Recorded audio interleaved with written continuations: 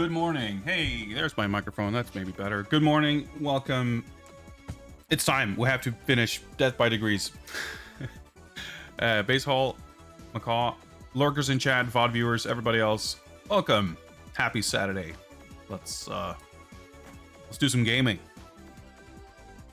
Macaw 45 have been subscribing for 30 months. 30 months of unspeakable horrors. Thank you very much for your continued support. I appreciate it. Rage starting the stream super early to finish endless game. I mean, that's not too far off from the truth. We're kind of operating on a summer schedule here where I've been doing earlier Saturday streams, but we did do an extra bonus stream yesterday that I was hoping would be enough to finish the game. We played for like 7 hours, and we unlocked 3 additional subfloors of the luxury cruise ship. And I decided then and there that, you know what, let's save this for Saturday, because there's probably a few hours left. Karchi, what's up? Punch all the dudes and break their bones in X-ray vision mode. Yes, that's what we have been doing, and that's what we will be continuing to do for a few hours still, or however much is left of the game. It's definitely a tricky game. You can do a lot of shit. Like, the combat system is cool, but it's hamstrung by a lot of issues, both related to the combat system itself with its controls and its sort of intuitively strict limitations, but a lot of it also comes down to camera placement and, I don't know, a lot of small things, frankly. I'm enjoying the game. I think it's really cool, but it requires a bit of patience, and it's a pretty steep learning curve, to first get into it.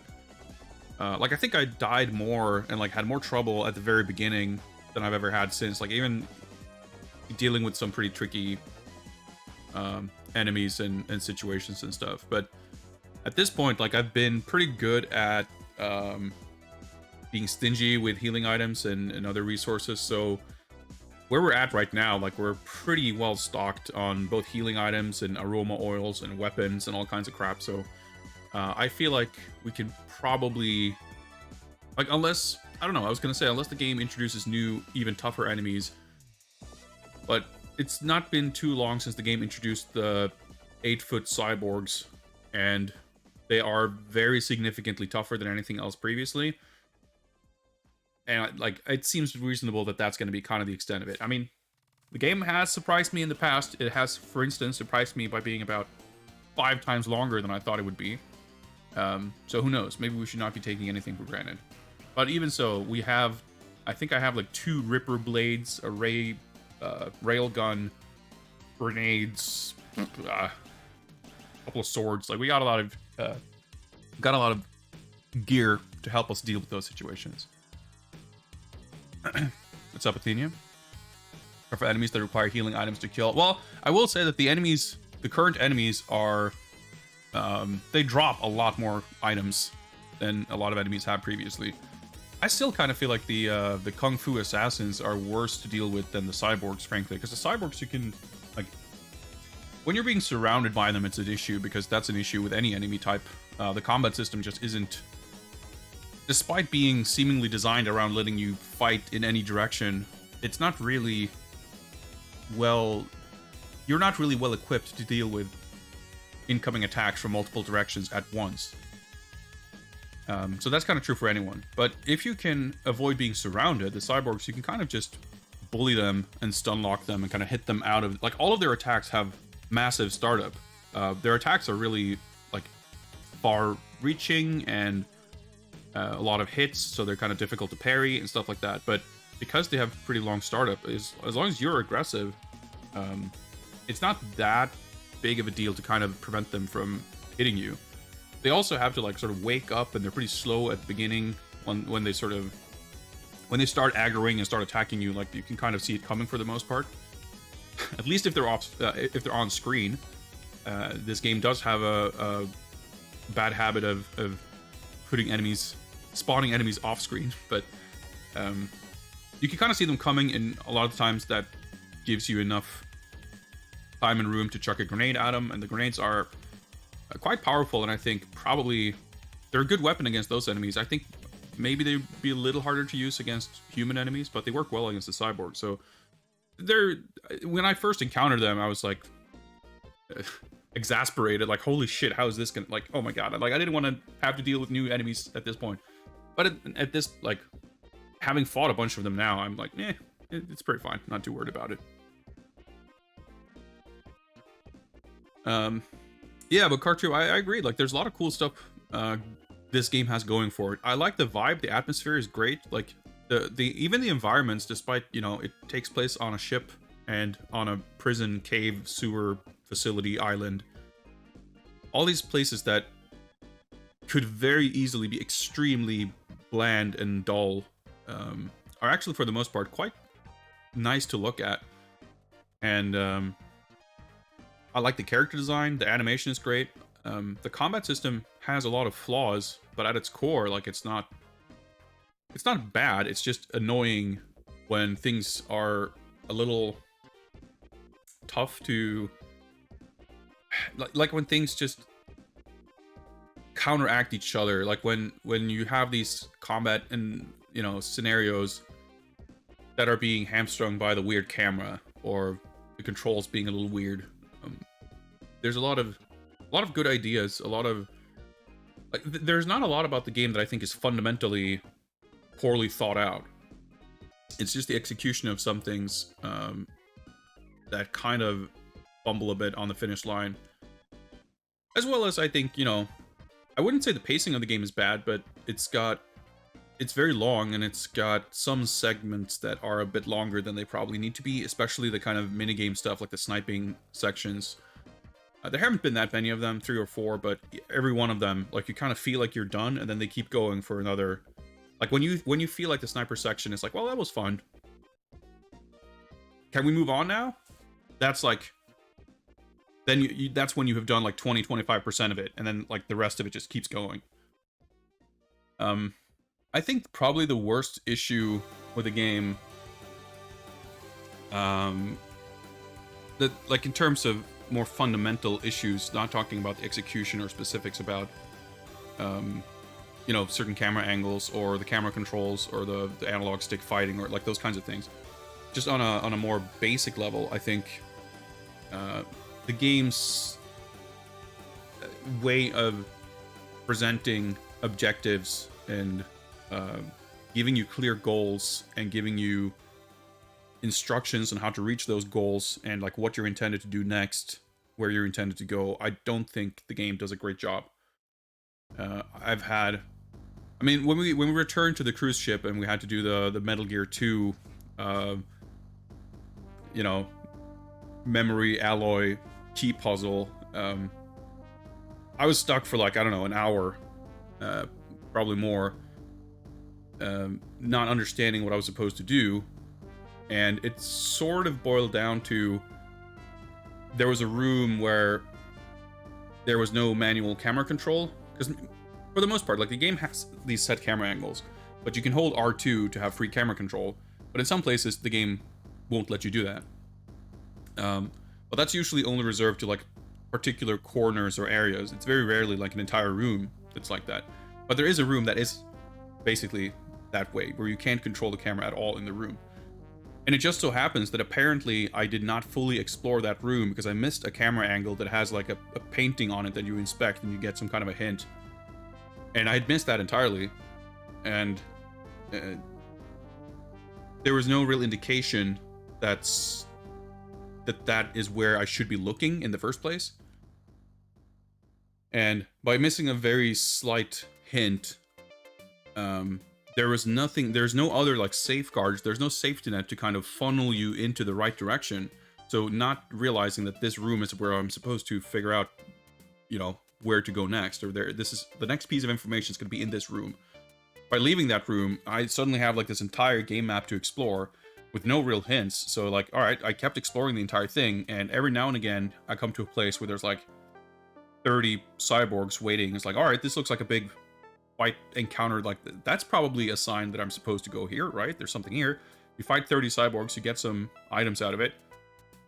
and then nothing. Like, that was by far the worst case of being stuck for a long time without any guidance because I didn't really realize what it was I had missed. And even though I never really got stuck on anything until that point, a lot of the game has been sort of permeated by this feeling of insecurity about not really being sure if I'm doing the right thing. Like, is this where I'm supposed to go? Is this what I'm supposed to do? Like, you know, the fact that I've not really gotten stuck, that I haven't been, like, backtracking a lot, getting lost, I guess, in a way, is a testament to the game's ability to actually sort of funnel you in the right way. And maybe it's a good thing that you're kind of being funneled the right way without really feeling that you are. And for sure, you know, games can be overly handholdy in a way that can be obnoxious, but I still think it's a problem that the feeling I have is a feeling of not knowing or understanding or feeling sure that I'm actually doing the right thing. Even if I am being funneled towards the right objective, if you don't feel like you are working towards a goal, like, it's more like I continually kept finding myself stumbling in the correct situation, like making accidental progress everywhere. Like, oh, okay, I guess this is where I was meant to go, as opposed to like formulating a plan and saying, all right, let's go here. And when you get there, it's like, yes, okay, I reached the goal, I triggered a cutscene, let's keep going. I think I'm not saying the game fails entirely, but I don't think it does as good of a job as it probably should. But it's an interesting issue, I think, because the game obviously owes a fair amount of its design to something like Resident Evil, which is a game that is very open-ended. It doesn't really give you any overt clues or hints or instructions saying you have to go here, you have to do this. Instead, it kind of, you know, it relies on you finding locked doors. You know, you find the armor lock and the helmet lock and whatever, and then you find the helmet key, then it's like, aha, I can use this there. Like, it's more of a kind of a Metroid-y sense of like, you find all these locked doors, you eventually find keys to them, and by sort of process of elimination, I guess, like, well, this is the place I can go, I probably should. And you go there, and very, you know, indeed, there's something there for you to kind of push things further. And you have maybe, you know, multiple avenues to explore in parallel, so it doesn't feel entirely linear. You can kind of take things in a different order or approach it kind of from whatever you are most interested in. Death by Degrees isn't really like that, though. Like, it might seem like it, and it is to a degree because there's locked doors and everything, but it's more like it's not actually letting you explore too much at the same time. You're kind of railroaded towards a certain goal, but as you get more fingerprints and get access to more locked doors and stuff, the game never sort of narrows back in. You know, to take another example, Metroid Dread, I played last year. That game, I think, much like Metroid Fusion, does a good job of like locking doors behind you, like making sure that you are on the correct path, making sure that you know that I'm on the correct path. And I know a lot of people maybe don't like that so much, but I much prefer it because I can be locked into a smaller area and know that within this area there's some puzzles to be solved, there's some exploration to be done, there are things to be figured out. But I don't have to worry about, well, what if I take this door here and suddenly I'm in this giant area that is completely irrelevant, but I can't know whether it's irrelevant or not. But by locking me in this area, then I know that this is the relevant area. And I just think Death by Degrees' methods of guiding the player, showing the player where to go, telling them what to do, indicating which areas are relevant and which areas are not, I don't think it does a good enough job to really feel comfortable and satisfying. Like, it doesn't do a bad enough job that it's a constant frustration, but it's a fairly constant irk. I don't know. It's a slight annoyance. I agree, Cartu, that like the visuals are good. Like, it's the map tells you what area is which, and they all kind of look different. If you have a better sense of direction than I do, I'm sure you can sort of learn to find your way around without needing the map so much. So that's good. Like, I don't think the map design is bad. I think the map design is quite good. The The one thing that I don't like about it is that it's more to do with the map screen than the level design of the game, probably. But the map shows you these different floors, but it doesn't show you very well how to get from one floor to the other. And it's not nearly as self-explanatory as you might think.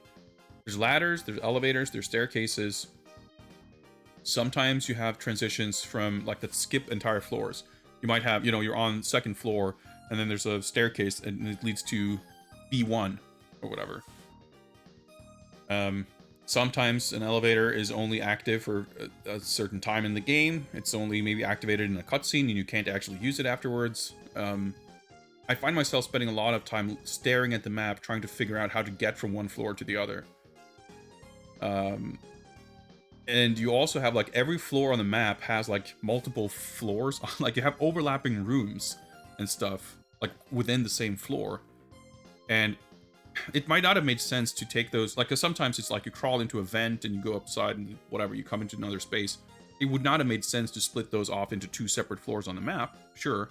But you still look at the map, and it's like, it's very easy at times to look at it and misinterpret the information that's there. Soletta, what's up? Happy Saturday. So, I mean, it's better. It's a much better map than I've seen in some games. I still think Arkham Origins Blackgate probably takes the cake for like worst Metroid style map in the worst Metroid style game I've ever played, maybe. But it's a combination of factors, like many things in Death by Degrees. You have a map that's a little hard to read. You have objectives that are not entirely clear. You have the ability to explore and go to places, broader range than is probably necessary. You have these, like, you get these keys to unlock, or fingerprints technically, to unlock personal lockers that have equipment and stuff. So there's, like, some incentive to backtrack and find stuff, but it's not really important, to really get that much out of it. So it's like, am I supposed to or not? I don't know. I'm finding it to be a slightly awkward balance. Have you seen the Devil May Cry 2 map? No, I've not really played any of the PS2 DMC games. I've played half an hour maybe of DMC 3. That's about it. I've bought those games, I think, about 3 times. I have the PS2 disc of the original, and I got the HD collection on PS3. And then I think I got it again on PS4, and I might have gotten it again on Xbox. I forget. I want to play those games at some point, but it's not something I'm too eager to dive into right at this moment. But yeah, I'm interested in those games for sure. But yeah, like the overall for me, Death by Degrees, like the good definitely outweigh the bad. It's a game I really like. I'm enjoying a lot, but you'll see when we start playing, I will be screaming in frustration at certain things. And it's not a game without... It's not even... I was going to say it's not a game without flaws. It's not even a game without major flaws. I think there are some major flaws in the game. And as I said yesterday, like, I'm glad I'm playing it now and not when it came out. Because if I played it when it came out, I would not have had the patience for it. I would bounce off it pretty hard, I think. Coming to it now, I can approach it with a slightly different mindset. I have maybe mellowed and matured somewhat with age to have a slightly more patience with something like that, and I can enjoy it in a different way. But it's occasionally pretty rough. But yeah, normally we start off the stream with some housekeeping, some talking about goings on in the world. But I don't know. I feel like I just ended the stream and I went to sleep, and now we're here again. So there's like not that much to talk about. I guess I can mention super quickly. There was this the Street Fighter panel at Comic-Con yesterday, which is like didn't really. I mean, I haven't seen or heard much from the panel, but the only Street Fighter 6 thing to come out of it was like some screenshots of costumes in the game. They didn't really announce anything new about the game. But there's like some screenshots of Guile and Chun-Li and Ryu in their Street Fighter 2 outfits, and a new costume for Jamie and Luke, and that was pretty much it. There's been a lot of exciting toy news from Comic-Con, though. Storm Collectibles putting out a billion things, as always. They actually announced fucking my boys Henninger and Longmoan from Golden Axe. That's maybe the most, like, exciting Comic-Con announcement to me. I was hoping they would put out those figures, and I guess they are. But they showed a lot of other stuff, too. And, I don't know, there's been some other neat toy news and stuff like that, but I don't even have I don't have that stuff top of mind. I don't have a list to go through, and I certainly don't have pictures or anything else to talk about. If we wanted to, I could certainly spend a few hours doing that, but we have some big gaming to take care of first. My plan originally had been to finish this game, I don't know, long ago, and spend today's stream looking at some of those. Thought I had a pile of games here. I did not. The more recent pickups of old Japanese games. We've got some PS1 games and Super Famicom games that I wanted to check out. Priority right now is, of course, to finish Death by Degrees, and with whatever time we have left, we'll start looking at those other games, but we'll probably, well, almost definitively not be able to look at all of them today. But we will, we'll see what we get around to looking at. But without further ado, I guess why don't we boot up the old PS2 and see if we can switch scenes without OBS crashing. Fingers crossed. We're on a good streak. Haven't had a OBS crash in several days at this point.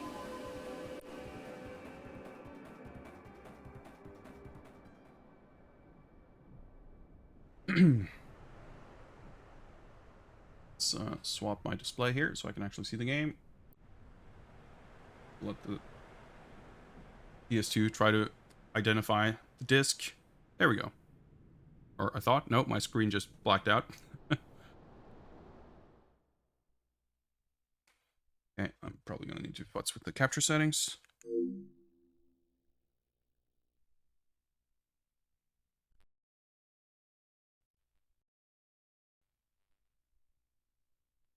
I want to try, see if, I think this should work. It shouldn't black out. G Pudding, greetings. I'm doing quite all right, thank you. Death by Degrees is treating me well. It's a good game. It's very long. But we're getting closer to the end. I'm enjoying it for sure. We'll enjoy the opening cinematic. I think at this point we can start to identify that we've seen most of the footage in this opening video, because it's just like a montage of cutscenes from the game. We should actually, when we get to the main menu, there's a there's like a movie album thing you can go to, and it'll tell us how many movies we have unlocked out of, I think it's like out of 16. So that should give us some gauge of progress as well.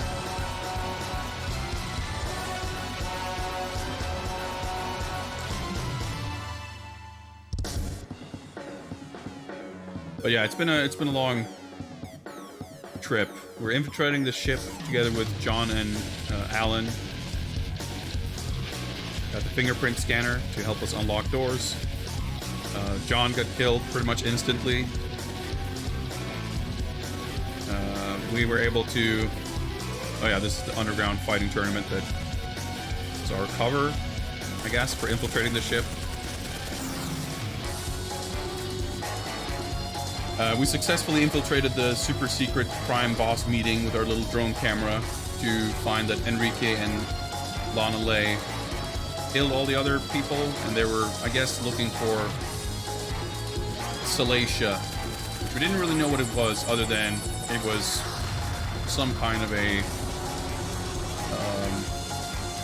weapon of mass destruction kind of thing. I kicked a guy into a wall of spikes. Yeah, that's the first boss. That was like a week ago we did that. Um, and we followed Enrique to his. That's him, by the way. To this prison island that also housed an underground research facility and more. That's Lana. That's Bryce in the back, the first boss.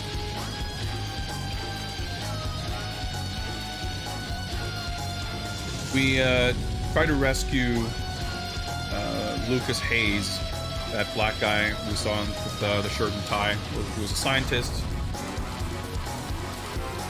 And we eventually learned, like there's a neat little cutscene where we interrupt Enrique having a video call with Heihachi Mishima, because he is hiring these Tekken Force troops as his like personal army.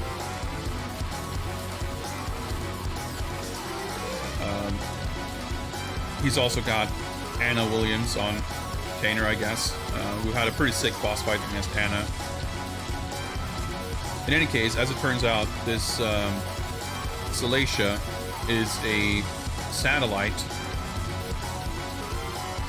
that basically, like, they explain this phenomenon with methane hydrate, like massive amounts of solid crystallized methane on the ocean floor, which when it oxidizes, it fucks with like buoyancy, so it makes ships sink. And this orbital laser satellite thing can like target this methane hydrate to make helicopters explode. I'm not entirely sure on the science, but basically that's what we saw there for a split second. The satellite like shooting lasers into the ocean, and from what they describe, you would think it would make ships sink, but when we have seen it used, it has mainly made helicopters and I guess maybe some boats spontaneously explode. But also we've been told that with the amounts of methane hydrate on the ocean floor, if someone were to use Salacia to just instantly vaporize all of it, which I guess is a thing it can do, it would destroy the planet. And Enrique was, I guess, looking to gain control of this to sell it to the highest bidder. He didn't make it though, and currently Lana Ley has she caught up with Lucas, who was trying to escape with it. And it turns out that Lucas wasn't that great of a guy, because he apparently also was trying to make a buck off of this thing or something like that. But we got this little laptop that can control the satellite. Lucas was trying to make off with it while we were busy feeding Enrique. Lana caught up with him, tortured him, and I guess killed him, and as far as we're aware, is currently in possession of the Salacia control laptop. She returned from the Science Lab Island to the luxury cruise ship crime headquarters. So we made our way back there. We solved a convoluted Metal Gear 2 memory alloy key puzzle to gain access to the sub-levels of the ship. And we have now unlocked 3 additional sub-floors. Oh, no. Track mode, I didn't mean to. Whatever. And that's kind of where we're at right now. We, yeah, there's 11 movies unlocked.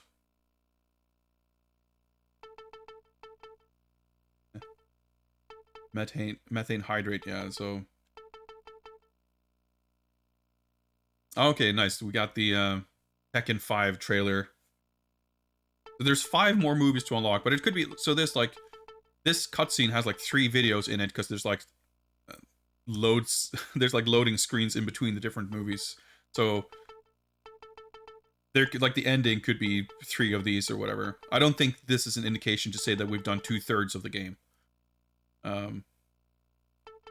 That's my guess / hope anyway. Hey, what's up, Dan? But that's pretty much the summary of the plot so far. Yeah, the combat is sick. You can do a lot of cool shit, but it's very difficult for a lot of reasons. And right now, I've kind of resigned myself to using a much smaller subset of moves that seem to somewhat reliably work, as opposed to worrying about doing too much fancy stuff. All right. We're on our 59th save, 17 hours, 35 minutes. I guess N1 means normal difficulty first playthrough, maybe? Something like that. I bet you unlock a harder difficulty, because the game doesn't give you difficulty options when you start the game, but after you die, it asks if you want to switch to beginner mode. But there probably is a higher difficulty. But I mean, if I started the game off now, I would do a lot better than when I first started, because I have a better grasp of how the game works. I would probably do a lot faster, but that said, I'm probably not going to be too compelled to do a New Game Plus after this. And yeah, I think, Carter, you're the one who mentioned that, like, your clothes get torn up and you, like, switch outfits. That's, like, one of my favorite parts of the game. You go through, like, 5 or 6 wardrobe changes over the course of the game. I think that's super sick. Right, yeah, so at the beginning, there was, like, down to B1, and then we made it to B2, and there's, like, an additional 3 B levels below. Oh yeah, we climbed down the ladder to B3. So there's the captain's quarters. The red doors are locked. There's a yellow key card. We only have the blue key card. We actually got key cards eventually. Most of the game we've been using these fingerprint scans to get through doors, but for this final section, there are actual key cards. Additional Bs, yeah, 3 more Bs. So, like, where does this door in front of me lead? Who can tell? There's a ladder here.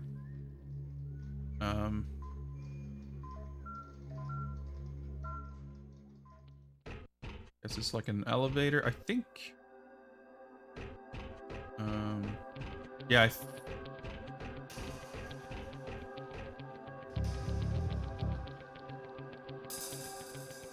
I think, didn't we fight these guys? Maybe I saved and I, like, progressed 2 rooms forward, and then I... Oh yeah, the ladder, this must be, yeah, or the door here. This is the elevator we travel down to get. Doesn't necessarily line up, but yeah, the grand piano had a hidden elevator. Okay, yeah, it does line up. Yeah, okay, so that'll take us back to the main area. Okay, so we can fight those cyborgs, but we can't go through that door anyway, so I guess we'll climb up this ladder. That'll take us back to B2. CIC room. Well, whatever. Let's equip these grenades, and oh, we have 3 of these. Okay, that's pretty good. Probably just use, like, your best weapons. I guess there's, like, not much use holding off. Oh, whatever. Go.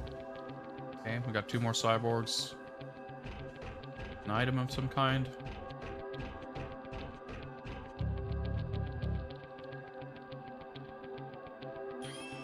We scan this for prints. So this probably just give us access to some locker that we didn't have. Yep.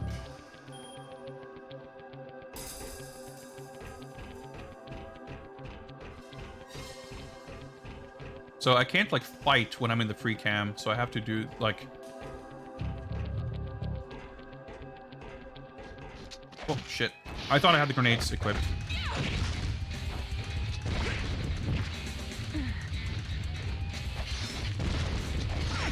Alright, this weapon is not great against these guys. I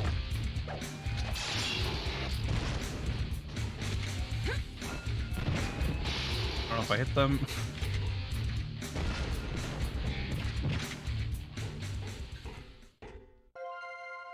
Yeah, that went very poorly. I completely managed to forget instantly that I had the swords equipped. And swords don't, like, stun those guys, I guess. I can climb up there, I suppose. Or vent or something. No? Oh, that's just the other save point.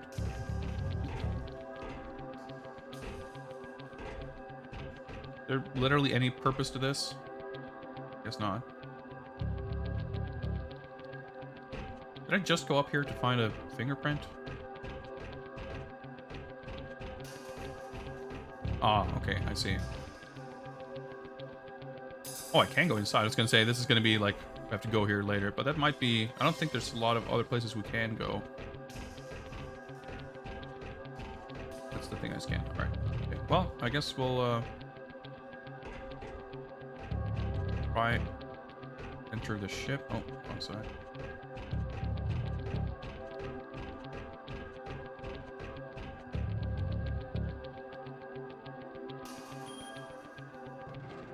There's something inside here.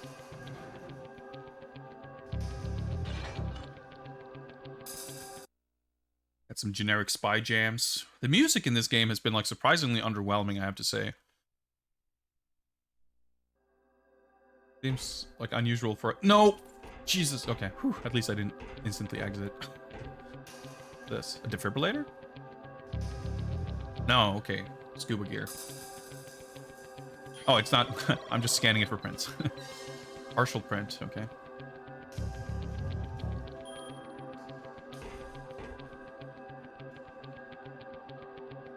Go inside? Okay, sure. Like, Tekken usually has such a... not even necessarily always amazing soundtrack. Like, for the most part, it's great music, but, like, around Tekken 6, like, a lot of it, it's like... I don't know, maybe not as good as some of the past games. But you would never call Tekken's music, like, bland and, like, forgettable. Just, like, you know, background noise that you don't notice. But this game's music is very much background music. Alright, we've been collecting these gold coins. It's entirely unclear what, if anything, they do. You can never use them for anything. But the item description literally says, like, I guess it's used for something. Okay, I can't move the camera. Still can't use the camera. Okay. So, trying to look around to see if there's something here.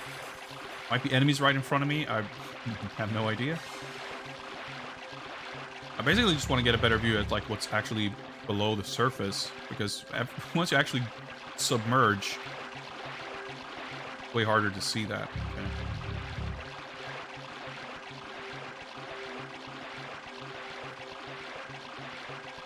Greetings, Joestar. Happy Saturday. Like, a lot of the music is sort of like this. It's just like these very short loops. I mean, I wouldn't even say that this music is bad. Oh, I could go up there. There's a puzzle box. I think I can do this, yeah. I should be able to climb up here. These, like, really short loops of, like, background ambience. Okay, assault rifle. Maybe I should have done this first, because whatever is in here we might not be able to pick up now, but whatever. 4 moves. Okay. We got some Onimusha puzzle boxes. Okay, so 1, 2, 3, 4, 5, 6, 7, 8, 9, 10.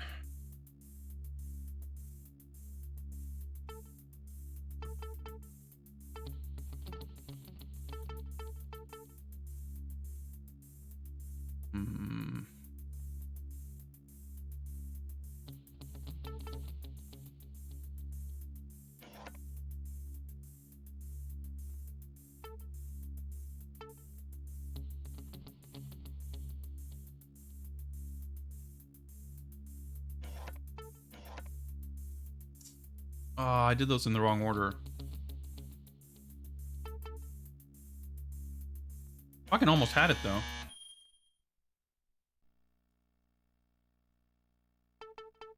See, so... I think...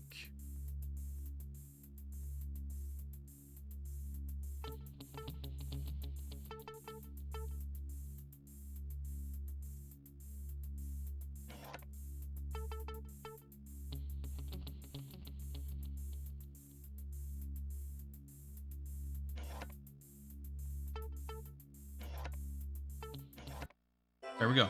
That's pretty quick for a 4-move puzzle. Maybe it's just because I'm well rested. Yep, grenade launcher. I can't pick it up because I got the assault rifle, but that's fine. I think the grenade launcher is. Well, I guess the cyborgs, it would actually be pretty decent.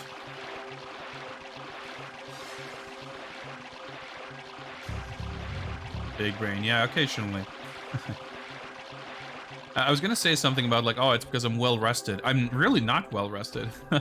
I stayed up too late yesterday, and I really didn't get a good night's sleep.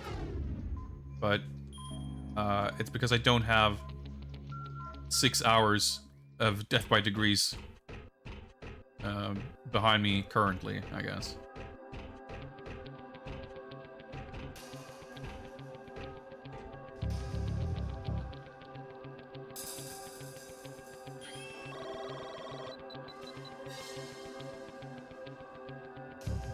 Partial prints, is that the last one?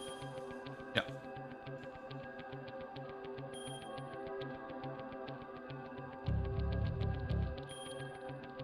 So every person's prints grants us access to their locker. We can use the Magnum Whipper Ripper blade.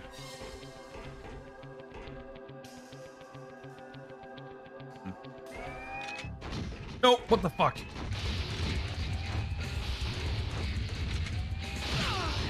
Hitting the right button might help.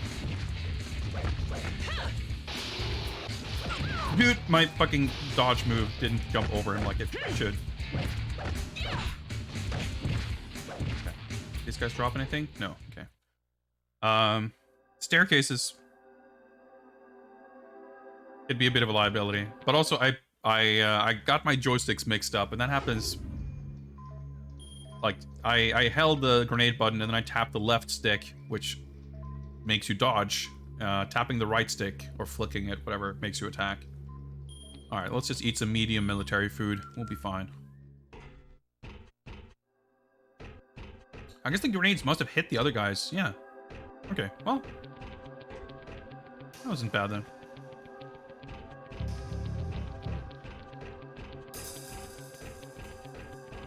Looks like another yellow block.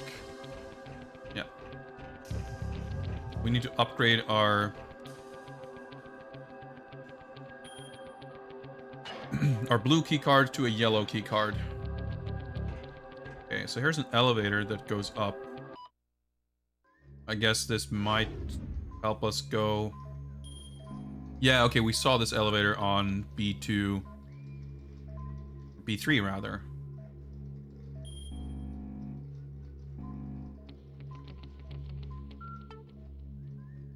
Doesn't look like it would go down. Alright, it's probably to help us sort of get back there faster, but we didn't go the other way. The elevator being active means it should reasonably be possible to activate from the other way. Okay, let me try something sick. Okay, not sick. So you tap the left stick to do these, like, dodge rolls. Like, quick step, whatever. But if you're standing, if you're like being crowded, instead of doing this roll or tumble, whatever, you do a flip. That also applies if you're standing by a railing, by water like this. So I wanted to see if I could flip all the way down into the water, but it didn't work. This is also a yellow door. Engine room? Is that what that said? I think so.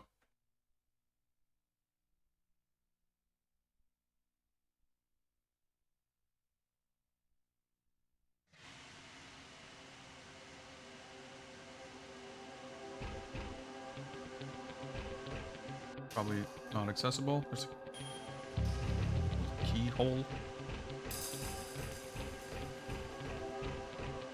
I can't like snipe these guys now or anything. You can't like first person aim or anything, but you also can't hurt those guys until they're active anyway.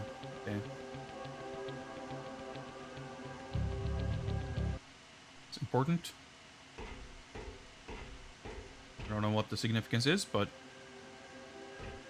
okay, yeah, alright. We're gonna shimmy across, but we need to disable those steam vents or whatever first, I guess. Can't hold any more weapons. Stun batons aren't super great now anyway. Alright, so we need to go down. Beat those guys probably. Find something down here to disable those steam vents.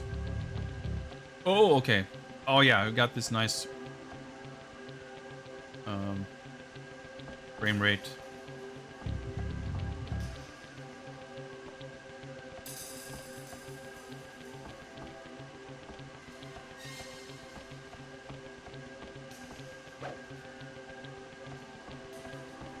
Of course they're gonna wait for us to be in the fucking middle of all this before these guys activate. Or we can act like I just want if all of them are on the same like in front of me, it's fine.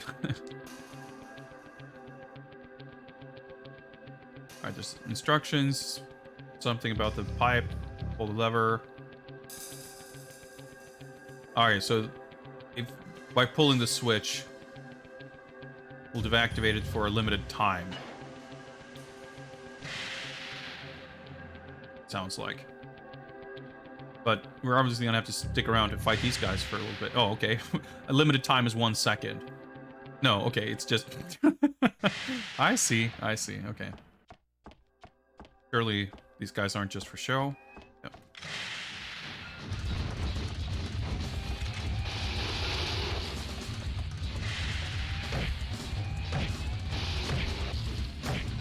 Dude, I can't get the fucking combo to come out. Alright, get some food.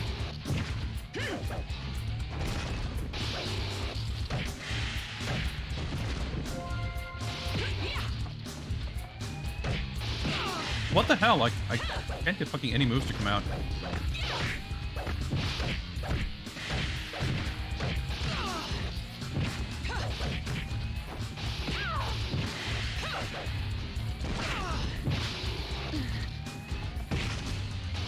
No, I'm trying to... I paused. I think my life is at 0. Okay, not quite. Well, we'll use a large food. I'm doing terribly right now, but that's okay. Oh yeah, I meant to use these fucking... but like, my moves are, like, I'm supposed to tap multiple times to do a long combo, but I'm, like, dropping the combo after 1 or 2 hits every time. I don't understand what's going on.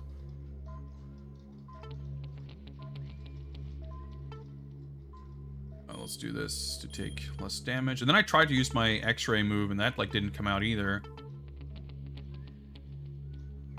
Alright, we got 16 of these. At least movement speed, sure, why not? More damage, sure. Alright, let's use the fucking Ripper Blade. This weapon's really good.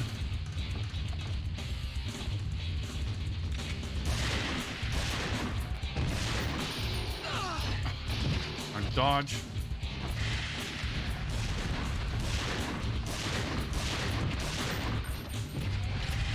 Oh, I didn't mean to use that. Okay, fine.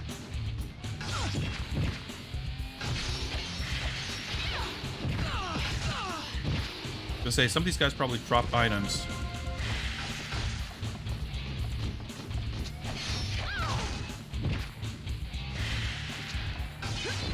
Someone drop the sword over there. Items despawn after like 2 seconds, so that's why I'm stressing to pick this shit up.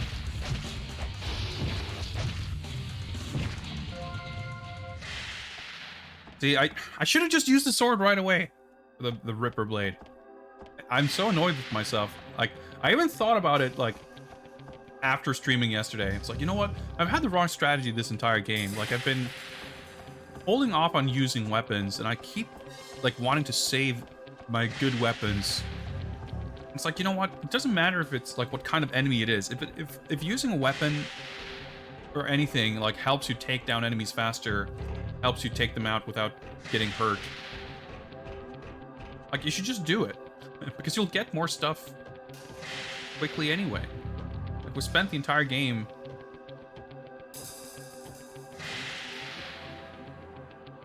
with, like, full inventory, pretty much. So... And then the first thing I do is like, oh, let's try to use the gun. Let's use my last grenade. Let's like use these swords. Like, stupid. All right. The camera angle there was not like super helpful to actually showing you how close you were. I didn't think I was gonna get hit there, obviously, or I wouldn't have moved that time. But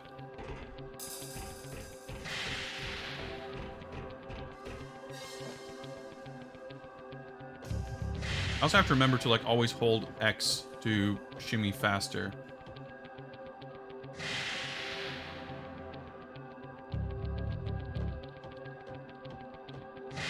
Like it's not a super obvious huge difference, but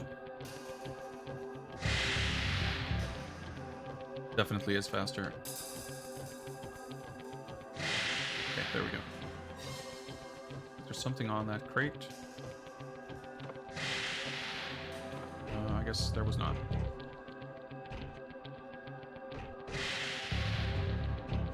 Open that from this side, but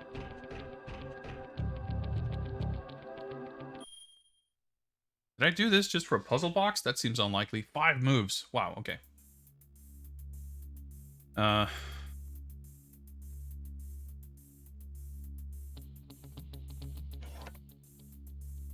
That pushed. That's okay. That's not at all what I meant to do. Let's do this. I thought I was pushing things in a different direction. I think. What did I didn't even know what I thought.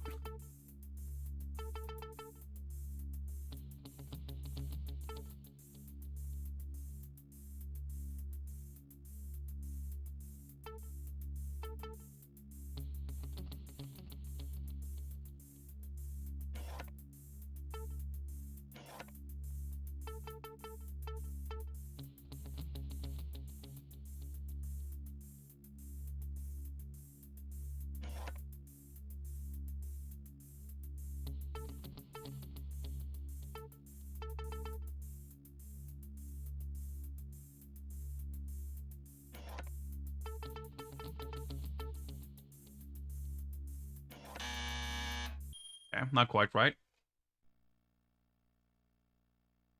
So I find it hard to believe that we're supposed to push the one up here. Like that's the, I feel like that's the bait.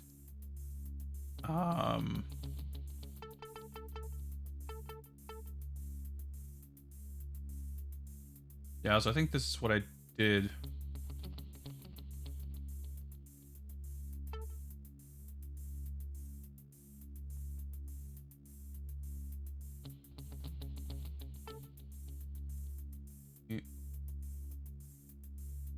So 8, 9, 10 is on the bottom row. Like I want to push the 7 and the 6 up by 1, but I don't want to push 4 or 5 up.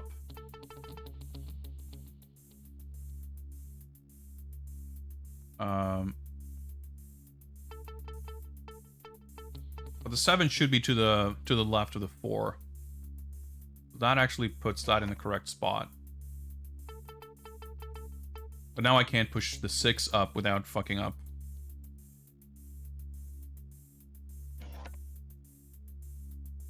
Unless I push the 4 up, like if I was supposed to push it like this. And then like that. This one's definitely trickier.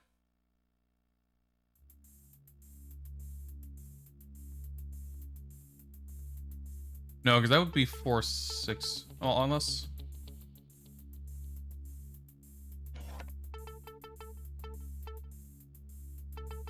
Yeah, this doesn't make sense. I don't think you're ever supposed to push, like, the same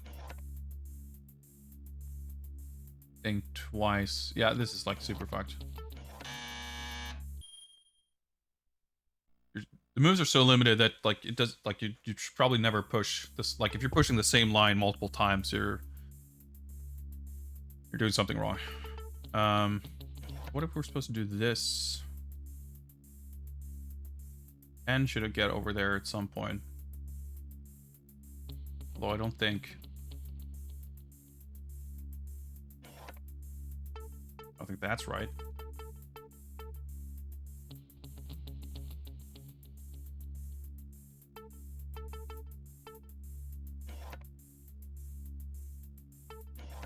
push. Oh,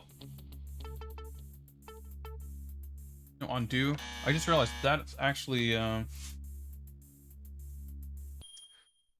No, that wouldn't have made sense either.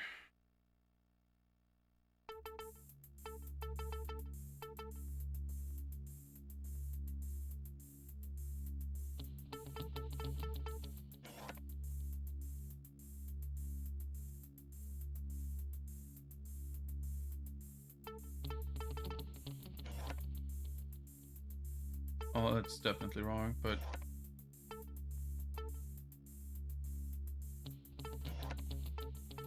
I think trying to figure out how it's even hard to put into words what I'm thinking exactly.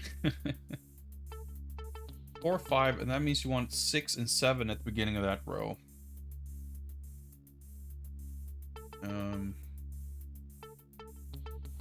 Something I wanted to try. Yeah, I don't want the 6 there, though. Maybe it's the other way around.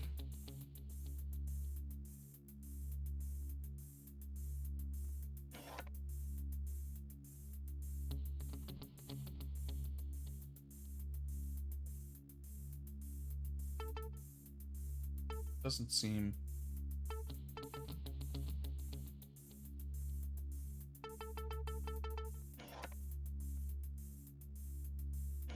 No sense.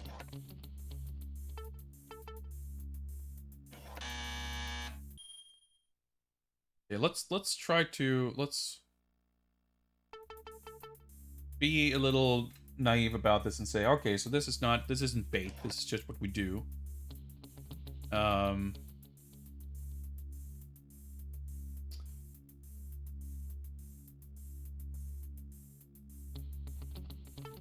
It might be okay, but then you have 10. This is the wrong order. Can't push that up here.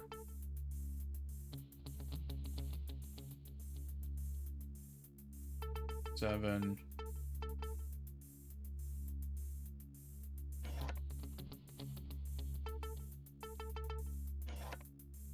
See, it's just like right-ish, but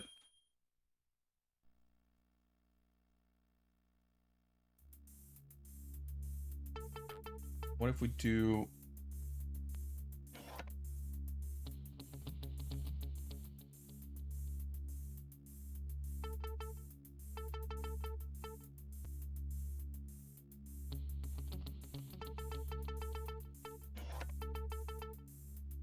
Oh, wait, that doesn't... What did I do?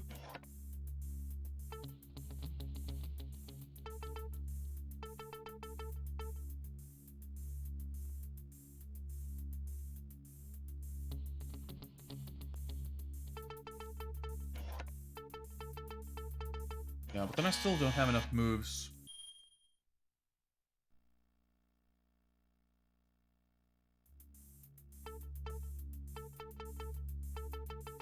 When do I push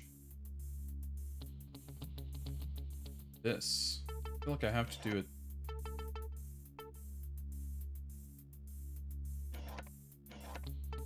This seems crazy.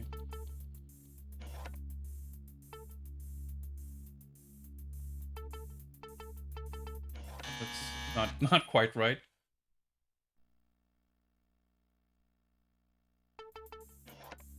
Do this.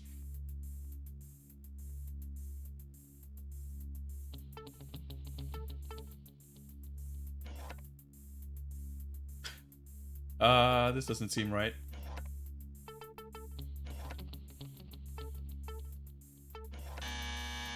This is definitely the trickiest one so far.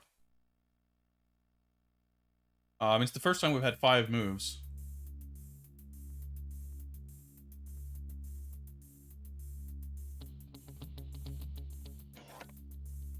This.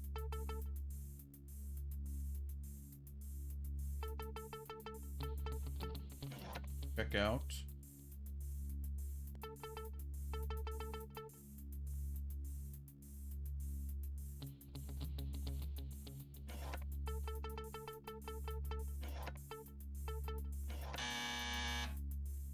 ah, it's like, oh, we got it. They're like, no, fuck. The second row is all the wrong order.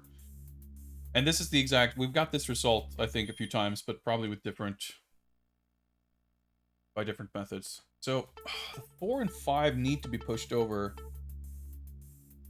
But I really struggle to think that I'm supposed to push this thing twice.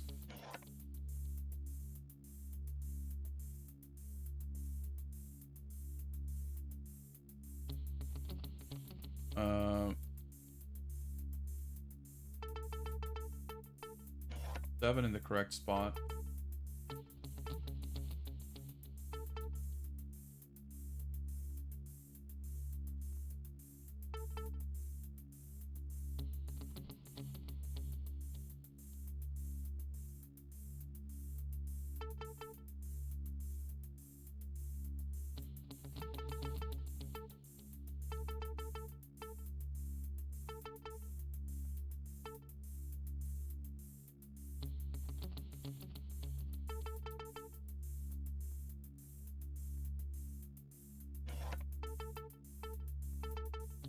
Once I need the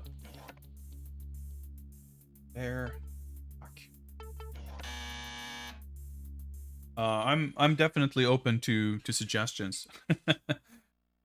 I feel like it would be quite difficult to coach this through chat, but I'm definitely all ears. Might take another 4 hours to finish the game. I'm sure whatever's in there is not worth it, by the way. But I like these kinds of puzzles. Let's see, can I approach it from some other direction? Okay, so the 10 needs to go to the bottom right. The 9 needs to go around. So maybe if I push this up to replace them, like the 10 gets seemingly further away from where it needs to go, but the 8 gets in the right position. By pushing this, the 1 and the 9 and the 7, all three end up where they're supposed to be. Which I also think is probably a trap.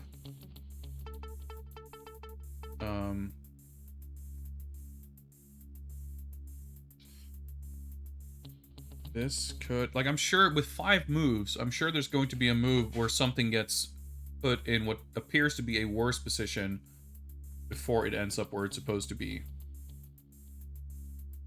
I would kind of expect that to happen at some point.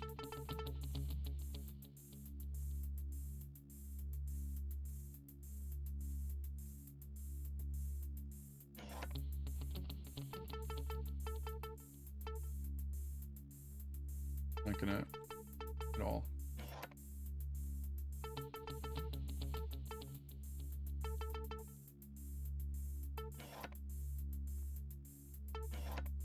Need to do that. Controls are a bit weird for this. No idea where to even begin. Yeah. Yeah. So okay, let's think about this for a second. I can push this twice to get the 4 and the 5 where they need to be. If I push the 5 there, then, like...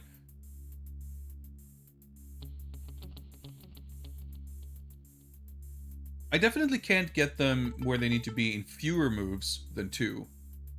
But if I can get them there in 2 moves, or even 3 moves, that would probably be worth it if... Or worth it as in the correct solution. If it also, like, that's the thing, you never, like, if I push this to move the 4 and 5, well, yeah, I also move the 8 and the 1. So if I get the 4 and the 5 closer to where they need to be, if the 8 and the 1 don't, then, like, that's not a good move. Yeah, the thing is, like, pushing this puts all 3, like, it puts the 9 where it needs to go, it puts the 1 where it needs to go, and it puts the 7 where it needs to go. Relative to the 4 and 5, right? Because it's supposed to be 4, 5, 6, 7 on the second row. So the 7 needs to be on the left of the 4 before I, like, wrap that around. I guess the question is, like, is there a way for me to push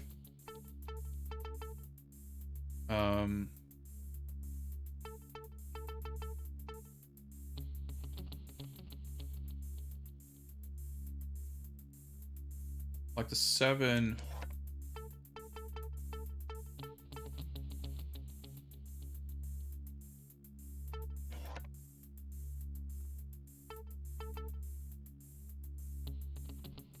I don't have enough moves.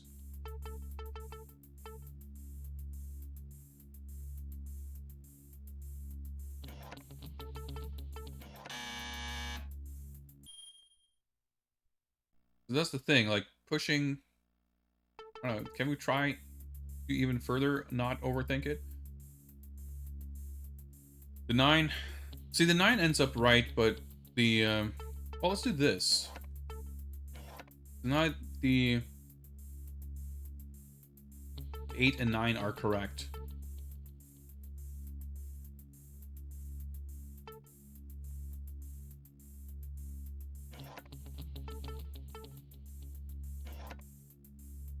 See, but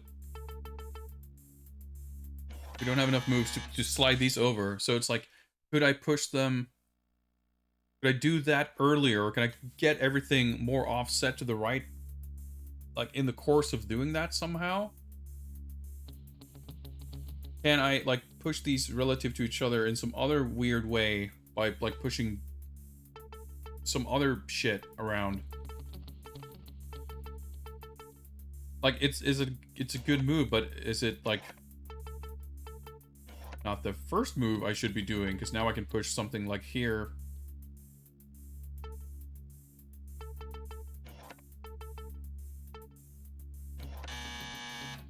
I don't know. But it's very easy to get, like, blinded by some idea, and then there's some other thing you don't even consider. A lot of the time, it's, the solution is not necessarily obvious in hindsight, but you can kind of understand it.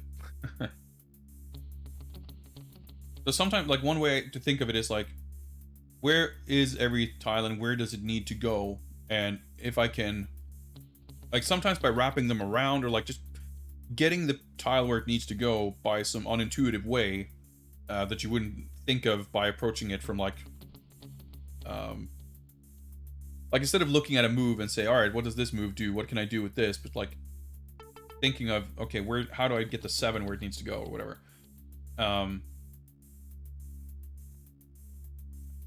So, like, for instance,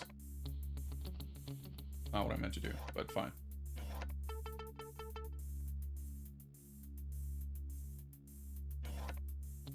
Like, that gets the 7 there, but obviously...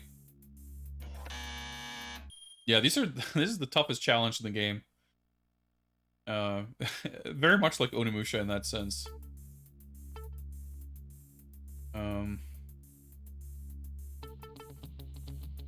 Like, we're just, like, doing the thing you intuitively would think to do.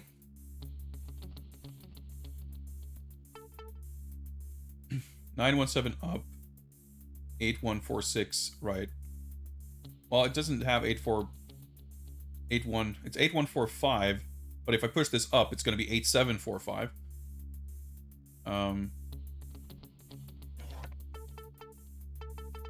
The order is going to be really crucial too, right? I could keep thinking, you know, if I push this up, the 2 is going to loop around. Like, the 7 is going to go up. You can push the 7. Well, that's not really going to help, though. See, 9 and 10 here, these are in the wrong order also. So I need to swap that around somehow.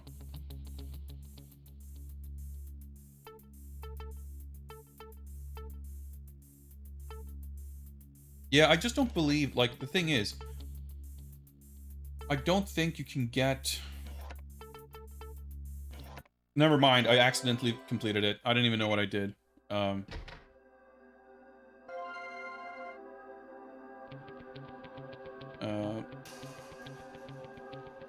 was just about to say, like, you have to put something out of the way so you can push it back where it's supposed to go. I have no idea how I positioned that. Like, it was completely invisible to me, but when I saw that, I could make the last move, it's like, oh, wait, what did I do? Well, we take those. We got a grenade launcher, which we apparently can't pick up now because we used some other weapons. But yeah, big brain move. Got our big gun for our big brain trouble. Ah, okay, so there's a vent here. Okay, yeah, okay, so you still need a key. Wait, what? Oh. It would not have made sense for that locker to be the only thing there, because this is, like, we can't go anywhere else.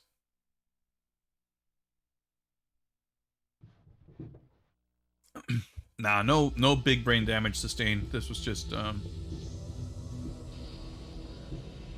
big brain just got warmed up.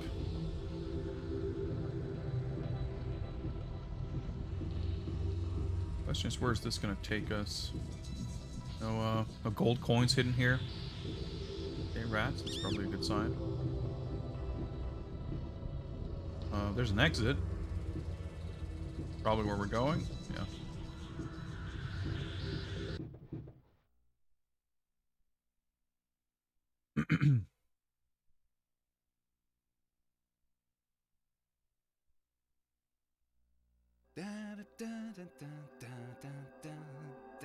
Is he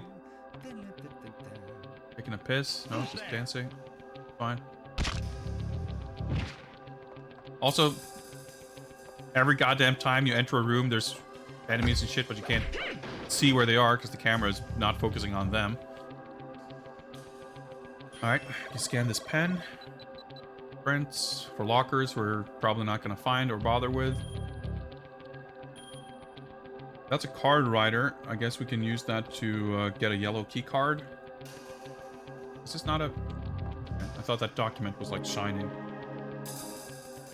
Nope, I didn't mean to activate the save point just yet. Let's see what we got here first.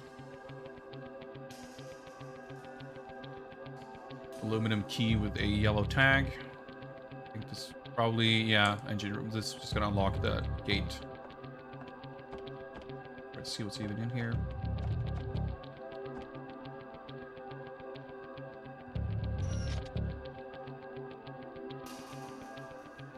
I don't think that gate could even be unlocked from inside. I have to come back. Well, if I have the key for it, that's fine. It doesn't matter. I'm quite clearly meant to leave here through this yellow door.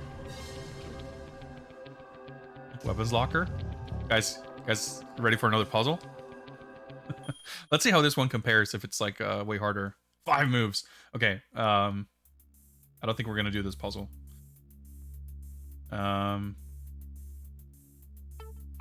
So 1, 2, 3, 4, 5, 6, 7, 8, 9, 10.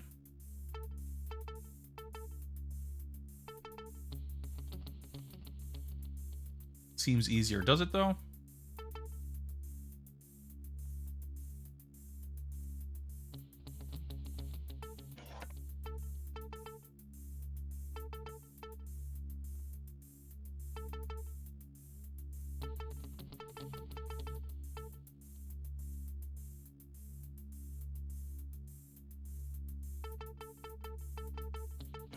Escape helps your brain. Maybe. Well, that was a bad move. Something like, oh, whatever. That was a bad move.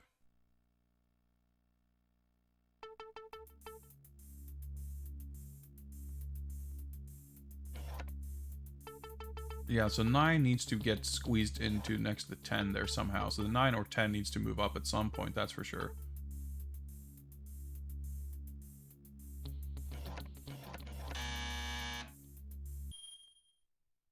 Three, 8 swap. Well, I don't know. Because it still needs...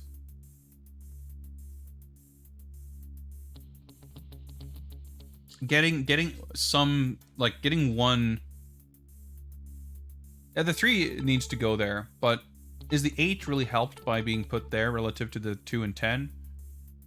I can push the 2. I can get 2 and 3 in the right position easily.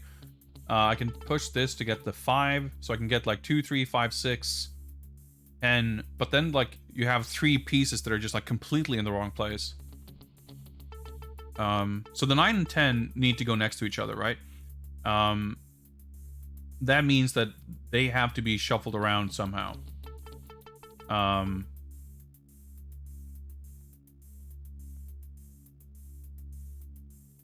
Like, for instance, like so.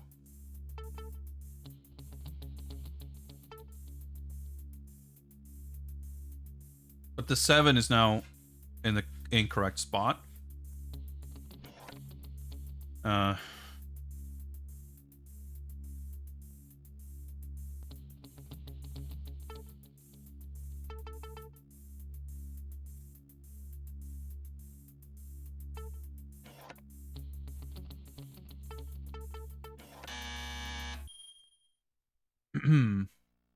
Like the 8 needs to go down. Yeah, so 10 and 7 are actually correct relative to each other. So I don't want to push I don't want to push the 10 the way I did. Probably this needs to get pushed some other way around.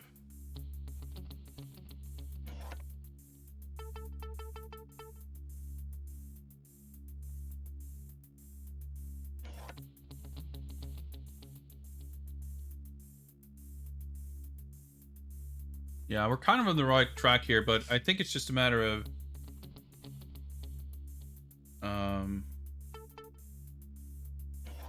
the order in which we do it. But there's like one more move.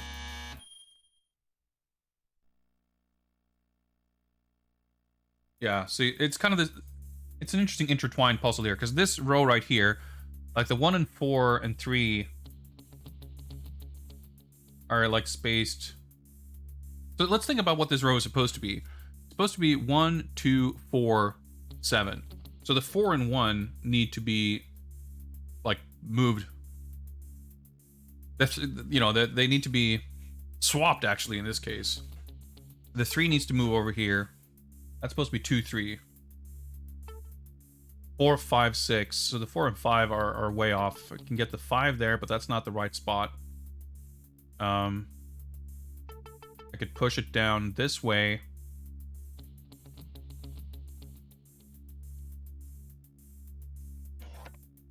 You know, like this. But now we have the trouble of the 4 and 1. And I can't really...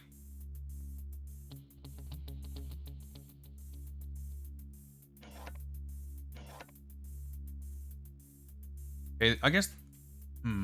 Pushing that way will actually move the... Yeah, but that's clearly not right, because the bottom row also needed, like, another push, if that was the case. If that was the move to do.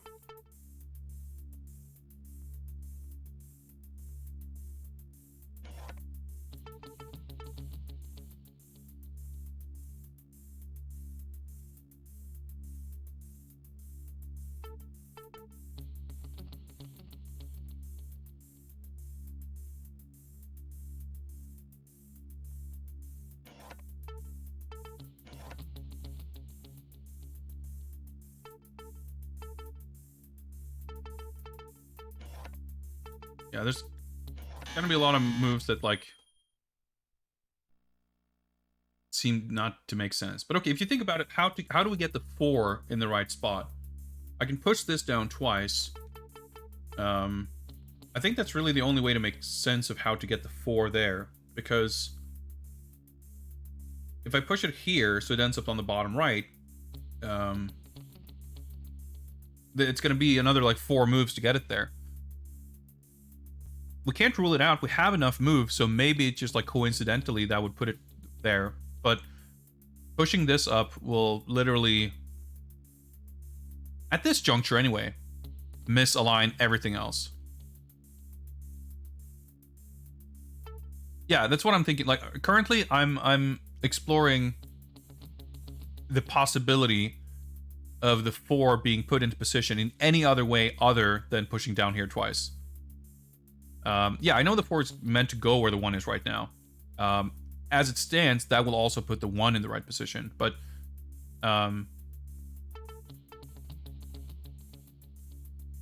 doing this will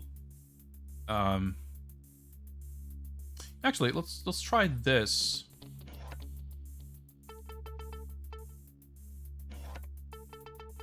That will push...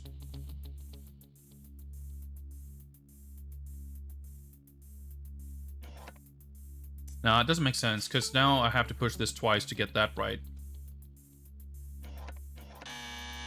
So that's not going to work. That wasn't even right. It was 8, 7, 9, 10. I can't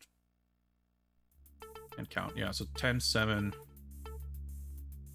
Like, I'm trying to basically, if I can think of any other way to get the 4 down there, that's still a possibility. But if there's like no reasonable way to get there, then we can kind of know that 2 of our 5 moves is going to be pushing down here twice. If that's the case, that sort of limits things a little bit. But I can't commit to that if I don't know that that's the case. It seems likely, but like I said, let's experiment. If I push, because the 4 can only move in 2 ways. It can only move up here or down here. So let's say, for the sake of argument, that it's going to be pushed up this way. Is there a way for me to get the 4 where it needs to go? I push this up, and I push this. Yeah, so we can get it there in 3 moves. And if that is the case,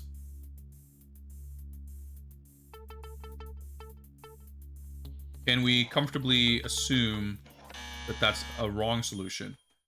Right now, obviously, that didn't help us get where we're supposed to go. But that's because if this is the correct move,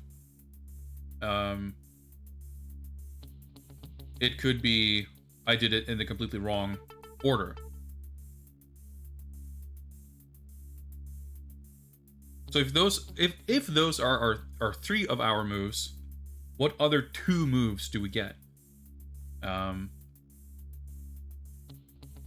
if I don't even remember what I did. I pushed it up here. Let me just try to get that again.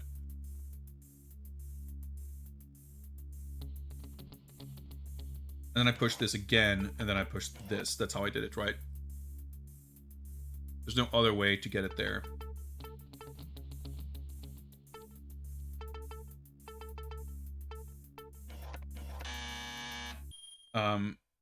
So if I'm supposed to push this twice, then we need to consider, what am I pushing there? For example, this doesn't make sense. Well, I guess that's another way of thinking about it. If we can get the 4 there, like, can we get the 1?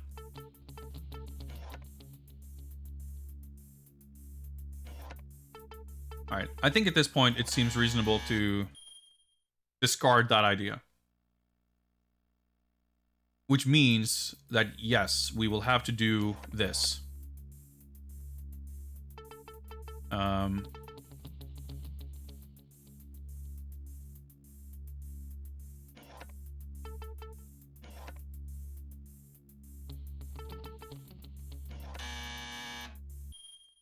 So that begs the question, when? What moves do we do in between? If you think about what needs to go, it needs to be 1, 2, 8. 1, 2, 4, 8 is what that row is supposed to be. Which means if I push this there, then that is starting to shape up.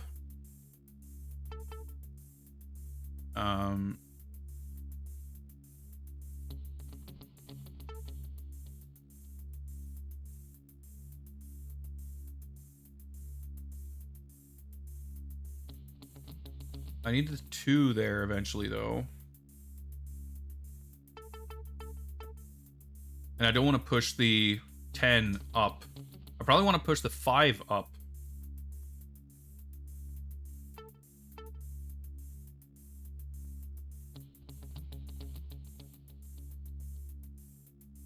No, wait, I want the 9.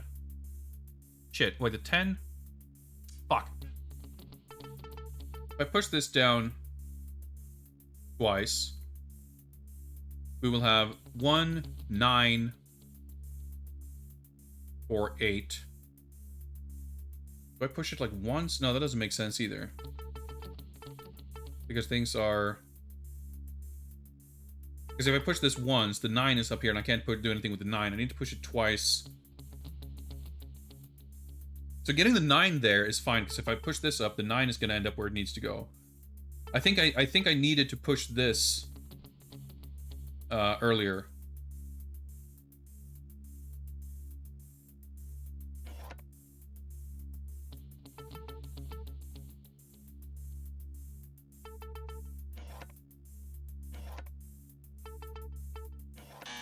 Right, see, because the bottom row is misaligned, but I think I got close there. So what if...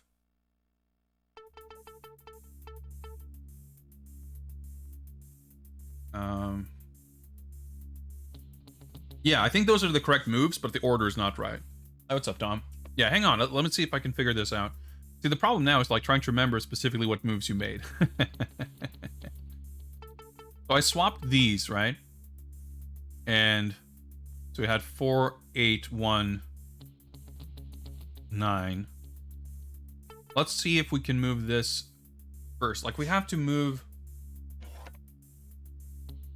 The 9 has to move out of its way at some point.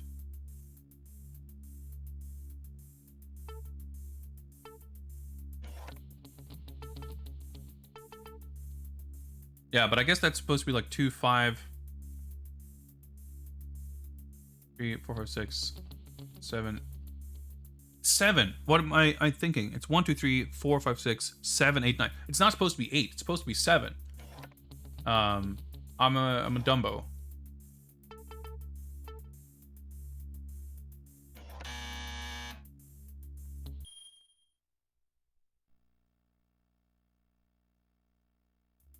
That changes things slightly, right?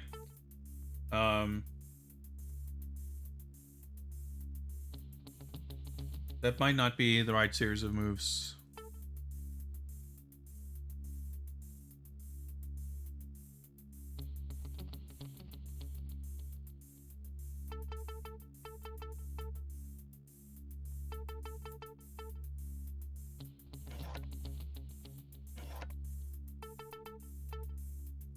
This is going to move the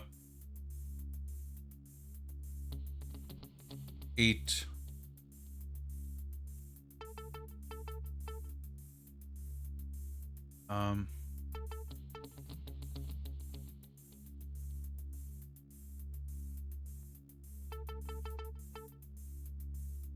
Fuck.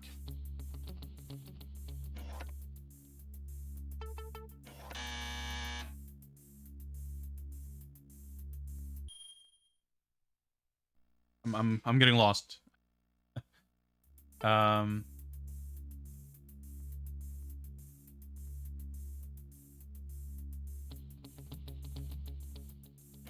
This.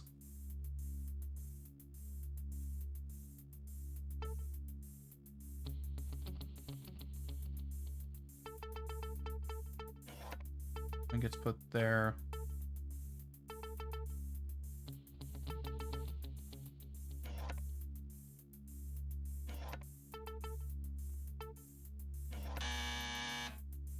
Extremely wrong. Okay, so let's think of this another way. So this needs to be 1, 2, 4, 7. This needs to be 1, 3, 6, 10.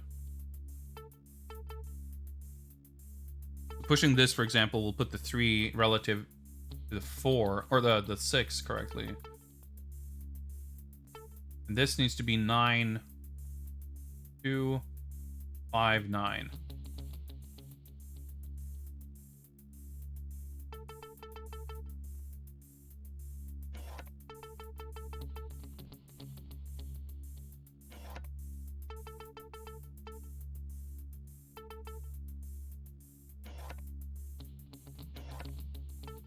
Obviously, that's fucked.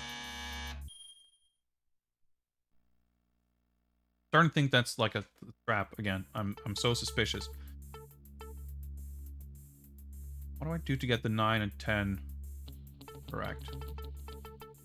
It's like 4, 7, right? 4, 8, rather. Oh, it's too many numbers. It's too many series of numbers to keep in my head at once.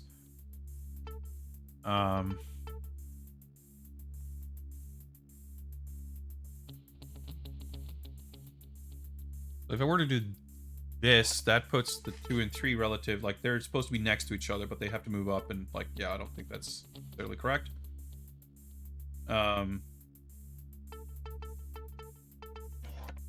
Like the 9 needs to move at some point.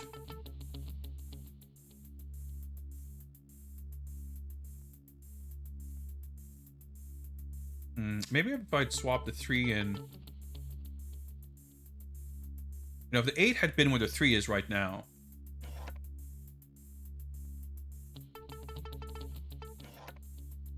Then this would have been the solution. Yeah, okay. So we have to swap the 3 and 8 at some point, which means it probably doesn't matter when we do it.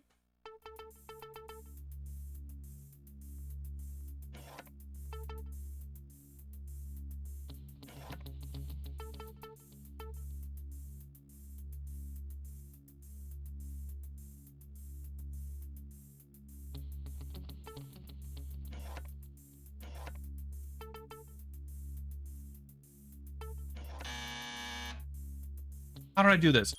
How did I... We were like 1 move off, and we had enough moves. Yeah,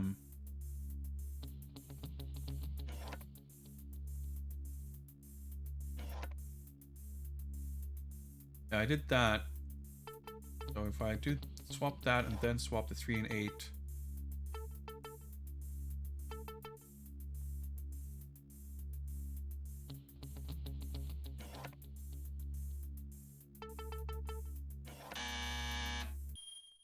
Not correct, but okay, let's...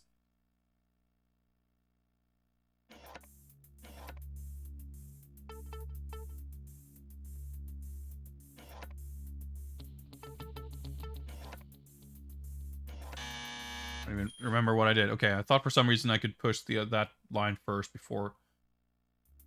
Okay, if we do that...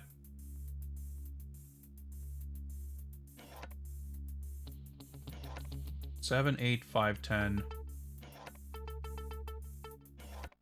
There we go. I must have confused myself thinking I had tried that sequence and then I hadn't, and I don't know. Whatever. Pick up a grenade launcher. Do we have room for another Ripper Blade? We do not. Our melee inventory is full.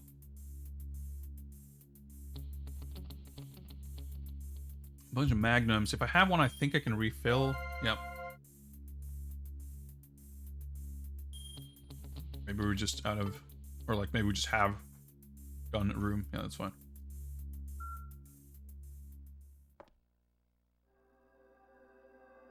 We have 2 grenade launchers, a magnum, a single hand grenade. Well, I guess that means I can pick up the grenades. Okay, but we're... Let's, thankfully, I don't have to do the puzzle again. Yeah. Stock up on grenades.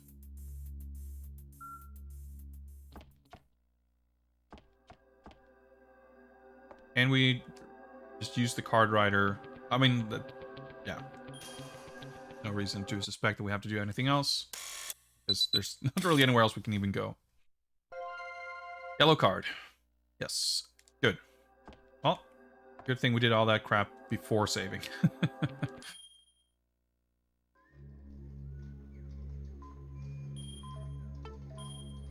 Dude, I've been streaming for fucking 2 hours.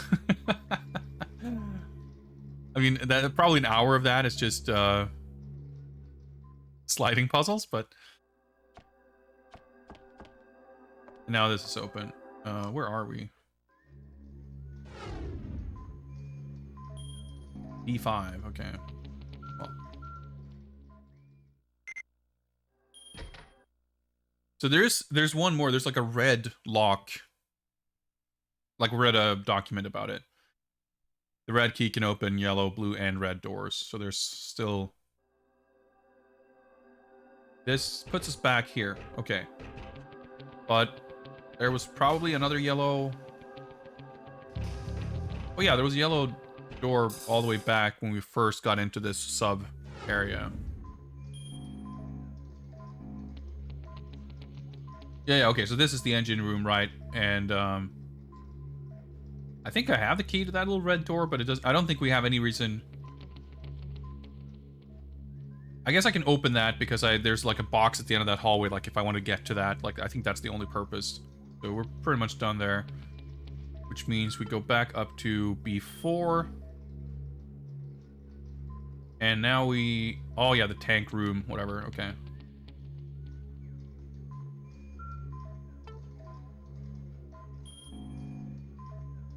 Right, so this is the... Okay, yeah. Captain's Quarters. This is actually probably where we do go.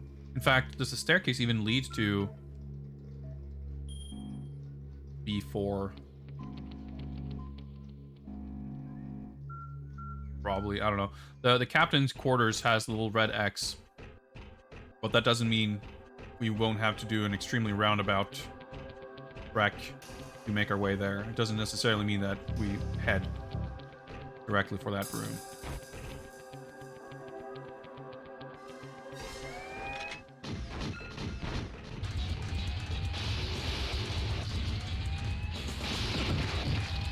Trying to select weapons. Thank you, camera angle. Grab some food. Small food.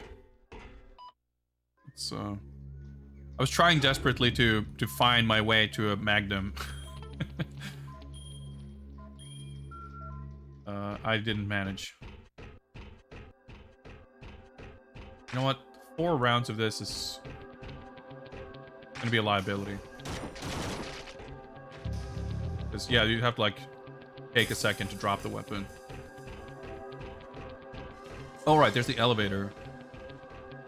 Take us back up. B3. So, okay, let's take a look. So, B3 is where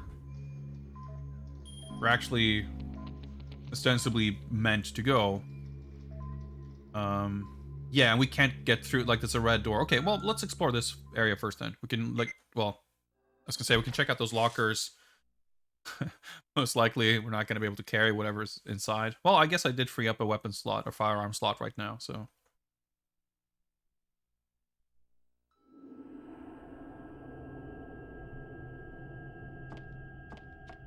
This operating room, okay.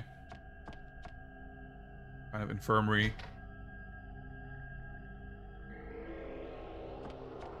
Whatnot. Okay, well, it's actually... It's not a red. Okay, well, I figure we need some hints for that. Which of these lockers do we have keys for? Okay. Second one and the last 3. Dude, the aiming is hard.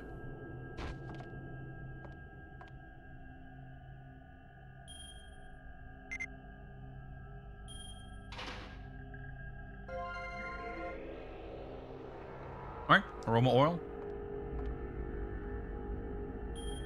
This is like so slow and tedious. Like, I don't feel like I really need an unskippable text confirmation box. Okay, so we got a sword, which I don't necessarily want, but...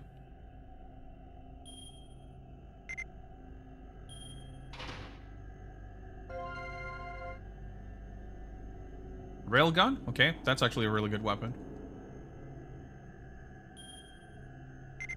Like, it kills enemies in 1 hit. But I think it also, like, goes through them, because you can definitely kill a bunch of them. Military food L. Dude, that was a great fucking harvest. I'm just, like, stunned that we actually opened 4 lockers, and we're able to get the contents of all of them. I usually, like, open lockers, and I'm just, like, my inventory's just full. Ah, it's just a cyborg factory, I guess. They're just making them right here on the ship, huh? Oh, cutscene?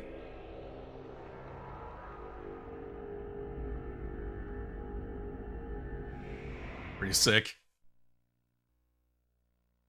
I scanned this cyborg's fingerprints. Oh, okay, he's cyborg in progress.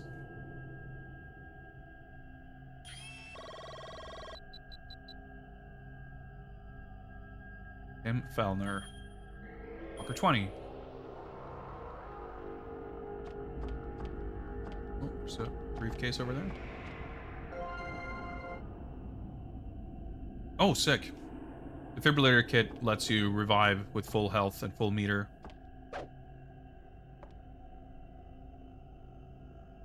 Six switches, okay.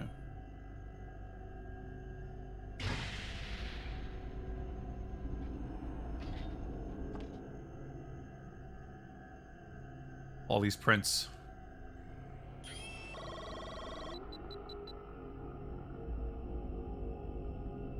Graham Milton.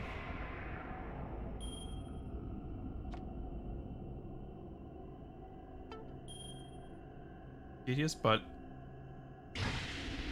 Oh, okay, good. I was gonna say, like, do I have to, like, manually shut them and everything, too?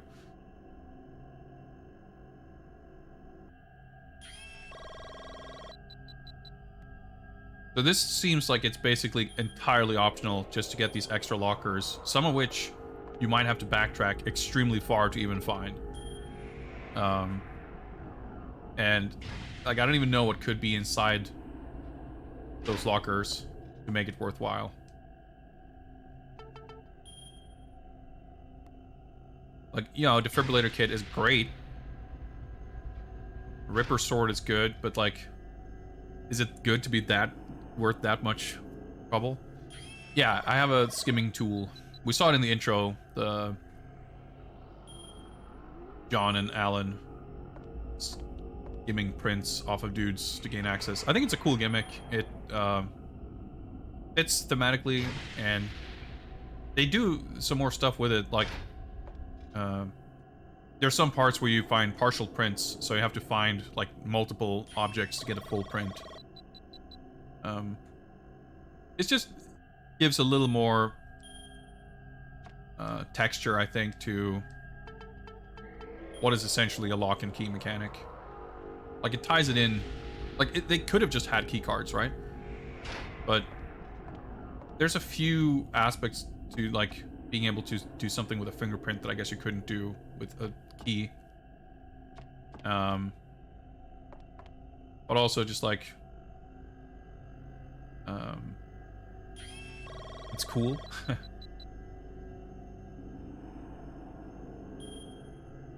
yeah, so we got access to a bunch of lockers. So I think that 18 and 20, it's probably the two lockers that were locked here. Yeah. I won't remember which... Well, I guess they're open. We're gonna come back here, so I'm not gonna bother. We'll check those lockers next time we swing by. But there's literally, like, lockers on the other side of the ship that we could get to now.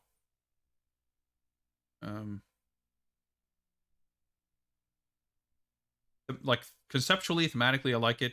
Mechanically, how it works, I like it, but... the idea of, like, backtracking a bunch to get stuff that's, like, not even that vital... it seems to mostly add a degree of tedium. Like, I'm happy to skip it. But it does plant that slight seed of insecurity of, like, maybe I should? Like, is it worthwhile? Is it a good idea?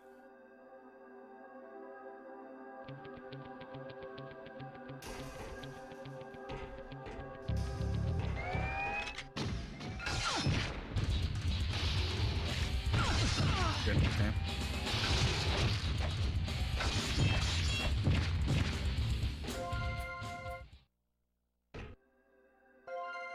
Oh, I could... I didn't think I'd have room for that. Oh, maybe it just, like, refueled my sword. I don't know. You know what? Let's get rid of those. Wait, I have, like, a sword. Right. Oh, I could pick it up because I already had a sword, so now I have a dual-wield situation. I see. Alright, so that's where we need to go. Might be some big thing coming up here. Also, I kind of need to go to the bathroom. So, tell you what, guys. We're going to go save. And we have been streaming for over 2 hours, so I think it's reasonable to take a short break. Somewhere? There we go. We've done some sliding puzzles. We've geared up. We've equipped ourselves with a yellow key card. That took us bit over an hour. But now we're ready to go. So let's stretch, let's warm up, and then let's do some actual big gaming after a short break. I'll see you guys in a little bit.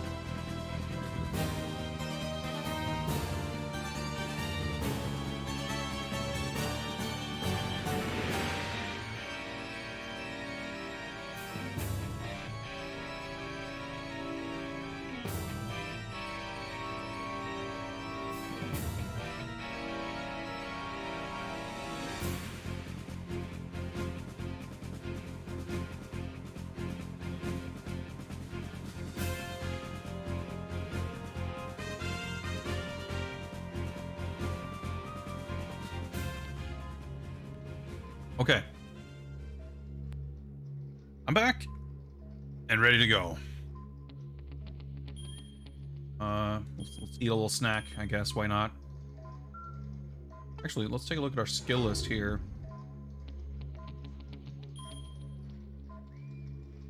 You know, at this point, actually getting increased weapon durability, it's not the worst, because that means I can use the Ripper Blades more. Weapon Rush. That's gonna be that useful. Oh shit, I forgot about this thing. I'm supposed to be able to press L3 to recover focus gauge. Yeah, let's get improved weapon durability.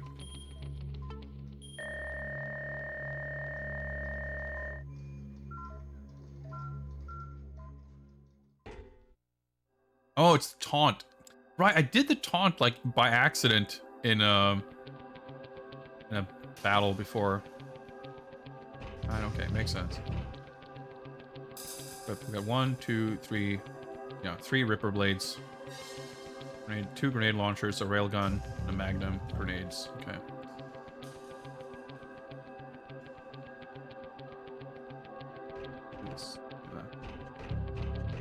Okay, let's head into the captain's quarters, see what we can find. So we're gonna have our like big showdown with Lana at some point. That's probably gonna happen in that big tank room. There's probably gonna be fucking tanks and robots and shit involved. We know that Anna's still around. Well, I mean, obviously we didn't kill off Anna in this game. Last we saw her, she kind of witnessed us escaping from the prison science facility island. Okay, so these are... That's a railgun turret. I would expect to activate my IR goggles to see these things, but that usually happens automatically. But let's go this way first. But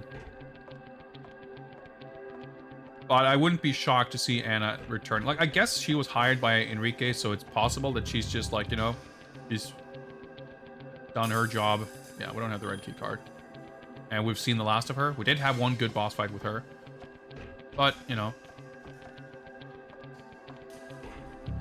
Okay, as far as I'm aware, there's like not really anywhere else for us to go than here. This looks a lot like the other areas that had sensors. Okay, it's just gonna trigger a cutscene first. I see. And we've seen that our first railgun we collected was from that kind of turret. Yeah, there we go.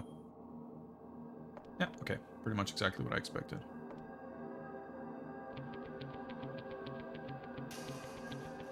Okay. It's a little trickier here. We need to...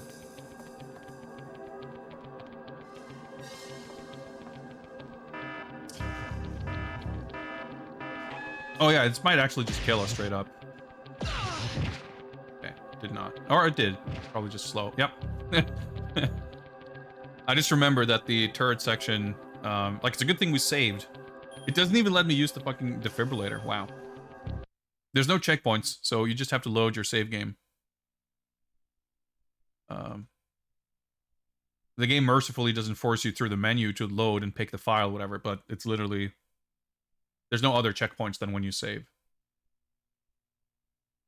Yeah, there were turrets like that early in the game that weren't railguns, but they would still just instantly kill you. No, that's the wrong door. Nope. And I saved before getting the weapon durability thing, so I will forget to get this upgrade if I don't use it right now.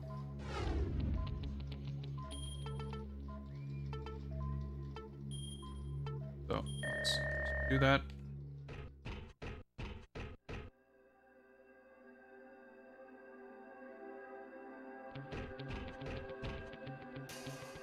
Guys, respawn.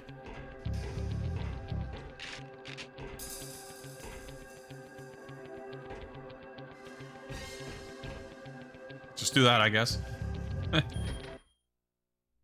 Activation triggers for them are a bit funky. But yeah, like the camera angles, once again, like in so many different ways, the camera angles just finds ways to make things harder than they need to be. It's like it's slightly difficult to see where I'm standing and how far I can go.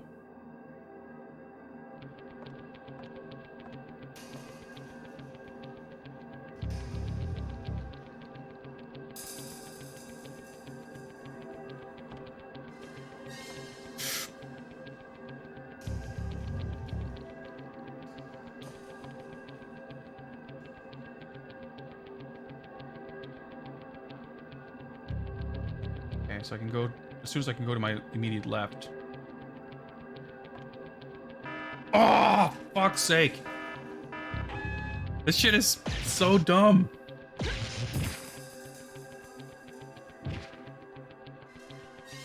Like, it's so hard to see where you're standing with that level of precision. I mean, I guess I cheated death like twice there by having my toes poke through the lasers. But, I was living on borrowed time there. But that was the last, like, ugh.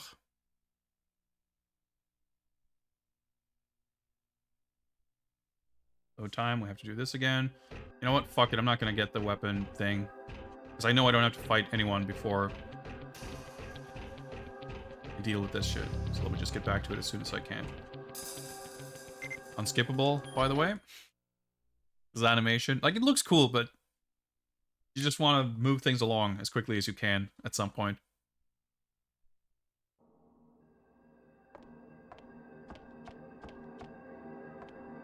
Thankfully, cutscenes otherwise are skippable. Equipping our goggles. Okay. The spooky thing, too, is if I'm, like... If I have too light a touch...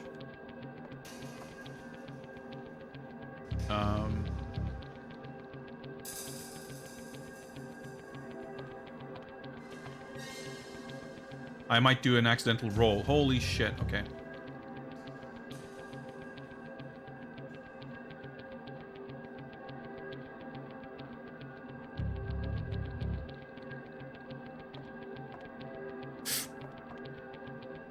Are you I'm not touching it!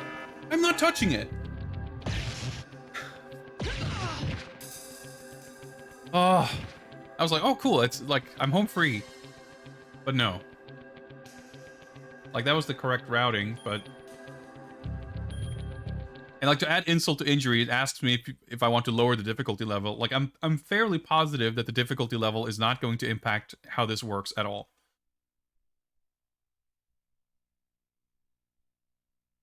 Like, I'd be fine if it deleted a healing item and had me redo it.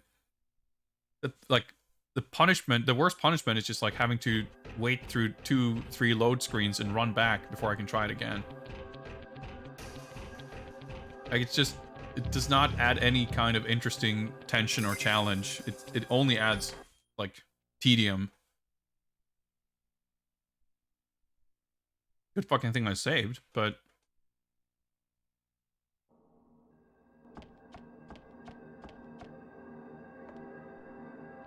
The thing is, too, like, because the margins are such, like, they're so small, I don't even feel confident that my, like, new attempts are any more, like, successful.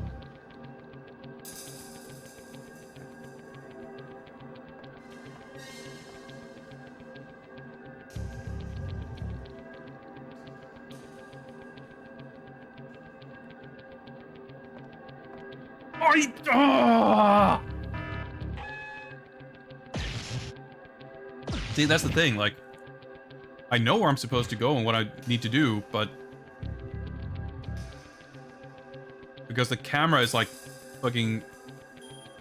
looking down the hallway, depth perception is impossible. Like, I'm even very deliberately trying as best I can to, like...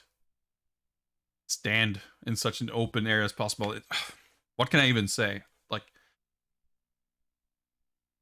this game mixes super sick set pieces and boss fights and cool combat and environments and gadgets and wardrobe changes and all kinds of sick shit with egregiously dumb stuff like this.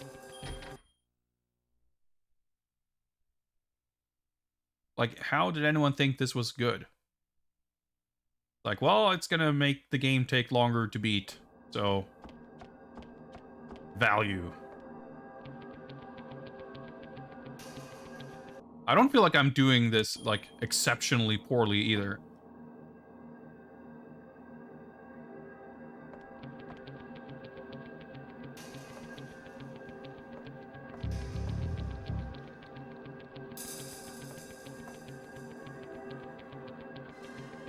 Fucking finally. I can't carry it. But there's presumably a panel inside here to disable the system. The funny thing is, like, you could have just as easily gotten it right the first time. You wouldn't have thought anything of it. It's so, like, precise and finicky. Alright, well, we got some notes.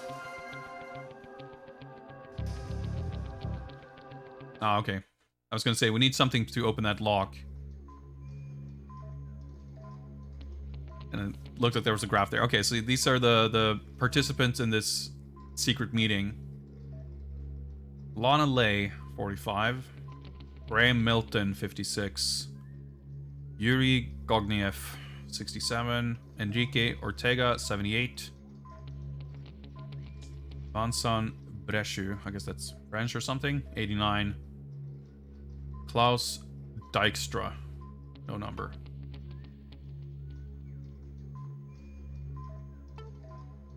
Okay, I have Vincent, I guess, okay. Personal code. Oh, yeah, because that's like for their lockers or whatever. So Klaus just has a smudge for a personal number, huh? So we saw this thing on the code lock thing, so clearly this is related to that. Of course, we're gonna have to backtrack through the most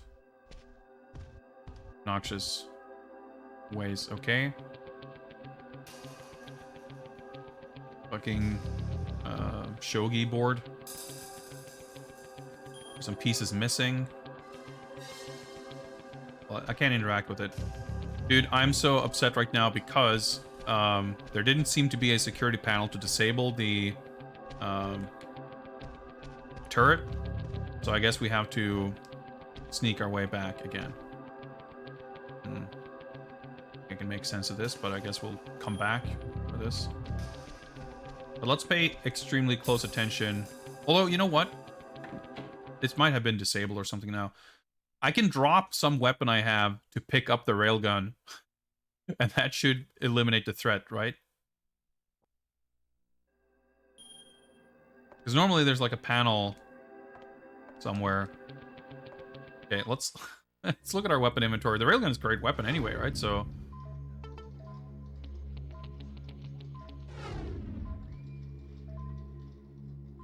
yeah, I'll ditch a grenade launcher. I've struggled to use them anyway. Whoops.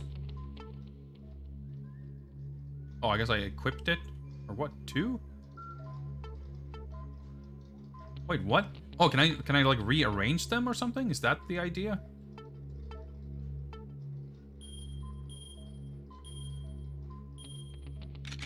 Oh, interesting. Okay.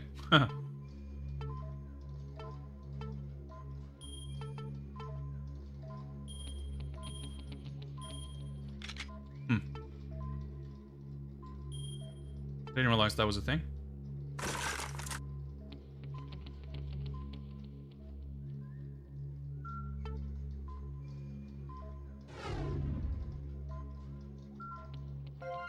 I picked this up, I hope so.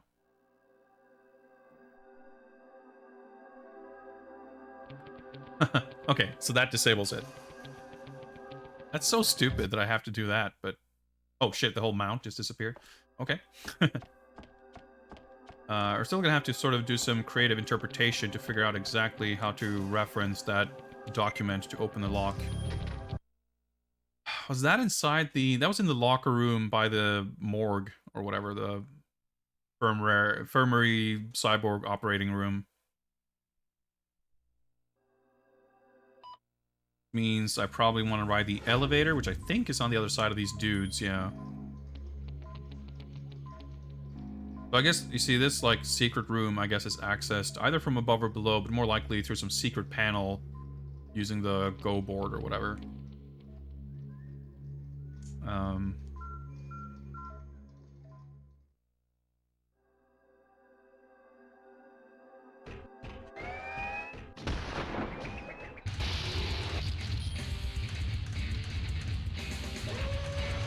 See ya. I hope this takes us to the right floor.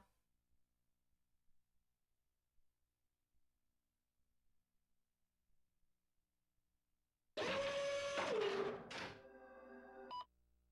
checking the map. This part is a little samey looking. Yeah, there we go. Okay. There's even a few lockers there, which... I was gonna say, wait, the door's still locked? But yeah, of course, because it's technically locked, but... We have... what I presume to be the necessary hints. Like, I didn't look at it too closely because I realized that I don't have what we need to get through it the first time. Now that we have some kind of document... And, like, At this point, we don't really have that problem I was talking about before, where like there's too many places to go with no hints. To where we're like they're still not exactly getting hints or objective markers or anything, but the actual space we get to explore is so much more limited that it's a lot more obvious what our choices are. There's really only like one place we can go to that we haven't. Hey, shit! Another big food. Military food L. Got here. Are we gonna actually fully clean out these lockers? I don't think I've done that in any locker room in the game. Nope. Another grenade launcher, we can't carry it. That's fine. Okay. Whoa! There was a thing next to it. I missed this before. This is probably actually explaining. Oh. Maybe, maybe not. Oh, you should sneak. Okay. Something about the 4 people who were killed at the meeting, which would have been the 4 people who aren't Lana or Enrique.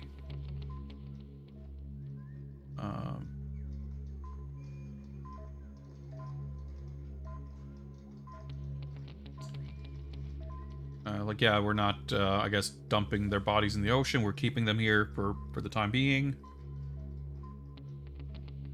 Something, something. I guess maybe those are the people in the morgue. So that being the hint, I guess we can look at this. There's 4 digits, though. Oh, okay, so I guess it's like 1, 2, 3, 4, 5, 6. Which are the 4 people who were killed? I'm gonna guess that's the hint. So let's look at the numbers again. But in whatever order? I don't know. Do we have the information we need or not? Oh, yeah, we can check Nina's memo. Oh, we're still on mission 17, right? To find Lana. Yeah, I guess we didn't find her. Yeah, whatever.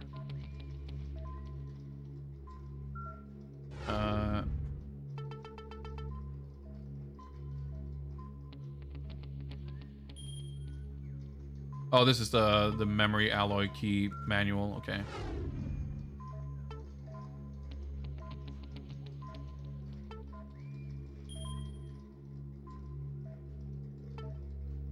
It doesn't show like an order or something. Okay, so 1 and 6 are Lana and Ortega. So maybe we're supposed to do 3, 4. No, wait, he's number 4. Okay, so 2, 3, 5, 6, probably in like ascending order. I mean, not their order, but like the order of the whatever numbers. Do I have?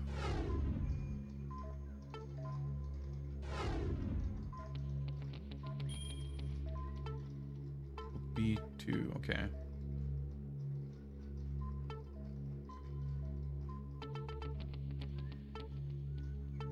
On a lace, okay. I'm just wondering, can I find?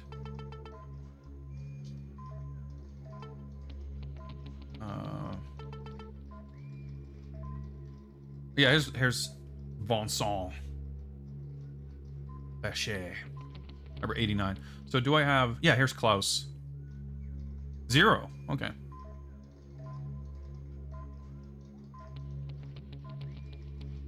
So maybe we're supposed to put them in that order. So that would be 0, 56, whatever they were.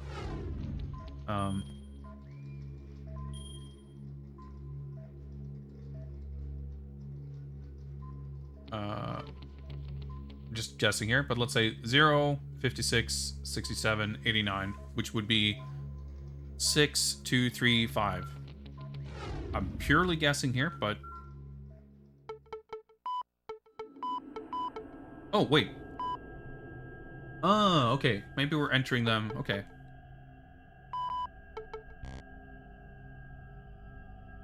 Oh, okay. No, I guess we're just doing their numbers in order. So what was hers? 47? I didn't memorize these numbers. No? Okay, but these... Okay, wait.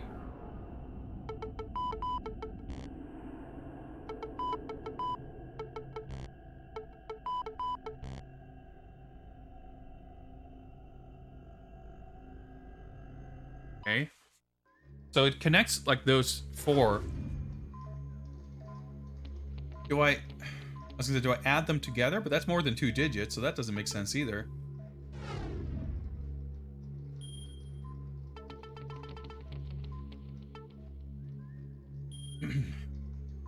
$45, okay. 70, okay. I entered mostly wrong numbers. Okay, so what if it's 45? You know what? I'm gonna fucking take a picture of this. In case I need to refer to this.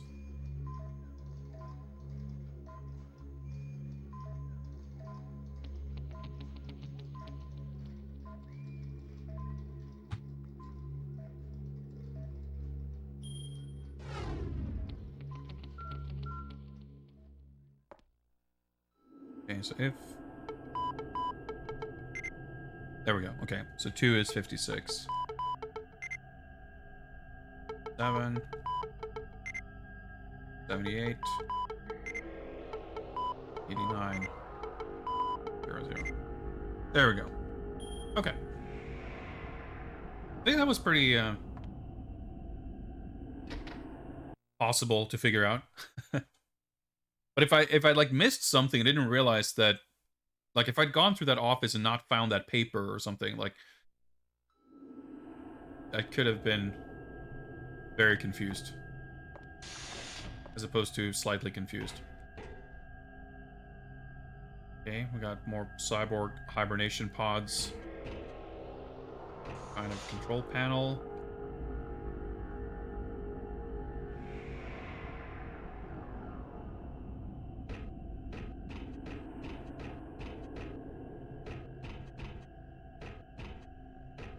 Look like there's some...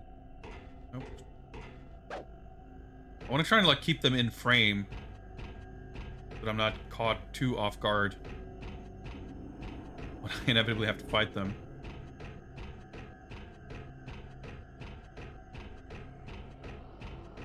Okay, there's a red key card.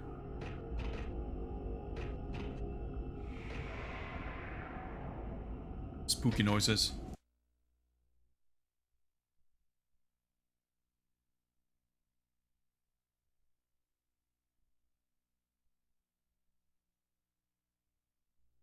Hey, what time is it? Every fucking time you're supposed to like sneak up on guards. Enemy contact. They're like off screen. Dude, I got interrupted even. Okay. Oh well. These guys aren't like that much of a threat at this point. Submachine gun that I don't think I'll bother picking up. Alright. Electronic key.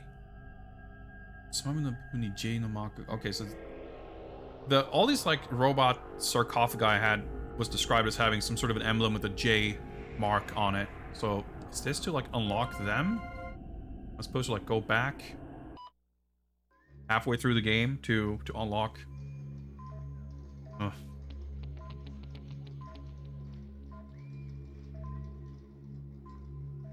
Alright, this key is super duper important, so don't lose it.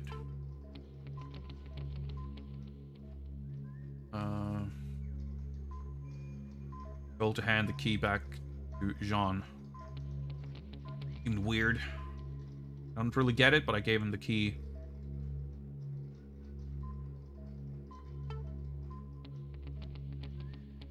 Blah blah. Okay, whatever. Usually these lore notes aren't like, they're not crucial to like understanding what you're supposed to do, at least. I will push that, but let me just take a look in the room first to see if there's...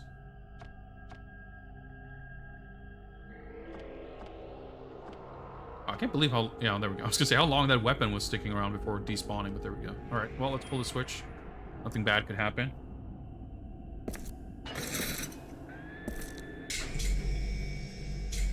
Whose footsteps were those? Were those my footsteps?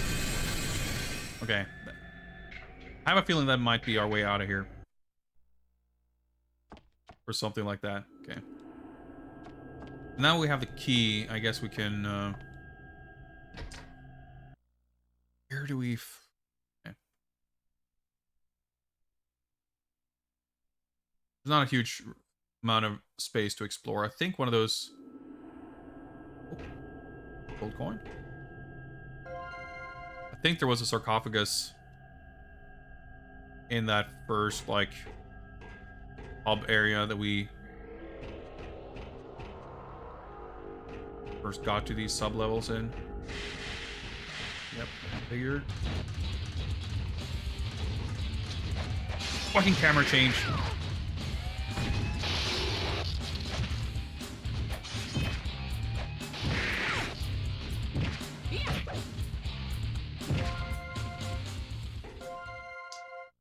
Like, the sudden camera changes aren't a problem because they're disorienting. They're a problem because they make you literally attack the wrong direction. Needless to say, it's like a bit of a liability.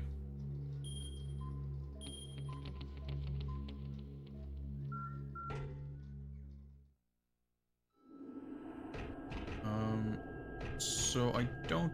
It doesn't look like... No, there's like an assembly line. Yep. Okay, I guess we backtrack to somewhere to use the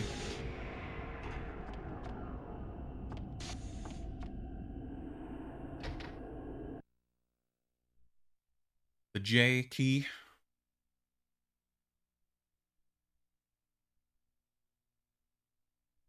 Which, if it's sort of kind of where I think it is, shouldn't be too complicated to get to.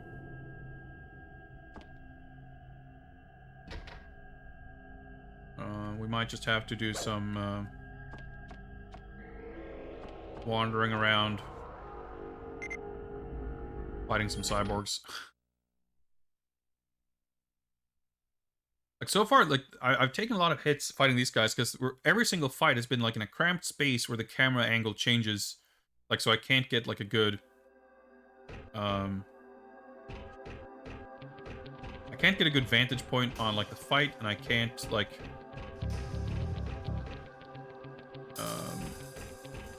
I don't have a lot of space to, like, line up shots.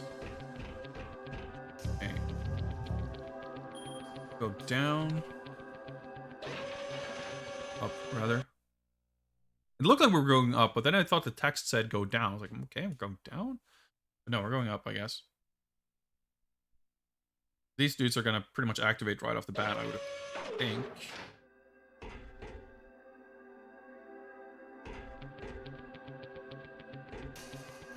Not walk in front of them. This where the... Like, it's one of these rooms, I think, that had...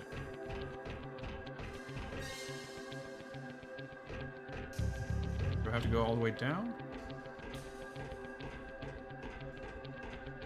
Maybe I should have saved.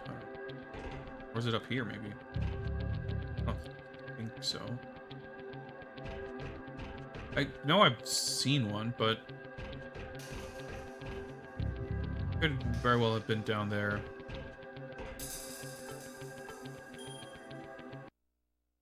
Like, surely I'm not supposed to go... Like, the only place I know for sure... Well, actually, okay, two places I know for sure where there is one. One is in the Octagon, in the VIP Coliseum fighting area. The other one is, like, outside the meeting room. Yeah. Oh, never mind. I was like, hey, we picked up scuba equipment, didn't we? Shouldn't I be able to breathe underwater? I was like, no, that's right. I scanned it. We didn't actually pick it up. Would have been useful, though. Well, in this one room. Once, I guess. Like, I thought there was something in one of these rooms. With a dude. Or not a dude, really. I call them sarcophagi. That's not really what they are, I guess, but kind of look like it.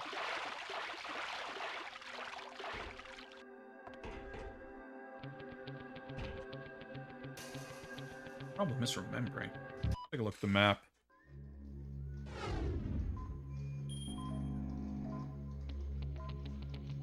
Oh yeah, the engine room. Well, there might have been something in there, and maybe that's... Okay, let's take a look. Let's just...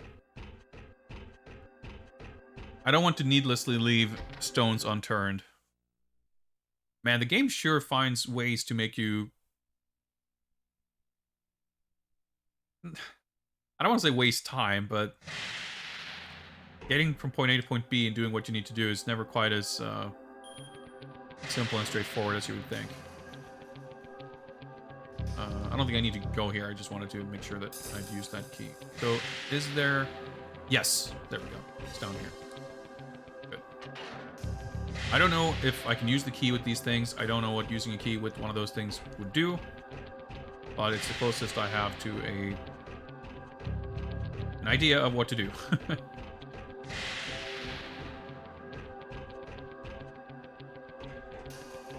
Sometimes the game is pretty vague and obtuse as far as like hints go, but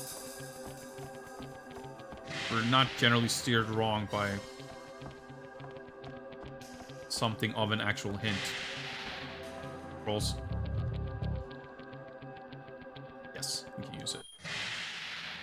This is gonna turn this into a robot that we have to fight. I'm gonna guess yes.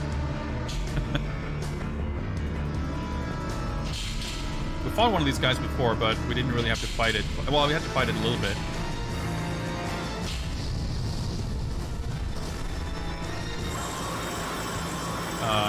But a giant cannon took care of it for us. Probably should have saved before this, but whatever.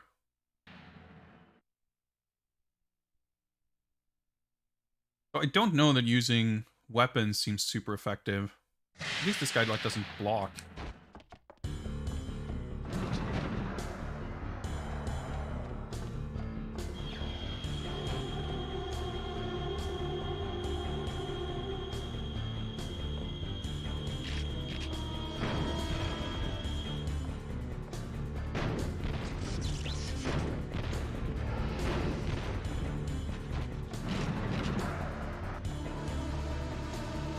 Cool if I could fucking see it.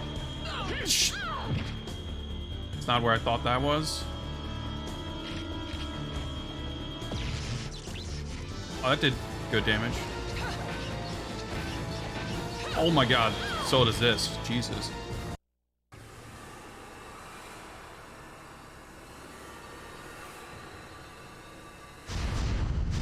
Really using this meter, so might as well, right? Oh, that did a lot of damage too.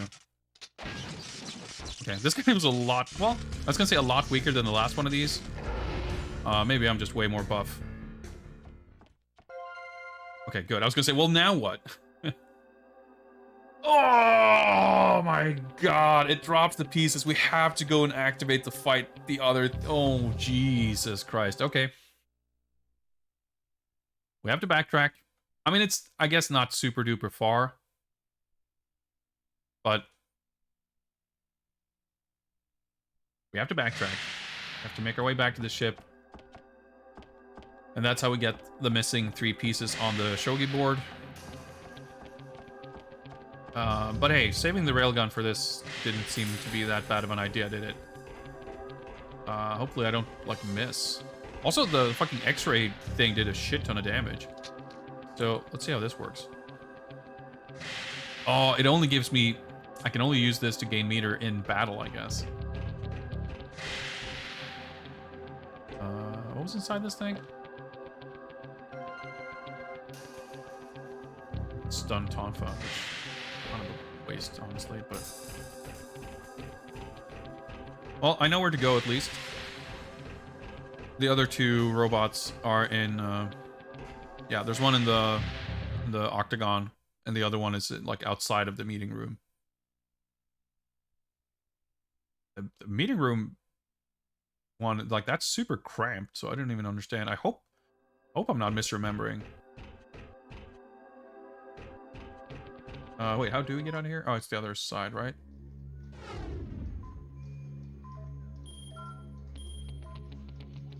Wait, no, there is no other... Wait, what?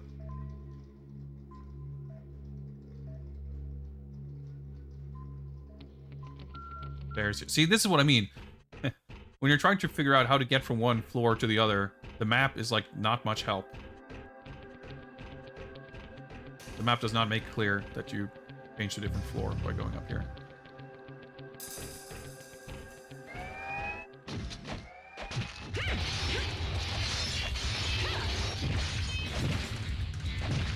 Wasn't that hard? There we go. See, this art's pretty good.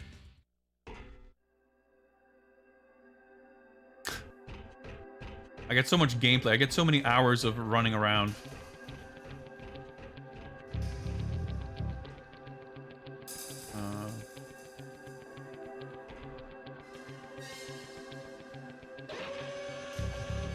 I mean, it's not... I'm not really upset with it, to be honest, but...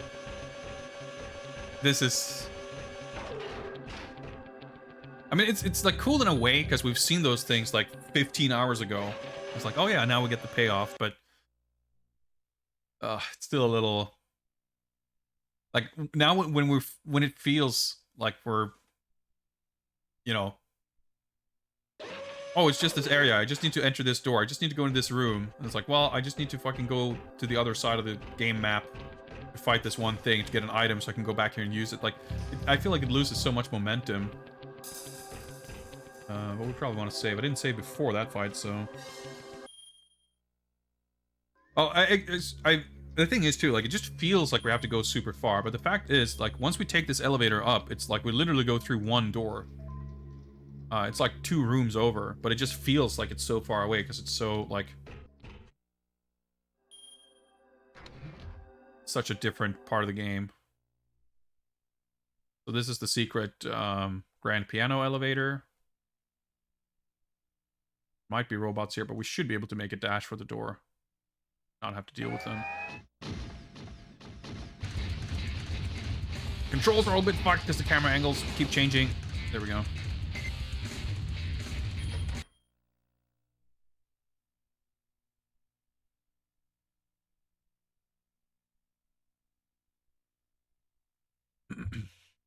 Finally, we get to actually fight.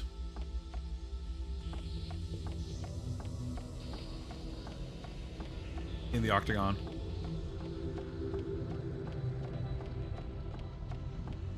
There's still guards here. Who knows? I can't use the camera.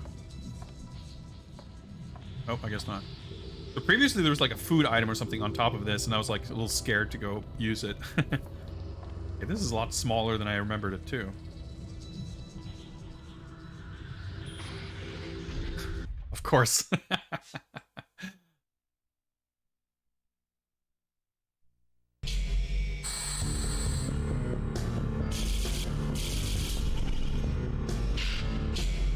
It's gonna be like a different model or something. Oh shit, it's got like a Chinese dragons and shit on it. Yeah, it looks like it got different weapons. Oh, we've got Ripper Blades and Railguns. Pretty well equipped. Can we even fucking fit inside? There's not gonna be much room to maneuver. Electrified cage. All right. All right. Pretty sick.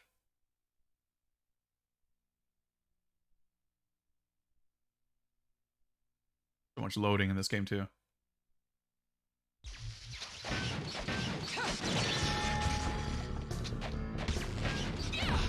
might as well use the... I don't think I ever got the weapon durability upgrade. I knew I would fucking forget it.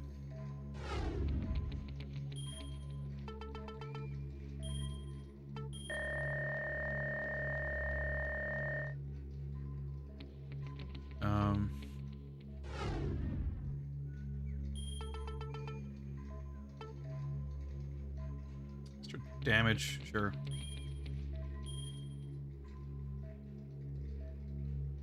I actually might want to build some more.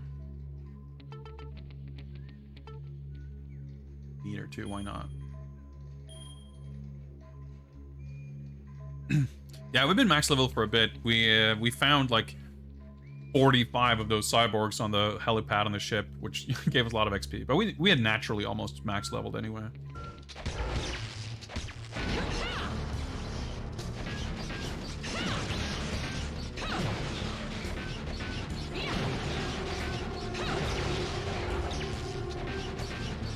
Arm is electrifying us, okay.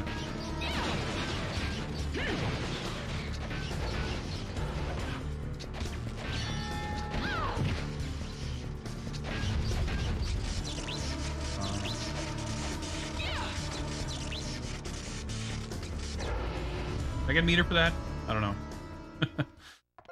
Yeah, these guys are absolute chumps compared to the first one of these we fought. Feels pretty satisfying just wailing on them and destroying them, though. I'm okay taking these hits. It's like doesn't really seem to hurt me all that much anyway.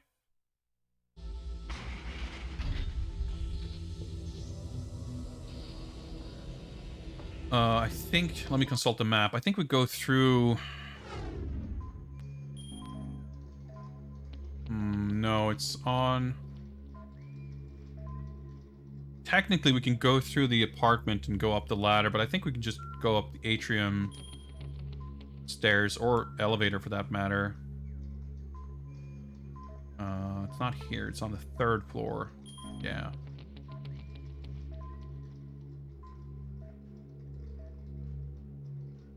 Yeah, it's in the meeting room. Yeah, it's in this, like, foyer, whatever. Kind of see it on the map. Okay, so let's go back from whence we came.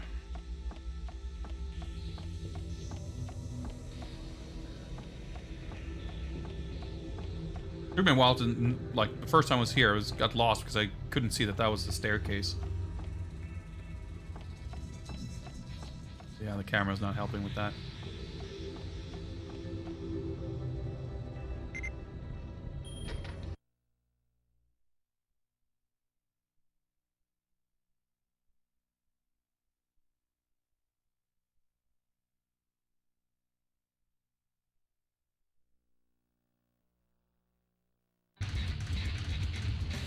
These guys are already...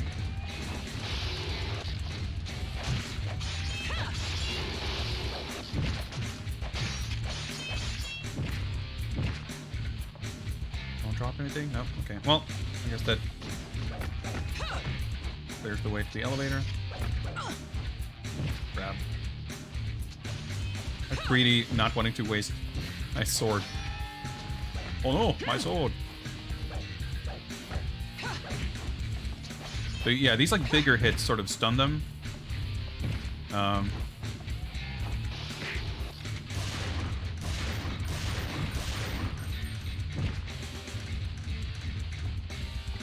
the smaller hits don't.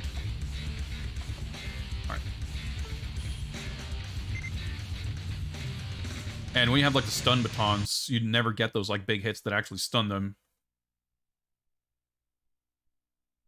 Ugh. I feel like this rate, maybe I should keep putting points into weapon durability. Well, actually, I guess it's pretty expensive at this point. Well, whatever. Right, so that's the doorway we need to go through.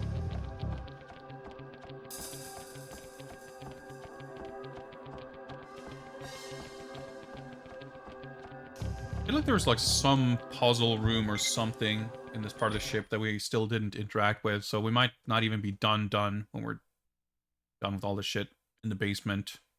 Although, I mean, I guess if we kill Anna and we retrieve the Salacia control laptop, we should be good. Yeah, this was another, like, laser turret hallway where we disabled it. Hence the camera angle. Yeah, here we go. I didn't remember that the room's connected this way. I didn't think we would go around. Yeah, so there used to be cyborgs here, but of course we have to fight this dude, so they clear out. I thought there's like a sword or some shit back here. Or there used to be. It's probably, yeah, I guess it's taken. I mean, I wouldn't really need it anyway, would I? Take stock. Wow, we only have one Ripper Blade left, so we should be a little careful. Magnum's okay. We can use an X-ray move right away. What's up, Goaty? Yeah, this game is pretty infinite, but we should be close to the end at this point. I think I've said that for the last 8 hours, but this time I actually believe it.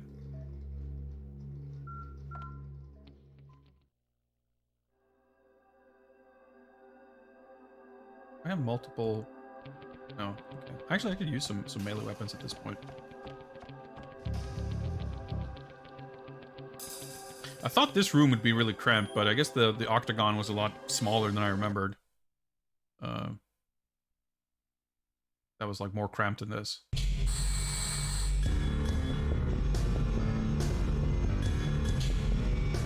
Okay, this guy's got guns. Well, I mean, first one had like big ass laser beams and shit.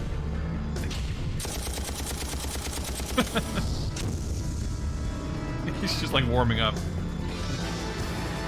Shooting some guns. We'll start off with, actually, let me,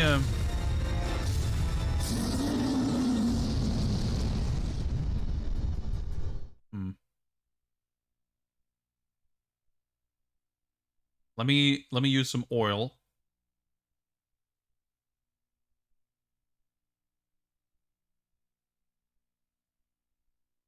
I think we're gonna probably want to use railguns here to get some, well, maybe not, I don't know. Let's use the, defense oil, I don't know. Let's use the damage increase oil and meter gain increase oil, because you get a little bit of meter back when you use the X-ray move. I think that's fine. Oh, okay. The X-ray move didn't work, and that did 0 damage. Okay, that's great.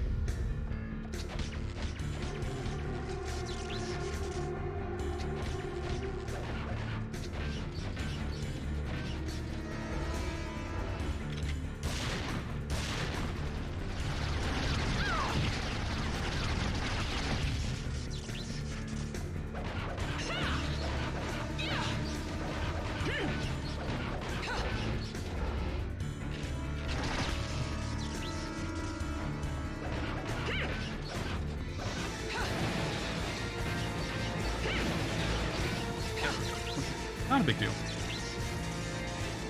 But having the railguns for this is like, yeah, that's a good idea. Jersey Sore.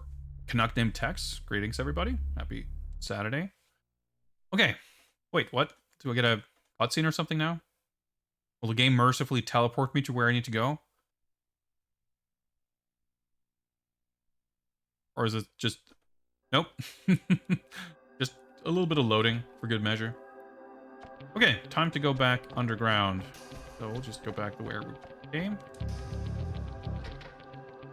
Well, it's not really underground, is it? Under boat. I'm amazed this combat suit hasn't gotten all ripped and torn up yet. It's making me think that it might not happen. I just think that's such a cool touch, like showing the passage of time and like the hardship the character has to endure, getting all fucked up. The 2 of our previous outfits got torn up, and we like replaced them, and then we replaced it with this. Maybe that just speaks to how great this suit is, and or piano's there, but I should hope the elevator is accessible.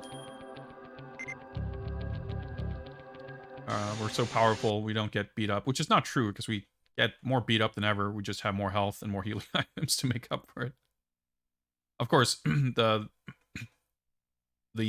battle damage on the costume has nothing to do with your performance. It's just something that happens throughout the course of the game. But it's really sick. Like you have a bunch of wardrobe changes.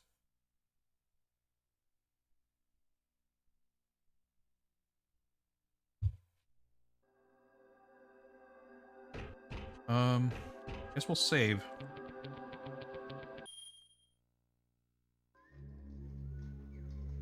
So what floor is... I remember saying at the end of the last stream, we could try to aim for a sub 20-hour run. I don't think we'll get it, but oh yeah, let's look at the map. This is the correct floor? Great. And we're gonna be very happy that, you know what, these guys might drop shit.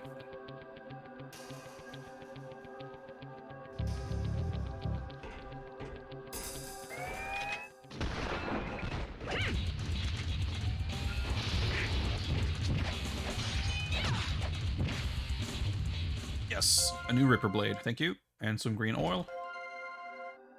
That was worth 2 grenades, for sure.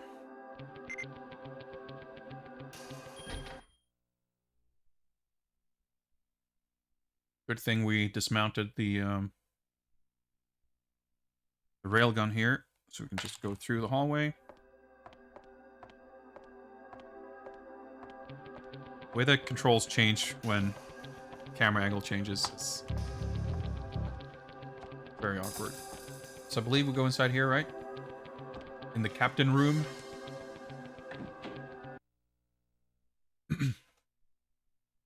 We plug in the missing shogi pieces into the board, and hopefully we don't have to play a fucking game of shogi. And I assume this is going to open up some secret compartment. Seems to be some pieces missing.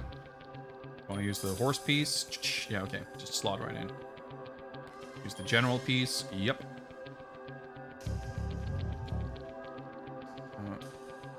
Oh, okay. Oh, whatever. Ugh! Of course. Gotta go full creep factor here. Alright. CG cutscene. There's still 5 of them we haven't gotten. Probably there's going to be a CG cutscene when we face off with Lana.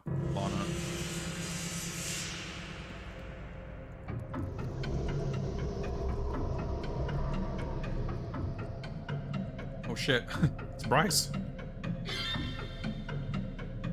There's the Celestial laptop. We're going to have to fight zombie cyborg Bryce.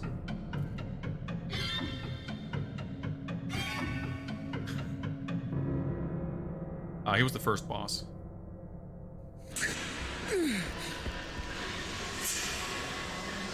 Nope, okay, she was just standing there. Well, I guess technically last time we fought her, he induced some kind of nightmare flashback vision where she was invisible, so... More of that, I guess? Maybe?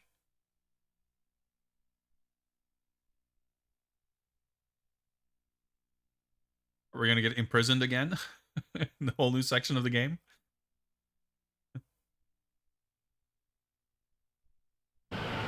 Oh shit, yep, CG, another flashback nightmare. Let's move on!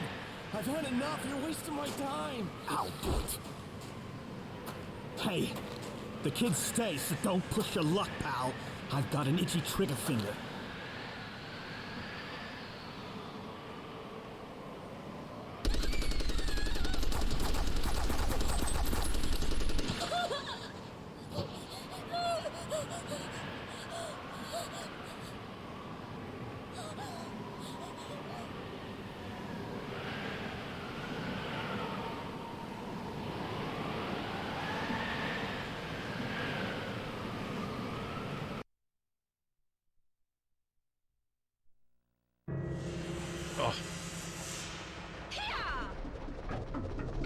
How pitiful.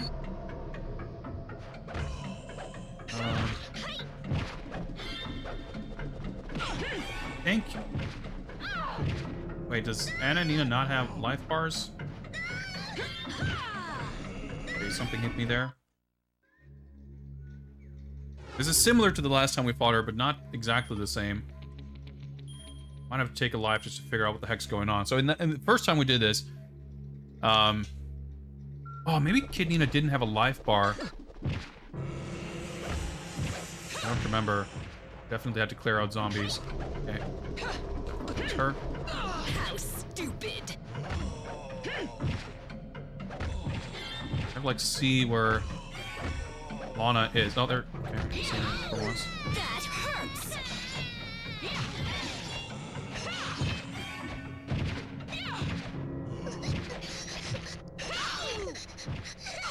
No, I died. I think. Nope. What a fool. Okay. Just when she did those like weird omnidirectional fan things, I didn't really know what to make of it.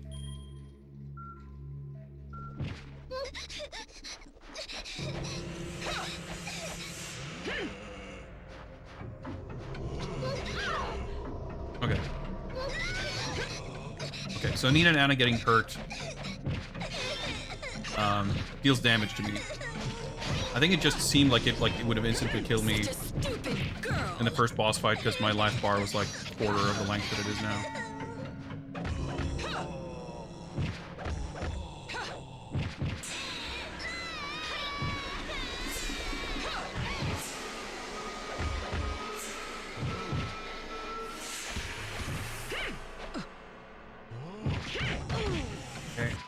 Stealing a lot of damage, though.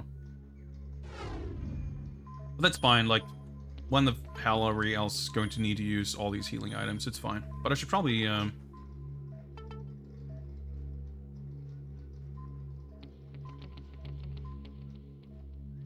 probably do this for damage.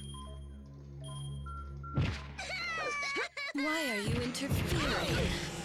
You're an eyesore.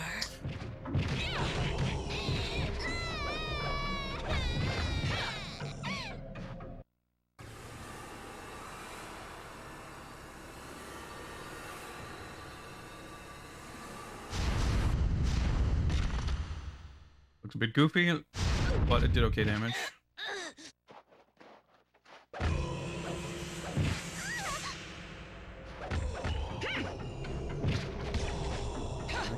One go.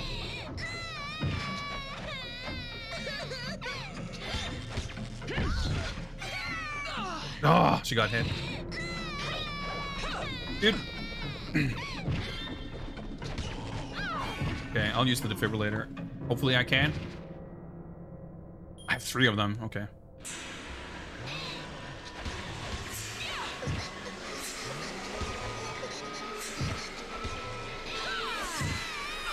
How pitiful. You'll be one of my favorite trophies.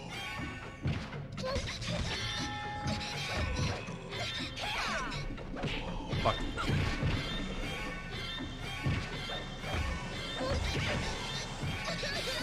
Oh, got hit. Such a stupid girl.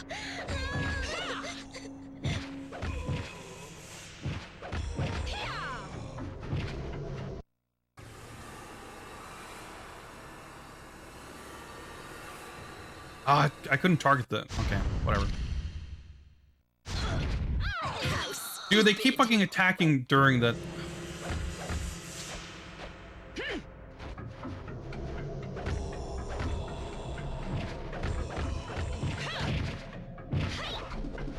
Well, how do you like your nightmare?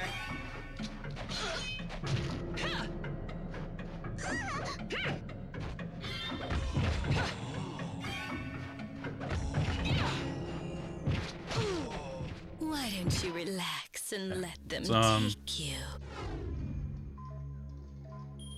Use a medium. I probably should have used the defense oil the whole time to take less damage.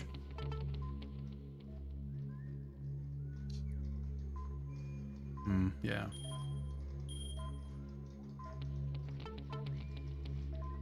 Guns and shit. I should probably use those.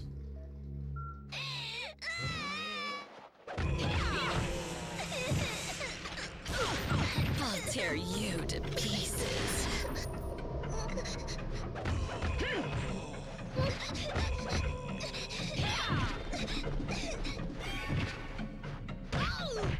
There we go. Whew. Yeah, very similar to the first fight, but there's 2 people we have to look out for. And I think she had more health. And probably 3 more, like, difficult to avoid projectiles. But we're still fucked, so she'll run away. Oh shit, Alan. Edgar? Or she's dead. Edgar Grant. This guy who killed our friend. What a twist! I suppose that's an alias too. What can I say? You're a sweeper as well. Thanks to Lucas, everything went wrong. I'll have to destroy this ship as well. I don't want to do this, but I have no choice but to erase everything. We don't want any publicity. I was hoping for Originally, you were a supposed cooler to showdown with survive Lana, in but order to bear witness to my death. It's truly unfortunate it has to end this way.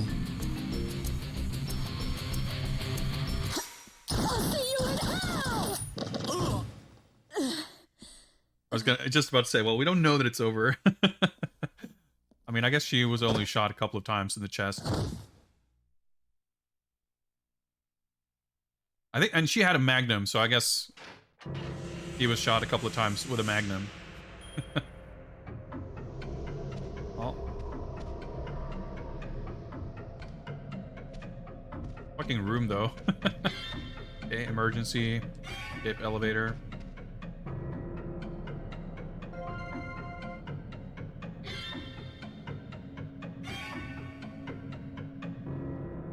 Fucking, Yoshimitsu's sword. I'm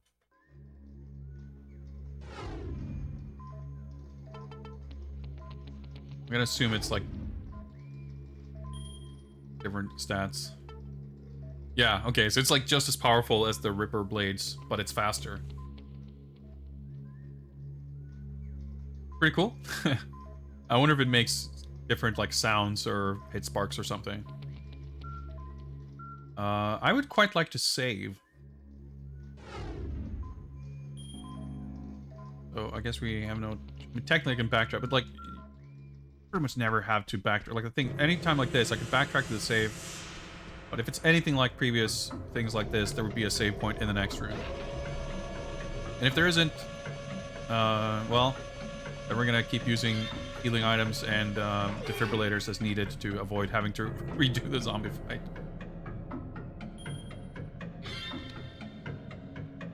It's even gonna take us. I like that little twig of a safety thing.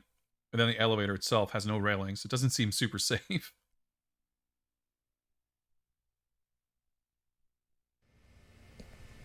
Oh shit. Full CG.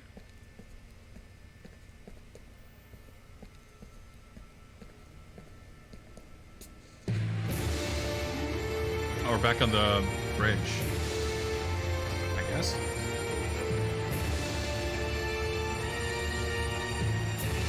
She's insane. It's gonna blow up the planet, I guess. Sure. Seems like a good idea.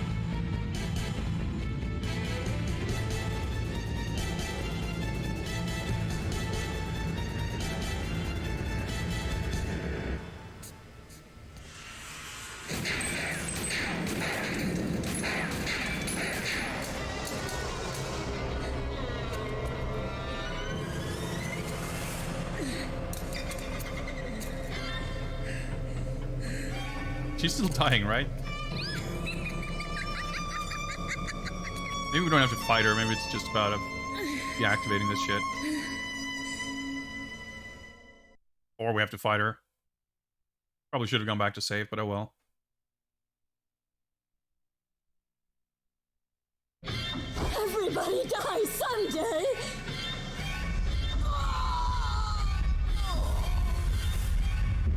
No, no, no. There is no escape. Using her Psycho Mantis powers on me now?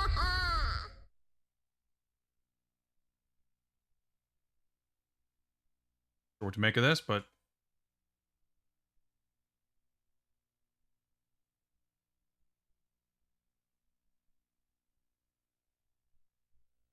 Oh my... Okay.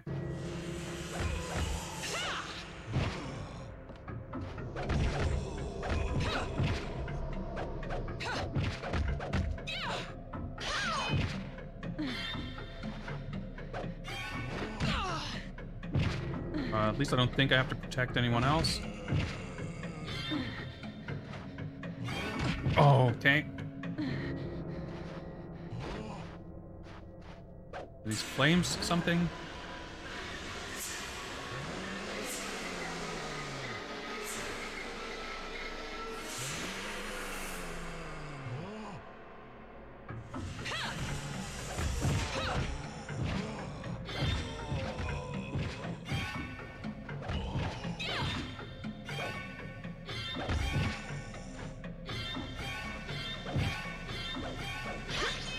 I beg your pardon? This is delightful.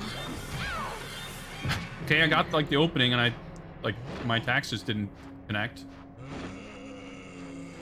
But it looks like once I take out the crowd of Enrique's, then Dash probably heal. It's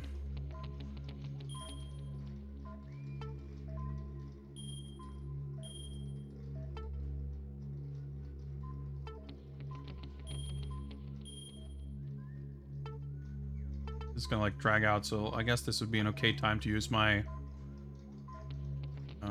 actually movement speed. Probably helpful here. 20% movement speed increase. Wait, is that the one? No, this is meter gain. Movement speed.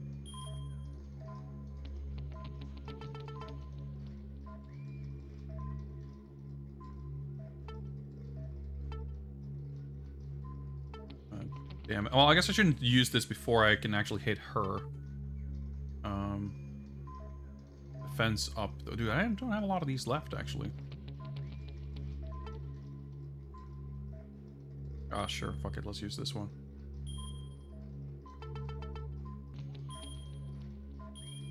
But I do have 2 defibrillators left, which will refill my health and focus. Fully. Still have some railguns. 3 rounds of a railgun.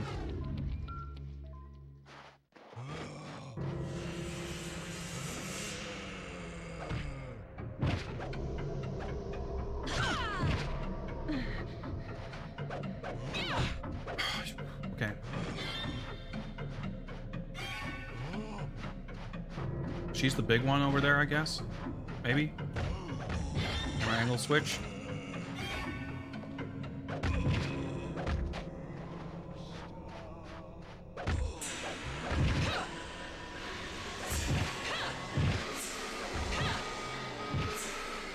Okay, she usually like appears.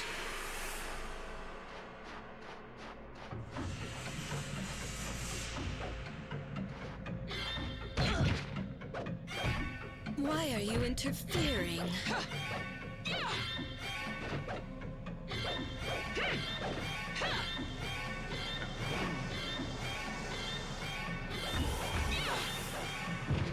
Oh shit.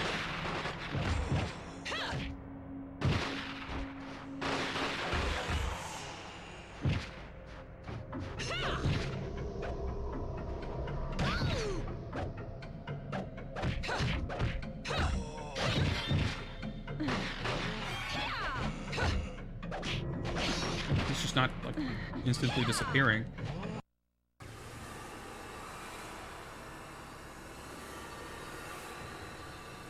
How did that not hit? Oh, okay. I guess it did. It just didn't show a little reticle.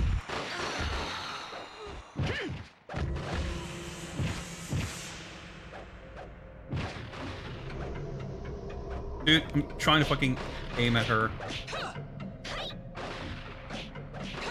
I'm just like blocking everything. Okay.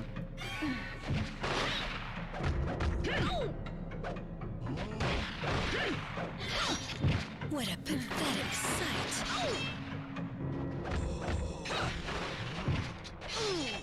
Curse you. You'll pay for your insolence with blood. Almost okay. You'll be one of my favorite go. trophies. That wasn't so bad. Like the pacing was so slow at the beginning because I could like get one attempt at landing 2 hits and then she would just phase out. But once she was like just stuck around, it was a lot faster.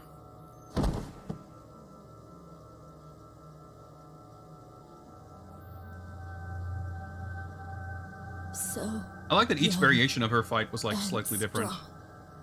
But you too will wither and die. So I guess we don't know if Alan / Edgar survived. He could still. There's like several rooms left to explore. Okay, let's save.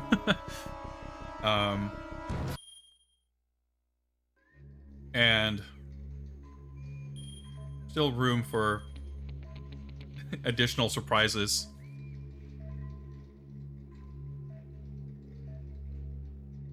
CIC room. Oh yeah, I remember seeing that on the map.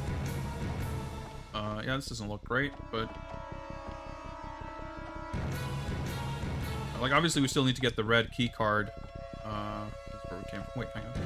Okay, that was just a green effect. Looked like an interactive item glow. Music's dramatic, but okay. Time to read a manual. I'm gonna do a little mini game. Salacia manual.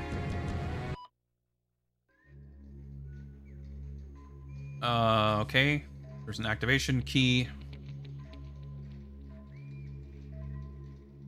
And an activation code. Something Lucas Hayes. We just saved, so... Oh, right. We got his pocket watch. I guess we just use his pocket watch here. To do a mini game. Salacia controls. Okay. Okay, select to pause. So left and right hand stick to turn the hour and minute hands. Okay, so circle to confirm.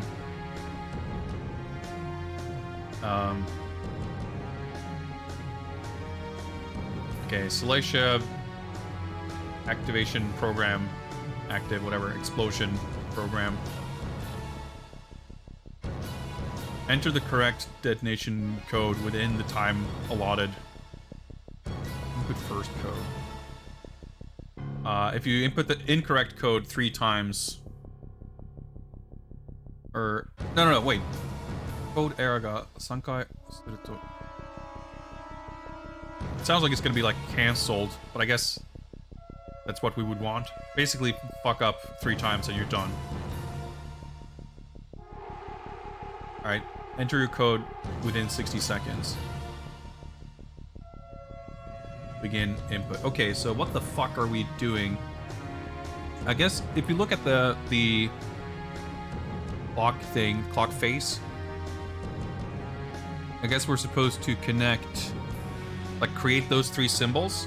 So there's like the little hourglass looking things with the 2 arrows pointing towards each other.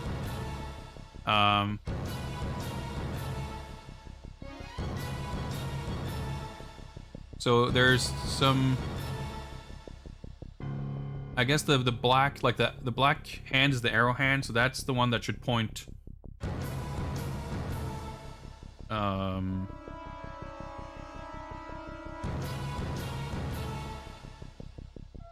downwards, which would be the one on the top left, like 11 o'clock. And the minute hand should be the one pointing upwards, which would be 2 o'clock. Is this correct? No. Oh, we see what the... I see. Okay. You actually get a little preview. Then we have the 2 L shapes. 30 seconds. Oh wait, it doesn't actually fucking... Oh, there we go. Is this correct? I think so. Now we have 10 seconds.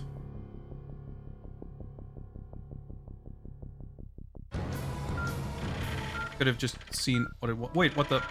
Pause. Okay. So it's like a full square. So it's like the chunky L in the small corner.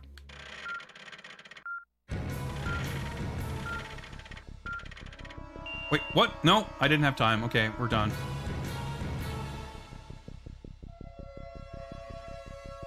What? Okay, the hint was weird.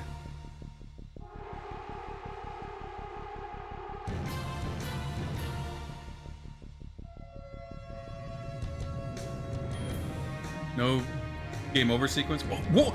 We actually get to continue? Holy shit! This is the first time in the game. 19 hours and 47 minutes in or whatever. The game actually allows us to try again.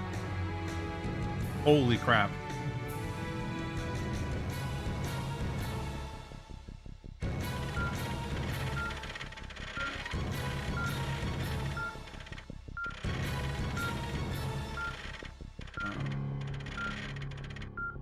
So that was like 10 seconds doing that kind of slow, knowing what we're looking for. So we can actually take some... Okay. Oh, they like overlap. Oh, okay, so that's the one we want. 3 o'clock is the final one.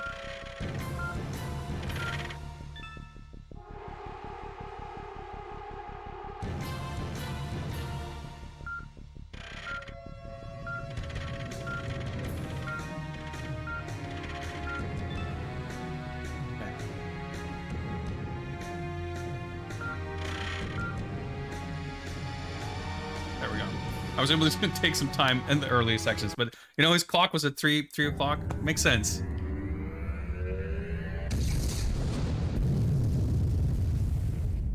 Oh, okay, so the self-destruct sequence would have been canceled, I guess. Well, whatever. We did it! But there's like still several rooms to explore. I have a feeling that we haven't seen the last of Edgar Allan Smithy. Self-destruct sequence activated. Of course. Personnel, please evacuate We gotta Metroid the fuck out of here. It's him. Activating emergency authorization system. Alright. Do we have an actual timer? Like, I'm a little scared to save. We do have an actual timer, okay. Okay, is this gonna grant us temporary red keycard? Well, not. It's not gonna be that temporary, is it? Okay, we got a red keycard. We're gonna look at the map. And I guess we'll just... Oh, that's what we saw. Okay, so we'll just go through this. The door we came from, which takes us back here, and then we can enter that door. Right, okay.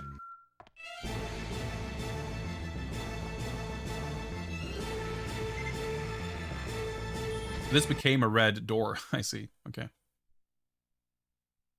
In emergency situations, all doors require the highest level of clearance to get through. 7 minutes seems to be a lot to get there, so are we gonna have to, like, fight dudes? Wait, what the... I thought this is where we were going, but that's where we came from. Okay, yeah, I guess we were fucking drugged and take... No, the elevator led up there. Okay. Man, that had me confused. Okay, but we know that there's other... We can take the elevator down to B4, right? And now we can go through into the tank room. Okay, okay.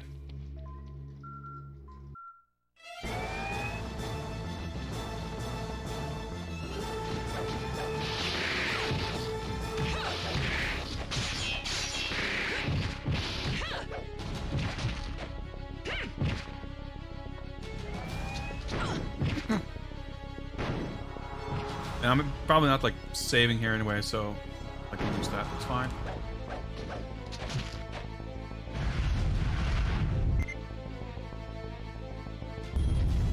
Probably should have just healed, but whatever. That's fine. We just gotta remember to heal before we die next time. But yes, I assume that we would have to fight our way through these hallways, because otherwise it doesn't take 7 minutes to get to... Detonating forward bulkheads. Please brace for shock. Get to that point. Also, I guess these are new enemies. A crazy game. 20-hour game introduces new enemy types in the last... Well, I guess I don't know that it's the last 7 minutes, but...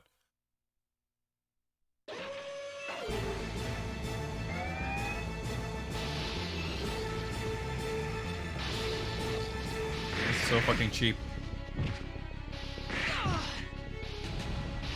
Dude, can I fucking get to use my gun, please? Oh, I missed a shot. That's not great.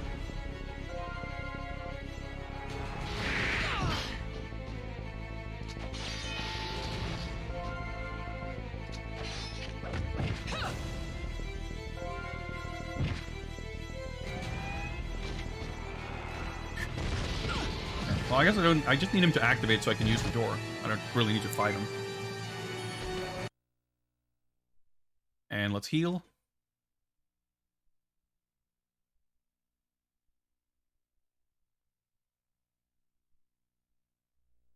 Have to wait for the screen to fade in fully before I can activate my inventory. Oh, I had more health than I thought, but still. You know what? Since we're in a hurry, I might as well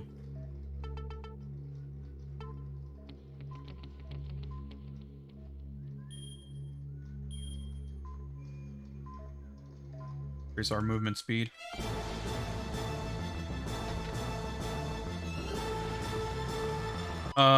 Is this the right way? I don't think it is. Oh no, it is. Okay. Oh wait, did we go through? Hmm.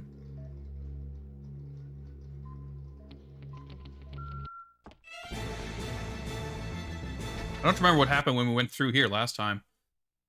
I don't think we explored anything that was past this room.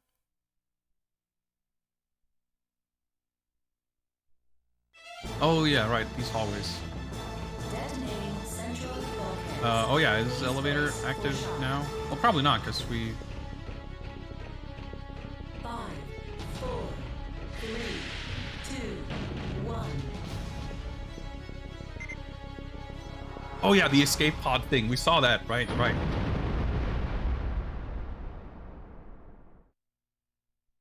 That was a thing. Because we could see it from, like, the control room.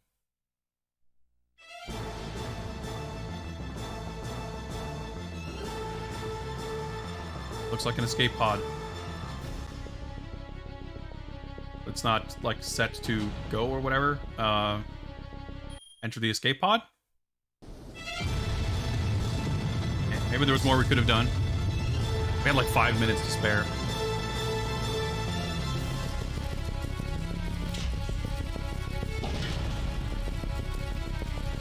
I don't know if it's over. Like, there were some big rooms that looked like they were full of tanks and shit that we didn't even look at. It doesn't look like we're done, yeah.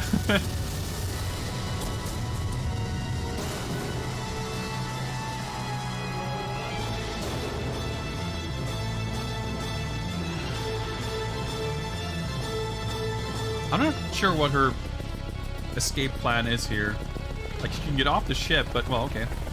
That's her escape plan right there, I guess. Of course. Perfect.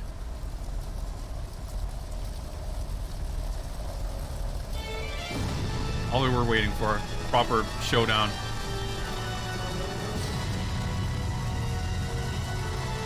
Alright, this is pretty sick.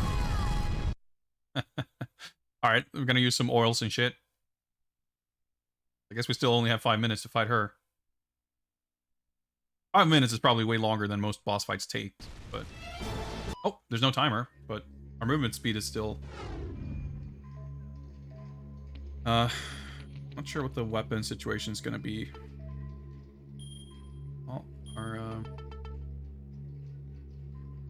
I don't think it's worth holding on to anything after this point, so let's get some damage increase. Let's get some, oh, that wasn't damage, that was defense, but let's also get damage increase. No, wait, what? What is this? Yeah, this is damage. And, oh, I should have used this one. Well, whatever. We can use the meter gain. We're just gonna slather ourselves in oil of every conceivable variety. We have 20 gold coins, which we still don't know what they do, by the way. Any skill points? Rate of fire. I still have, like, the railgun and shit, right? Oh, this is the taunt. Level 2. I don't think I'll have much time to use it, but... what else am I going to spend my points on? Am I right?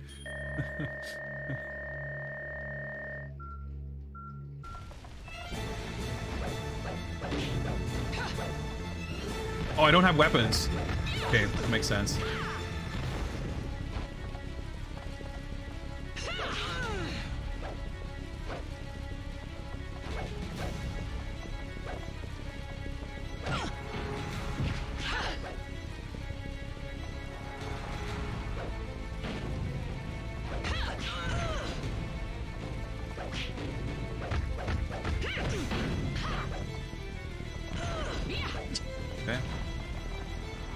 I didn't mean to taunt. Okay.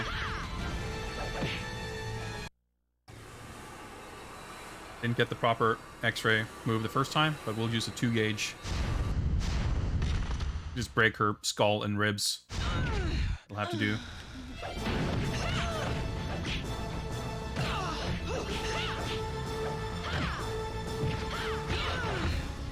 Well, do those things break and we can fall off? Last time we fought Anna, we could fall through the floor, so I wouldn't put it past the game. Getting juggled by explosions.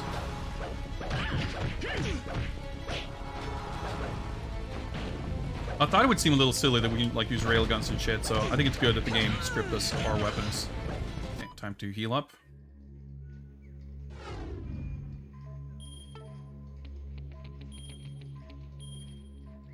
Might as well drink some mineral water.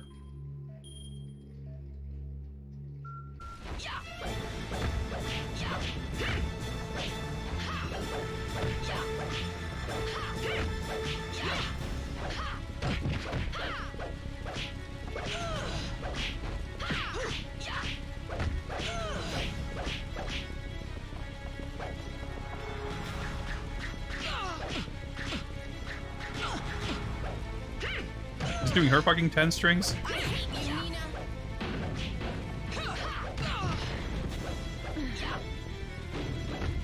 Oh, I hate those like wake up stuns. Okay, time to heal again. Big ass explosion. What's up, Brunin? I'm keeping hydrated, thank you.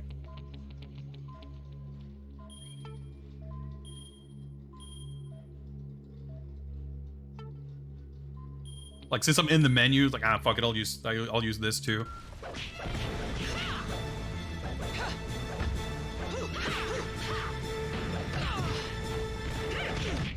Oh.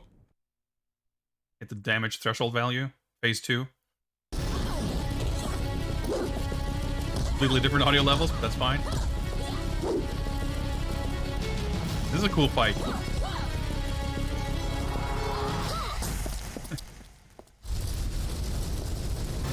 Like, I'd much rather have this than, like, fighting Edgar riding a helicopter or some shit. Like, this is, like, a good personal, like, action fighting climax.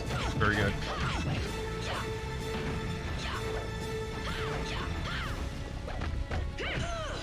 It's just like old times.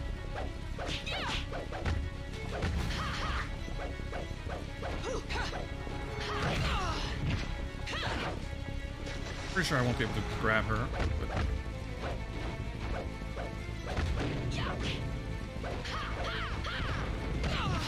Got volt meter. Let's.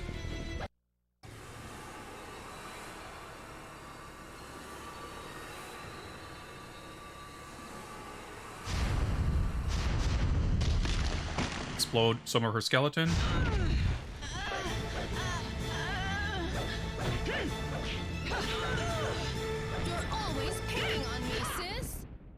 Let's heal up and use some oils. I'm glad we saved a lot of resources for this, because apparently I'm taking a shit ton of damage. I still have at least one defibrillator, so it should be completely fine, but...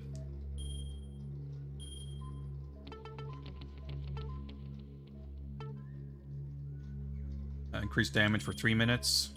Sure. I guess we'll get some defense. Let's just use... it's everything.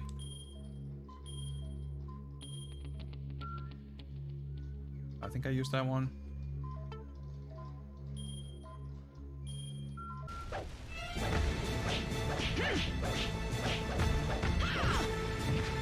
Parry, no avail. Dude, the 10 string is extremely powerful. And oh my god, you actually, well, okay, you can fall off. Do we get to continue here? Probably not. Probably not. I was so close to falling off before that I kind of thought that maybe that couldn't happen.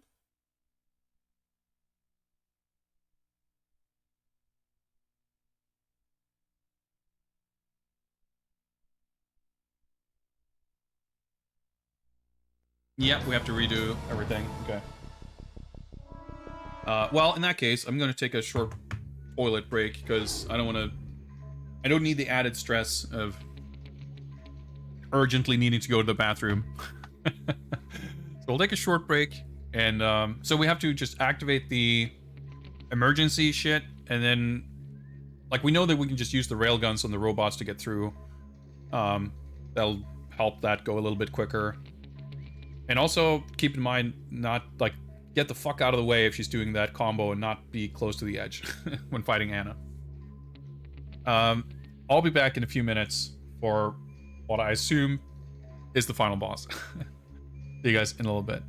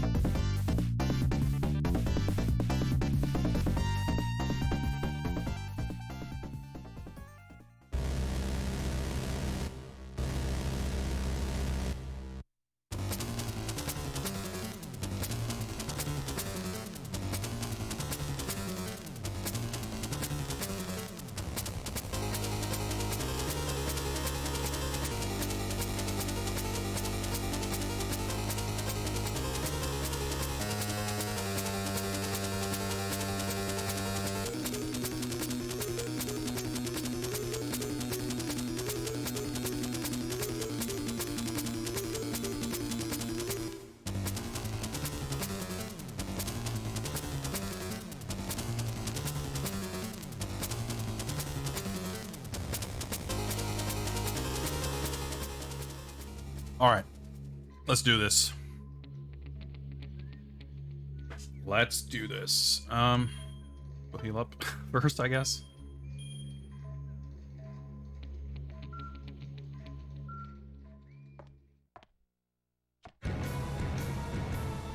And okay, yeah. Also, I realized during the break, like, wait, why did I keep thinking that Lucas's clock was set to 3 o'clock when it was clearly 9? Like, when I saw it last time too, I was like, oh, 3. Like, no, it's 9. Doesn't matter. Oh, that is actually set to 3. Okay, no wonder I was confused. So I was thinking 3, but it is 9 on the actual thing. Yeah.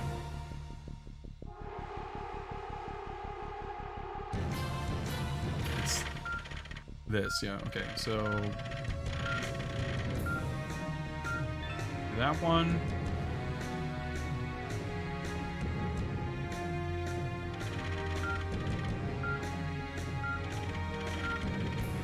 That one.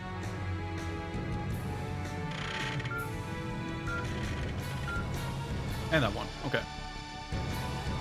Thankfully, this isn't some randomly generated thing or whatever. Okay, we'll just skip this.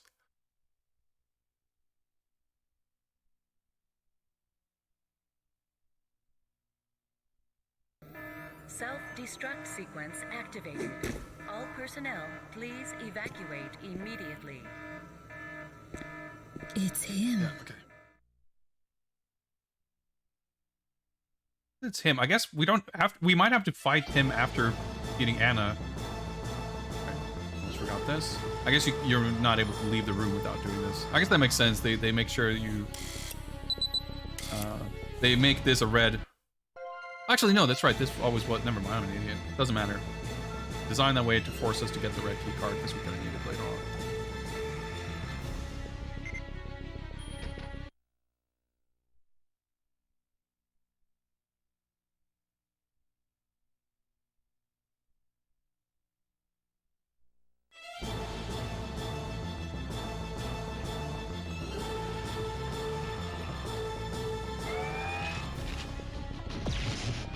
Wrong way. Okay, I see.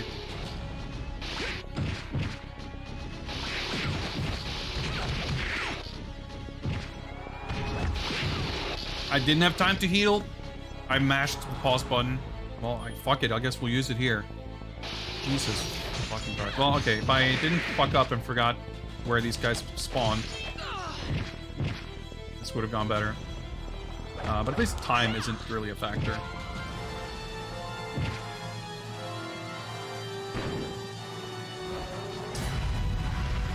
Dude, I dodged backwards because of the camera angle. The camera angle is like perfectly designed to like screw you over.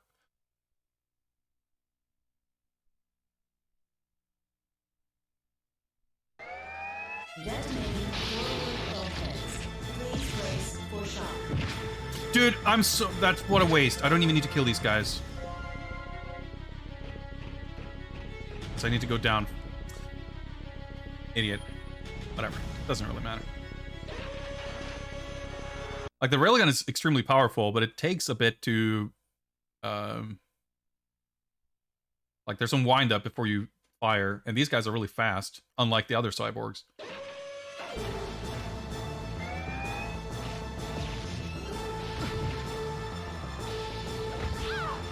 Oh, no point in saving this weapon either, I guess.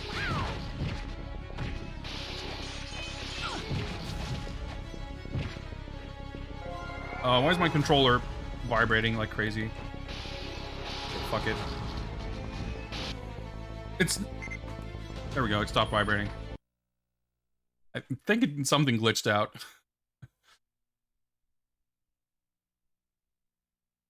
Now that we know that the time limit ends as soon as we get into the pod, we can take like 2 more seconds. What was inside here? Pretty sure it's something we can actually use. But, just for the satisfaction of having cleared out a set of lockers, sure, let's grab this grenade launcher. Thing is, like, I don't know if I stick around... In this first room, these guys spawn. I know that, but... The next area is what I'm concerned with. I wonder if... Detonating central bulkheads. Please brace for shock. 5, 4, 3, 2, 1. I wonder if something... If there is more to look at or see or do or anything inside this room. Because I immediately just went for the pod. Now we see the switch. Oh yeah, so if you didn't do this before, you'd have to go to that other room. I see. That kind of makes sense.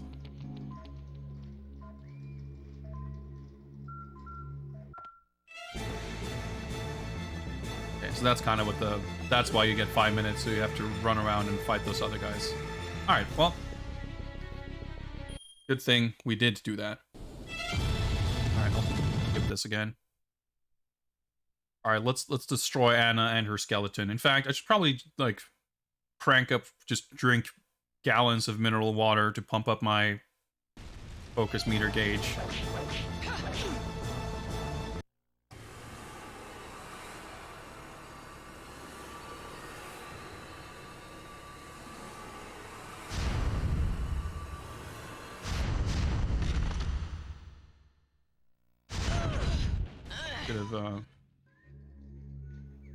Could have given myself a damage boost before that, I guess, but...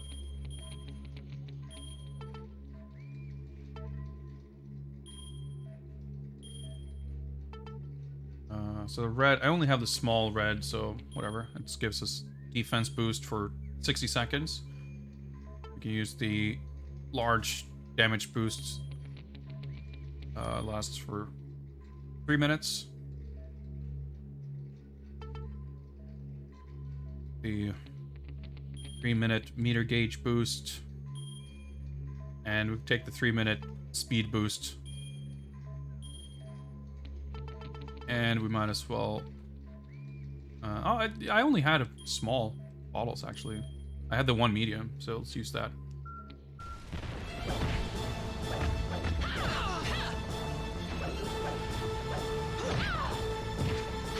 haven't changed a bit, sis.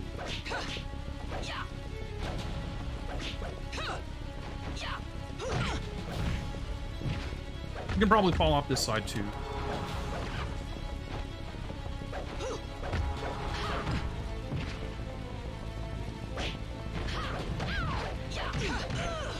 I feel like the wake-up attack is going to be like a significant source of damage.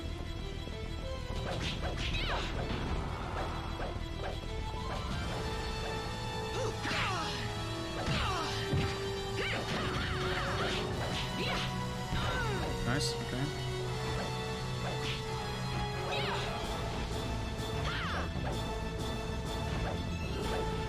Get out of the way.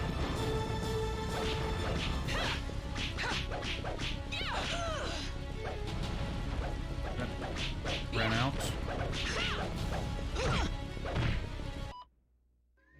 Let's heal.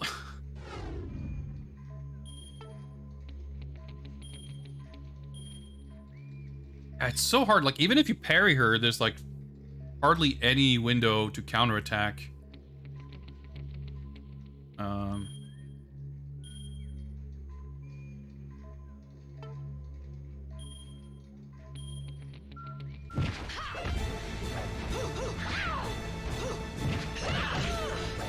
I've changed since those days. Oh yeah, there's a cutscene to reach some damage threshold. That's right. I hate you, Nina. Dude, she parried that somehow.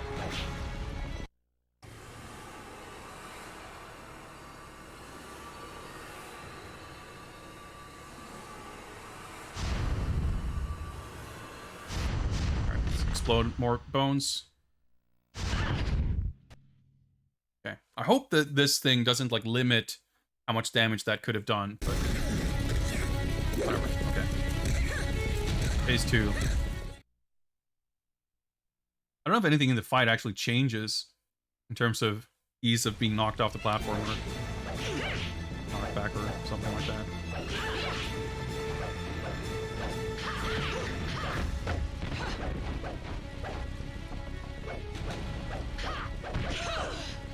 Let's see.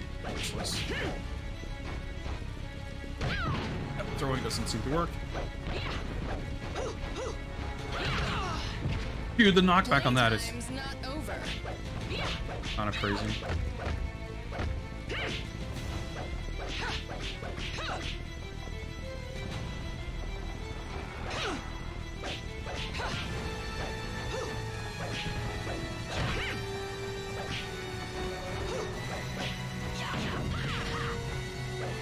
The barrel. Okay.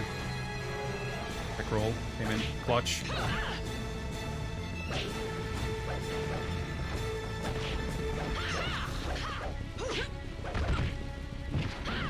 You're such Get the a wake up attack. fool. Okay.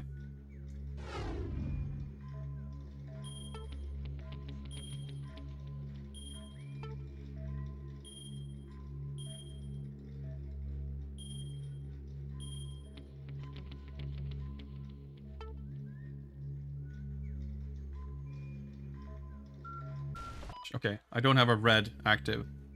Let's activate that so we take less damage.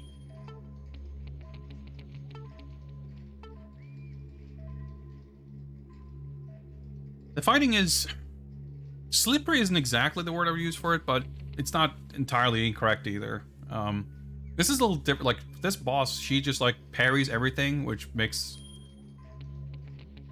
things a little odd, because you can't quite, like, make use of everything the same way you kind of expect to, I feel like. it.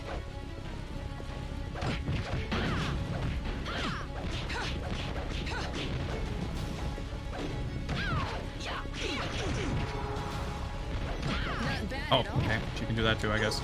Makes sense.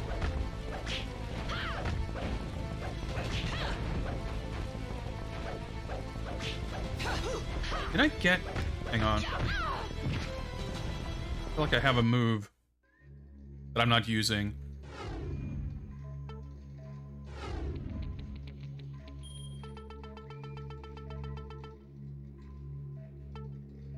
I never... No, I didn't get it. Oh, alright, okay. This is like the unblockable move, but I didn't actually get it.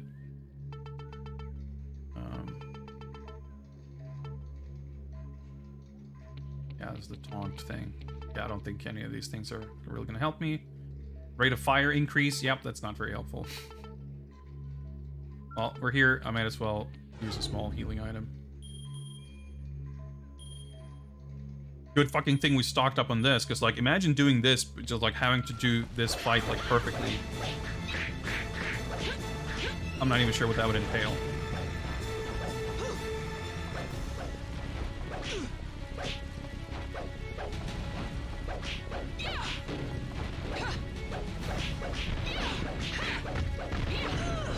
It's just like old times. Roll. Is that all you got?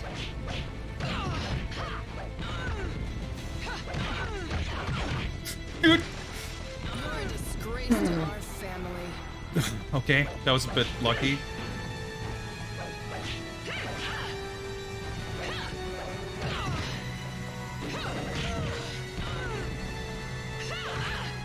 I hate you, Nina.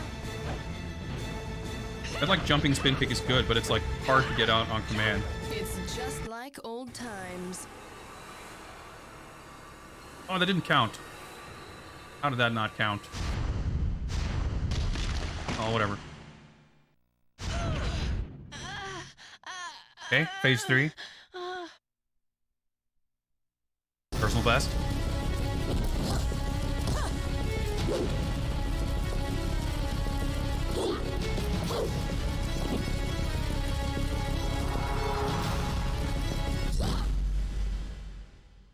I mean, I don't know, like, we might not even have to kill her, right? Well, she's not gonna die, but does that mean we don't have to empty her life bar completely? We've had other boss fights end in a cutscene before the life bar was drained. But if this is the final boss, I guess that's probably not gonna happen here. Yeah, this is like the coolest boss fight, but it's not like the best boss fight, I feel like, because even other very parry heavy bosses have felt a little more manageable, I guess.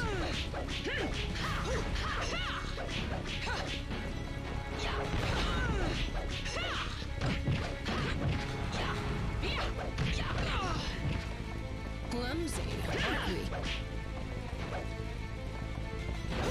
Alright, we don't have any oils active, so let's do that, I guess. Let's drink some water.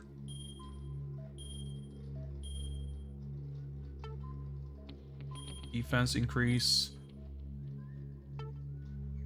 Damage increase. Meter gain increase. And movement speed increase. And let's drink some more water.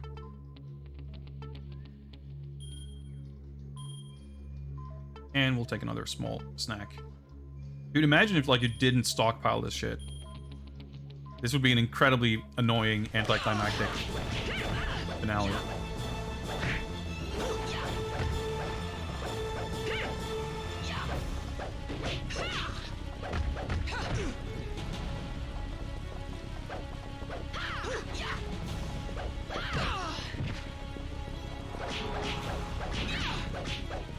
Explode? No. I don't know if you should take damage from that, but gives me a little bit of breathing room at least.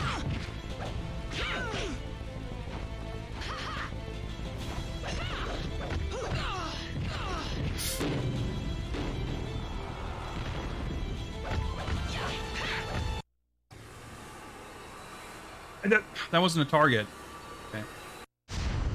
Her ribcage was not a target. It was already exploded.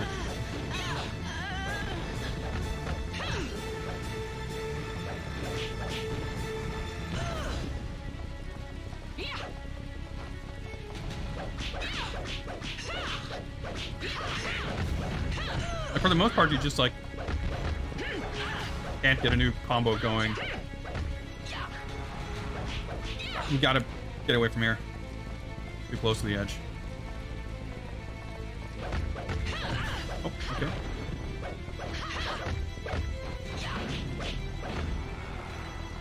I'm just like landing all kinds of stray hits right now. Oh. I didn't mean to activate that, but press the wrong button. It's like the only bone left to destroy. Okay. That same little music sting that starts over and over.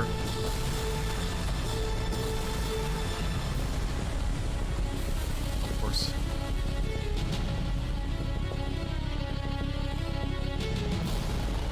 I actually like the way Anna looks in this game. Like, not the costume design really, but like her face and her hair.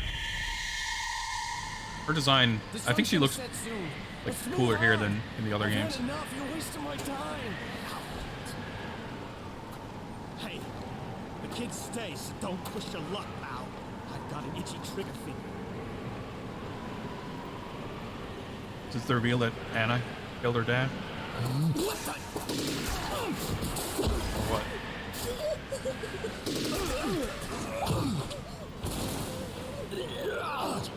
You bastard!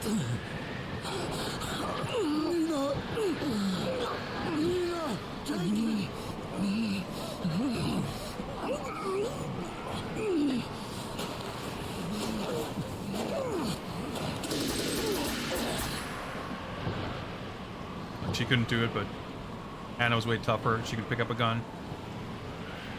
She got additionally fucked for life.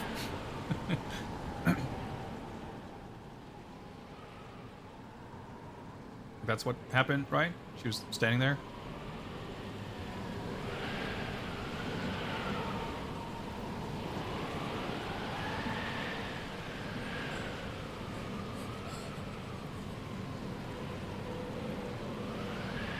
They both just, okay.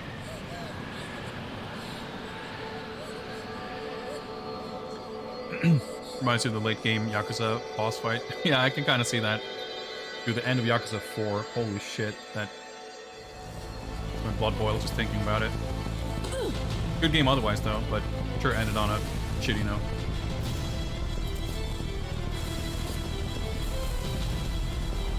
Yeah, I have to say, like, this was one of the lesser fun boss fights, but it was definitely one of the coolest for sure. How are they like sticking? I thought that the thing was like fully vertical, sort of hung onto it somehow.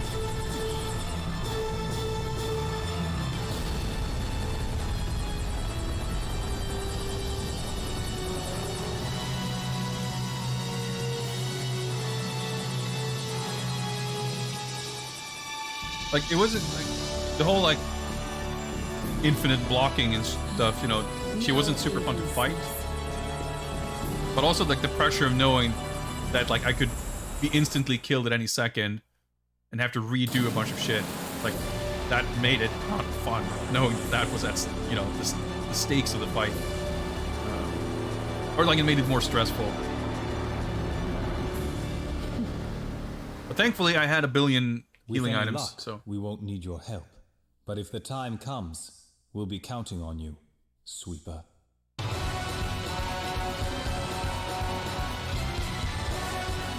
well, there we go. Save the world, I guess. Destroy the satellites. We did some cool flippy kicks. Heard the same music over and over. And that's Project Nina. It's like not much of an ending, but it doesn't matter. Like the climax was super cool. Whew. We got there. We got there. Thank you for the GGs. After 19 streams, it's finally over, indeed. This was a long game. But I'm really glad. I'm really, really glad that we this game was picked and I got to play this game. I said a few times that like if I'd played this back in the day, I would have bounced off of it, and I would not have. Not only would I not have finished it, I would not even have gotten into it. But I wouldn't have. I would have bounced off of this if I didn't play it on stream. Frankly, there's something about playing games on stream that makes me, if not more patient, at least a lot more persistent. Stick with it. Like, it was definitely frustrating at times. It's a game with a lot of problems, but it's very cool. You know, I would certainly be hesitant to recommend this game to anyone. Like, I feel like I could recommend it, but with a lot of disclaimers and caveats, you know. Did someone die by degrees in the end? I don't know. I guess that's one of the mysteries of this game. Seems like it could easily be a much better game with just a few changes. That's kind of how I feel. I guess easily is a word that you should be careful using when it comes to game development, because there's very few things about game development that are easy. But by and large, I agree. I think there's things that could be done to make it a little more streamlined. There are things that could be done to make it less annoying. There are things that could be done to make it like for me, I don't even think that this is a particularly difficult game. It's not an easy game. You can't like go through it without you know, turning your brain off. You need to pay attention, but it's not like you get all the resources you need. You know, I ended up skipping, like, there were dozens of weapons I never ended up using because I was like scared to use my weapons, so I just like held off on using them. I should probably have been using weapons the whole time. I could have saved myself a lot of healing items by not having to heal, having killed enemies more effectively using weapons, for example. Music's getting loud. Oh, not anymore, I guess. Is there another movie at the end here? Not gonna take that for granted, but you never know.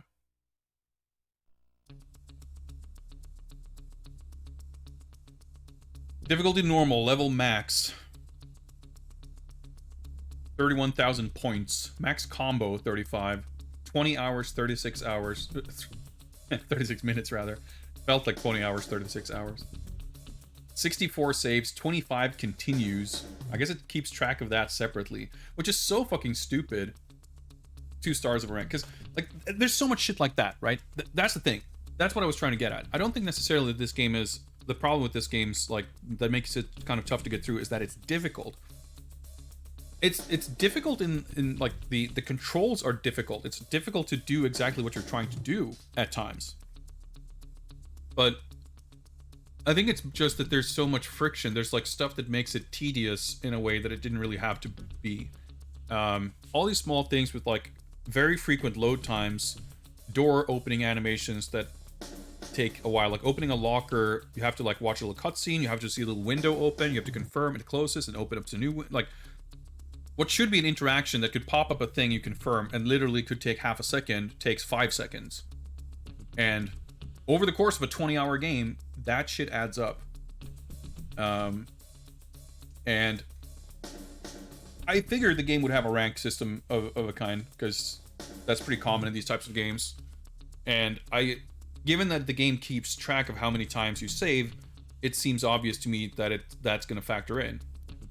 But trying to finish this game with fewer saves doesn't seem like a fun challenge at all, because it's just going to mean that like anytime you do die, you have to redo way more stuff. And like, let's say you save, then it's like, all right, I'm going to skip the next 8 save points, and I'm going to do this and that. Like, I know the game inside and out. I'm going to do this boss fight. I'm going to do this and that. And like, I'm planning out my saves to complete a run of the game using 20 saves or less or whatever. So let's say you have your save, and then from that point on, you keep playing. You make it, you play for another hour, before you save again, and then you die. And it's like, all right, I have to replay an hour of the game, but the game is offering me the option to continue. But if I pick yes, my final report card at the end of the game is going to say that it's going to increase the count of continues. So I don't want that. I want a low number of continues. So the game is incentivizing me to say, no, I don't want to continue. Let me sit through a load screen to go back to the title screen so I can sit through additional loading screens and menus so I can pick load game and load back from where I was, which is the exact same thing as continuing, but it doesn't increase my stat. So like the min-maxing the stat and ranks like encourages doing arcane shit that is 100% tedious busy work. And I think that's like, those kinds of things are what make this feel so dated and archaic, much more so than any specifics about how the game feels or functions. Like those kinds of things, like I feel like you would never see that in a modern day game. Like obviously you could have like RE remakes that keep track of saves and stuff like that, but I don't feel like they would like, it would like auto save or do something like it wouldn't let you, let alone encourage you to fuck around in menus in a super convoluted, tedious, annoying, time-consuming way, like in a trade for better stats or whatever. But I think the way this game is structured and how it works, and like, I don't think it makes even a lot of sense to, like I said before, in Resident Evil, Dead Rising, whatever, like games where saving is a resource, where there is a direct, tangible,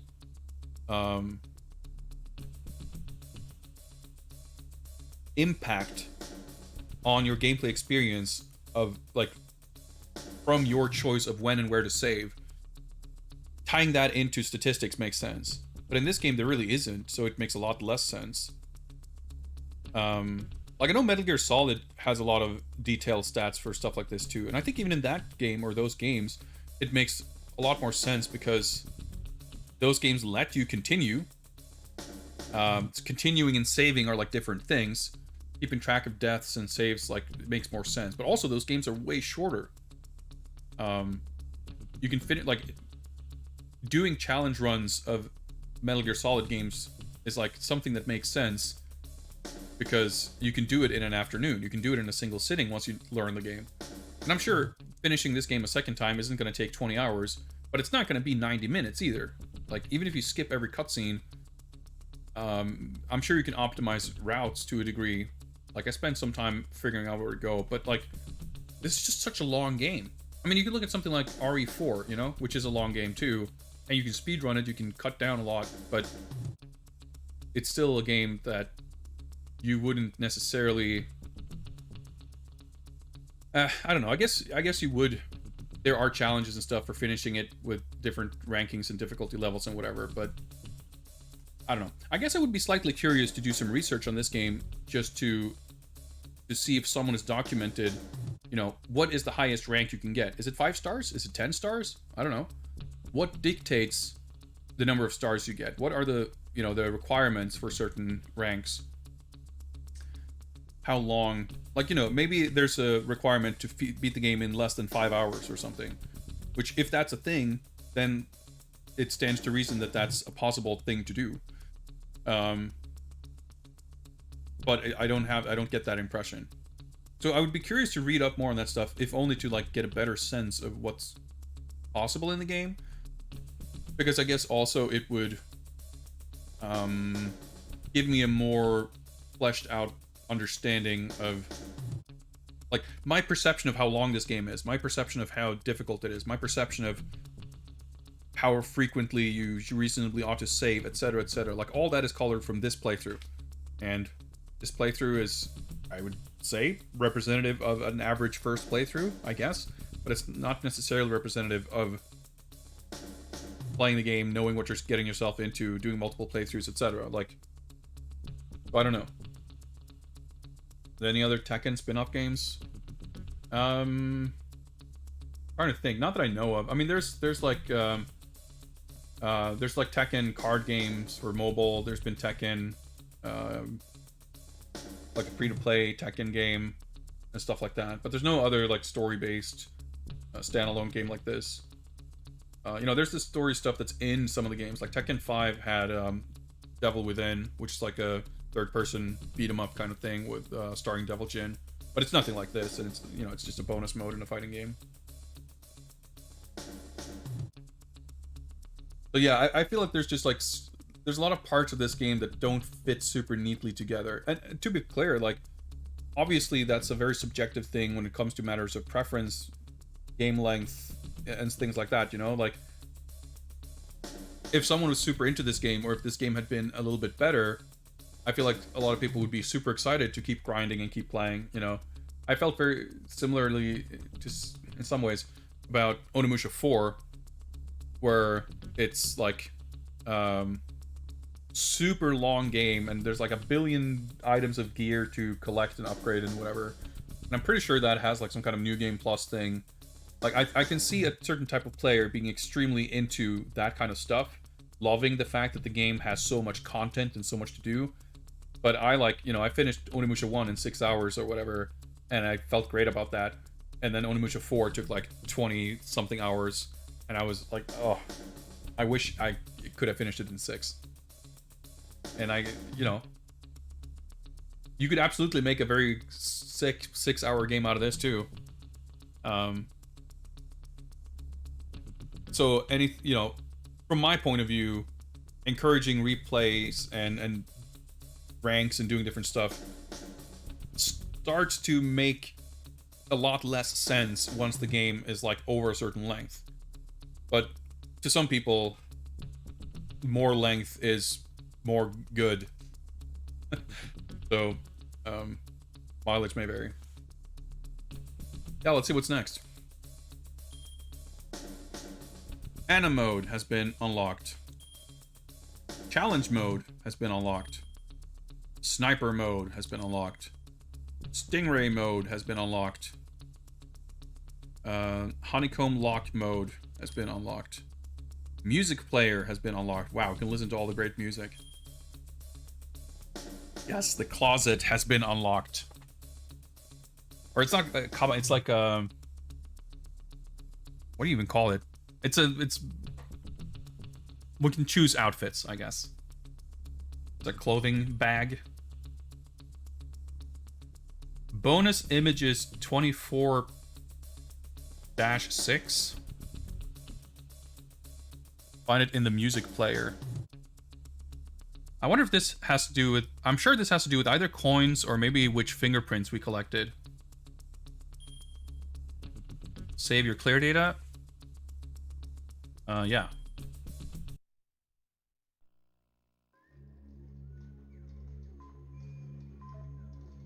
$64 saves, yeah. Okay. Yeah, I don't think I'm gonna need to reload that save to do the last part again.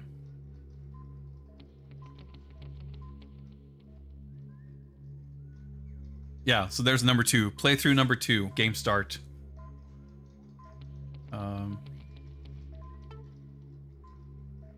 Ooh, I guess I think the icon there shows that's my little clothing bag. Oh, okay. Oh, I fucked up.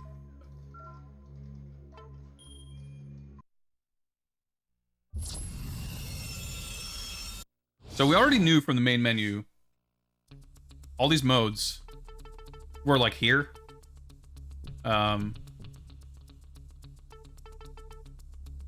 So it's not like surprising that there's a Anna mode. Okay, so now we can play hard.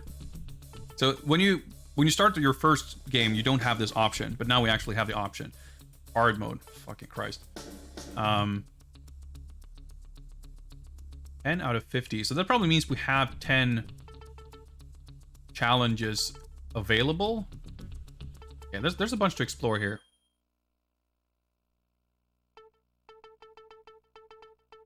$90 more honeycombs, yeah. Yeah, so these are the cutscenes. This is like flashback number 4. Salacia activates, Salacia explodes, escape, death by degrees. I guess that's the staff roll. Let's watch the Tekken 5 trailer. It's kind of interesting to see, like pre-release footage. Oh, I don't remember seeing. Like I probably have seen this before, but.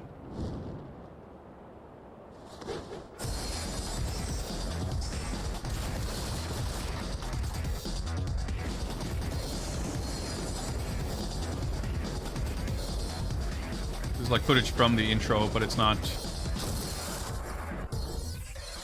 I think it's like cut differently.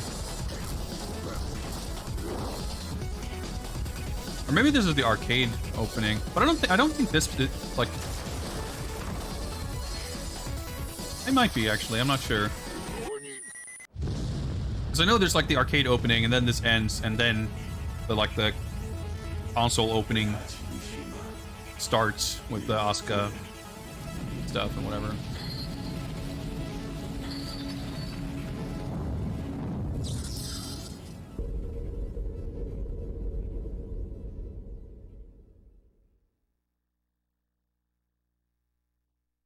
I think this, like, the arcade version probably would not have been out at this point anyway.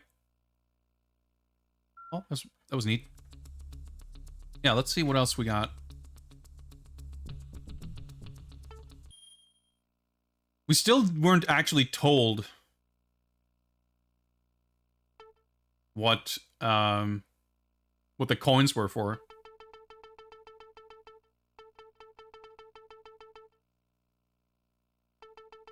Got the full 6 images there. Challenge. Okay, let's do we get to like. It's so weird that like these pictures are like associated with the songs. Oh, it's like an automatic slideshow. This art's awesome though. This is great. It's gonna be a good reference for drawing this game.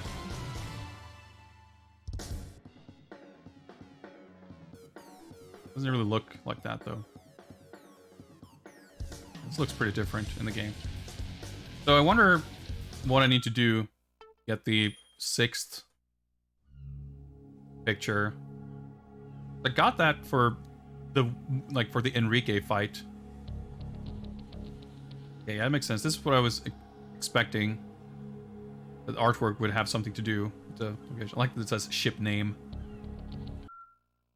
I guess main theme. We just get some Anna or some Nina pictures.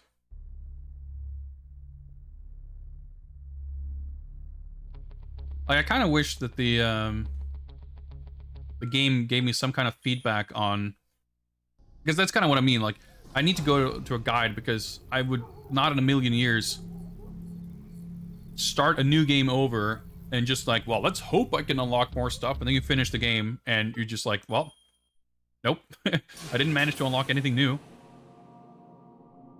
Kind of cool seeing this though, because I recognize these rooms like specifically. Like these are not only did they like do a good job of capturing the atmosphere, like you can tell a lot of planning went into designing like the room layouts, because these artworks like perfectly reflect the actual layouts. Yeah, the torture room. I mean, it still looks cooler than it does in the game, because of course it does.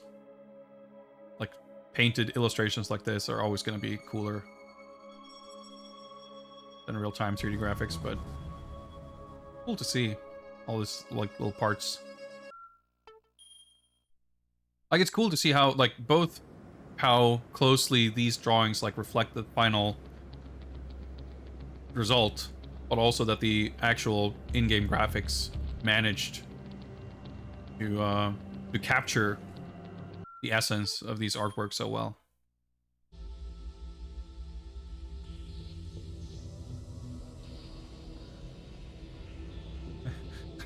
Ever so slightly traumatic going through all this, though. Alright, so here we get this. I want to say, like, the main outfit, but I don't know, I guess... Do you wear this for the most part of the game? I'm not sure if that's entirely accurate. I don't think it gets torn up in, like, multiple stages like this, though. In the final game.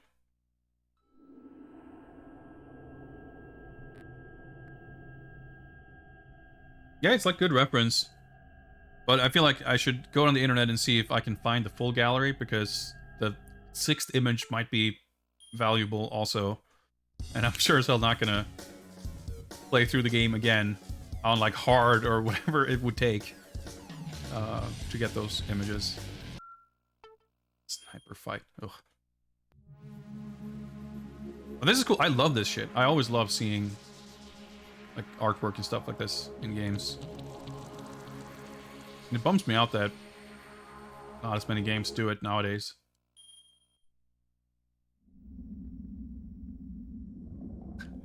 Like a giant pool with the stone temple ruins on the deck. It's hilarious. Danger number 1.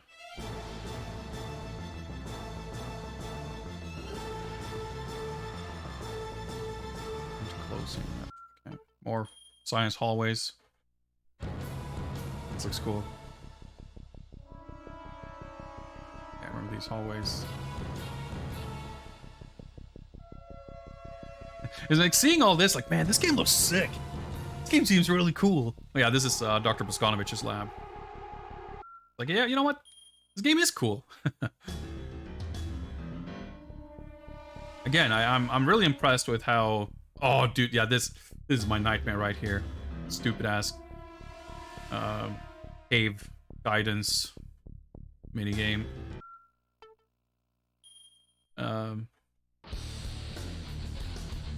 Like, this game really could have been so much more, like the environment and like the atmosphere, given the type of setting. Like, it sure could have been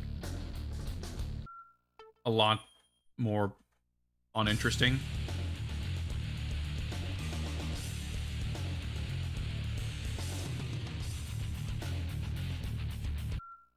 Like, these guys aren't the most exciting character designs, I guess.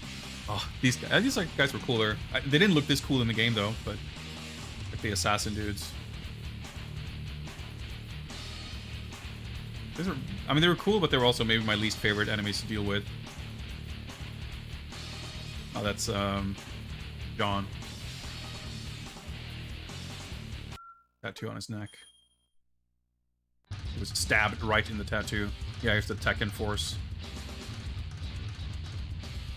Claws.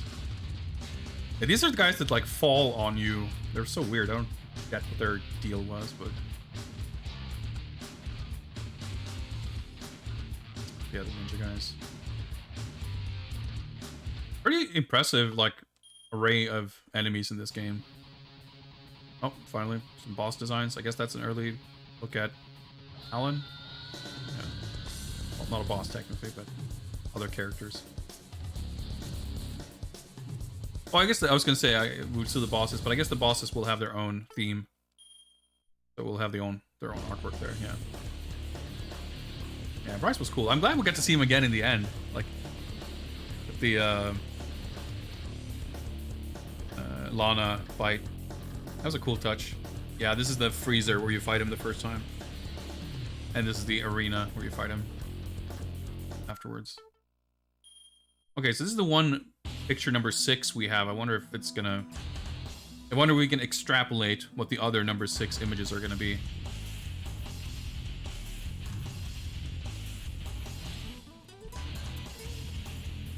Boot, sword. Alright.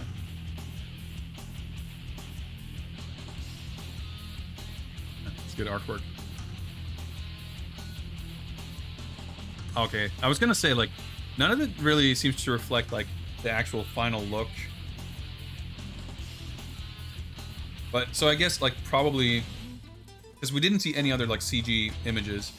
But, like, image number 6, I'm gonna assume, is going to be, like, a 3D render. Coincidentally, even if I didn't find this full, like, unlockable gallery, whatever, online, I feel like those CG images would be the ones that were the easiest to find.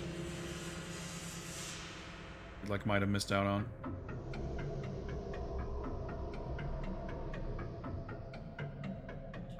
Or like, yeah, this fucking creepy room. Oh, dude, I just realized I don't think we ever used the Yoshimitsu sword, because we collected the sword, and then like pretty soon after that, like that was the end. And I guess here, yeah. Yeah, in that room with the dolls, you pick up Yoshimitsu's sword. But I never actually used it. Oh, this is the bridge where you fight Anna the first time. Yep, there's the final boss arena. The nice helpful railing there. I wonder if the railing is there on beginner mode. Challenge part 1. Okay, so this is challenge mode, I guess. Okay, let's take more Nina artwork here. That makes sense. I like this dress. This is the costume we were at the beginning of the game.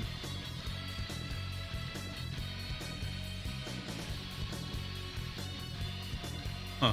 Must have been like earlier artwork, I guess.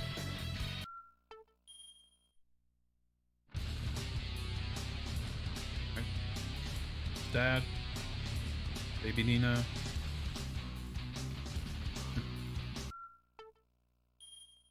Interlude.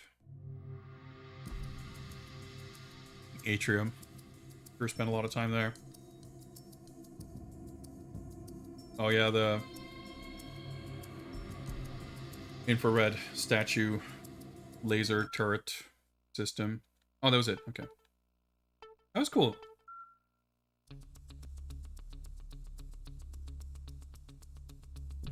So, let's see, yeah. I wonder if the 10... Did we clear 10 in the main game, or do we have, like... Dude, there's a fucking... There's, like, leaderboards and medals and shit.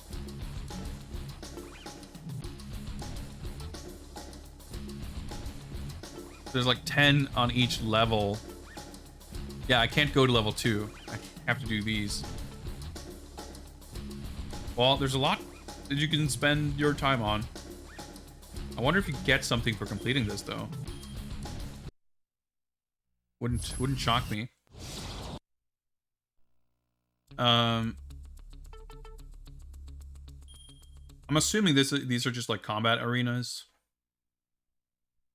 which would be more fun if the combat was better, I guess. Yeah, defeat 30 enemies. Like you can check the skill screen to see what moves you can use. Do a 20-hit combo. Don't think it would be better to become a dedicated Death by Degree streamer? I'd leave that for someone else, I suppose. Collect 10 medallions. Wow, okay, so there's a lot of different types of stuff here.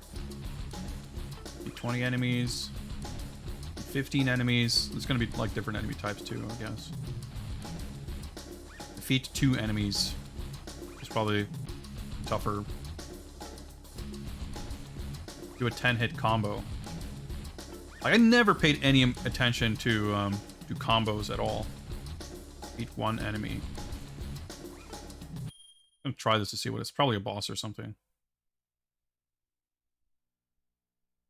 Anytime you see a speedrun, again, it doesn't have a speedrun, tempted to route it.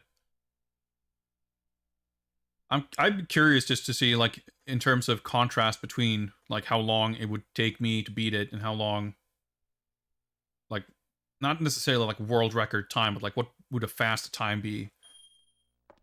Yep, okay.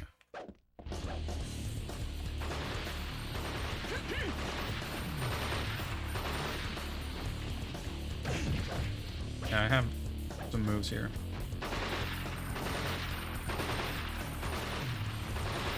I haven't done this fight in a long time, so I don't quite remember.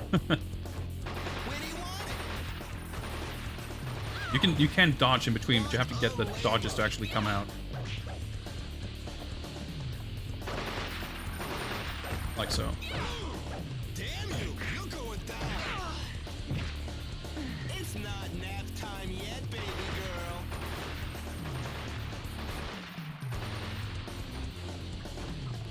Like the timing is pretty precise.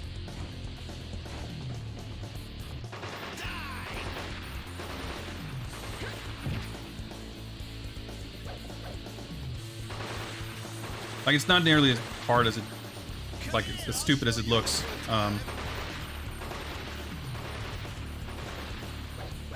Pretty sure I can't block the bullets. I don't even know what, like, moves I have either.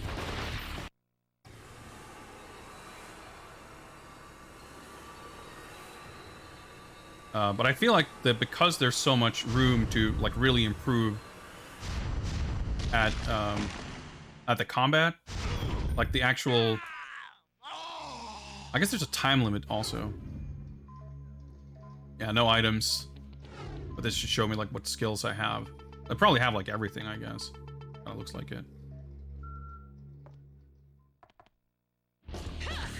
The unblockable move. Okay.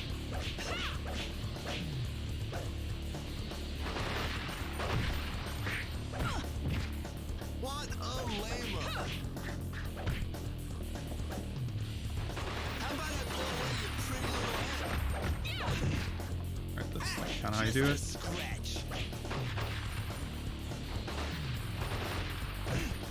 Damn you! You're going down.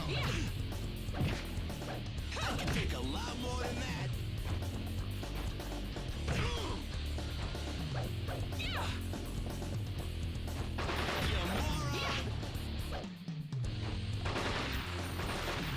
Ah, I almost killed him actually. 2 minutes though. If I can do an instant restart, I'm curious to see. I obviously kind of forgot. Has to load again, of course. You like load, or you dodge into. You can preemptively dodge his first gunshots, and then you can sort of dodge the rest of them. Because the actual time, he doesn't like put out a constant sort of barrage of bullets the way it seems. Like it's really kind of the first. Wow. Okay.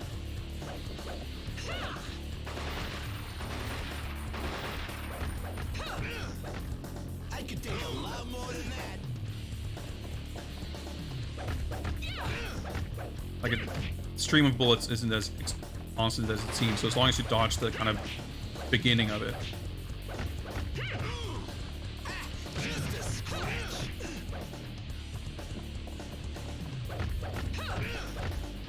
That didn't even hurt. Die!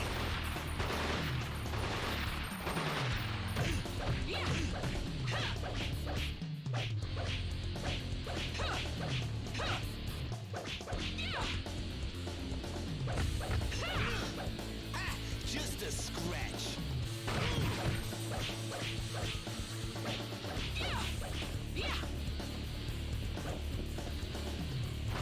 I'll put one right between your eyes. Come in, I'll show you a good time.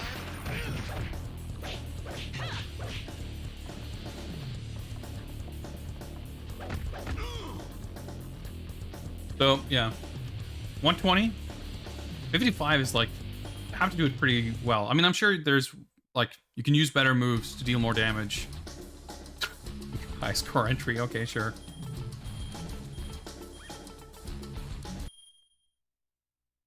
But yeah, like fucking getting gold medals and shit, dude. You would have to play this game for fucking hundreds of hours. Wow, to qualify, Jesus Christ. So 55 was gold. 105 is bronze, so we didn't qualify. Jesus, okay.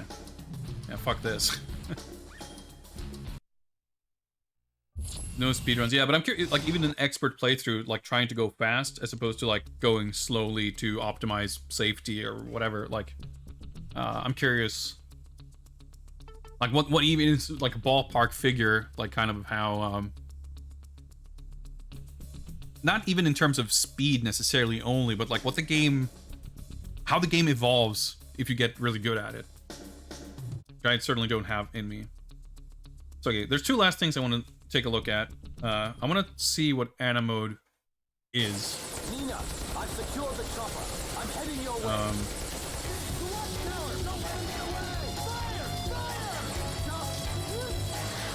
Is it like a separate campaign? Is it like a... Do we do the boss fights from her perspective or whatever? Well, I guess it's just... Is it like Ada Separate Ways in RE4? Huh, sick, okay. Like Tekken 4 story screens. Or, well, one, anyway.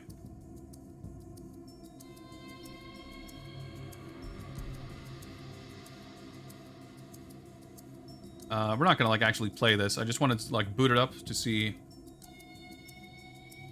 Yeah, we have to collect 12 PD cards. get out of here, I guess. So the question is, like, what I was curious about is, Maximum security level protocols. okay, we're on the island. Okay, see, like, all personnel. Do not we're gonna have leave your different, like, a unique area or anything, but it makes sense that it's not. Yeah, so there's no skill upgrades, no firearms. Yeah. I mean, I'd be kind of curious, but I'd be more curious about this if I'd finished this game in like 2 or 3 streams, not like 6. One last thing I want to take a look at is I want to, I guess we load, do we load this or how does this work? Yeah, game start.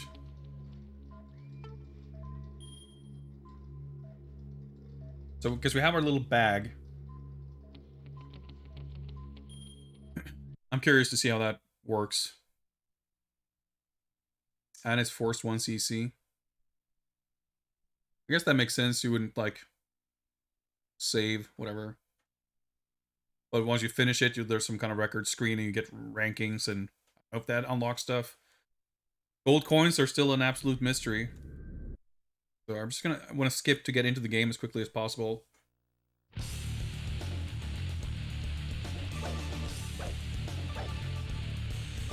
Shows my,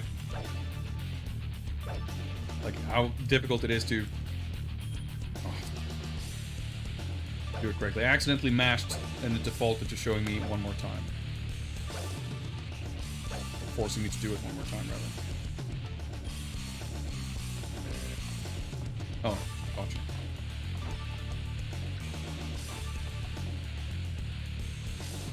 I feel like it would be kind of helpful to have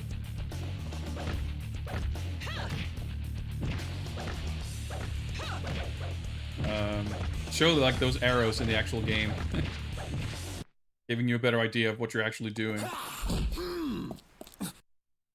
Anyway,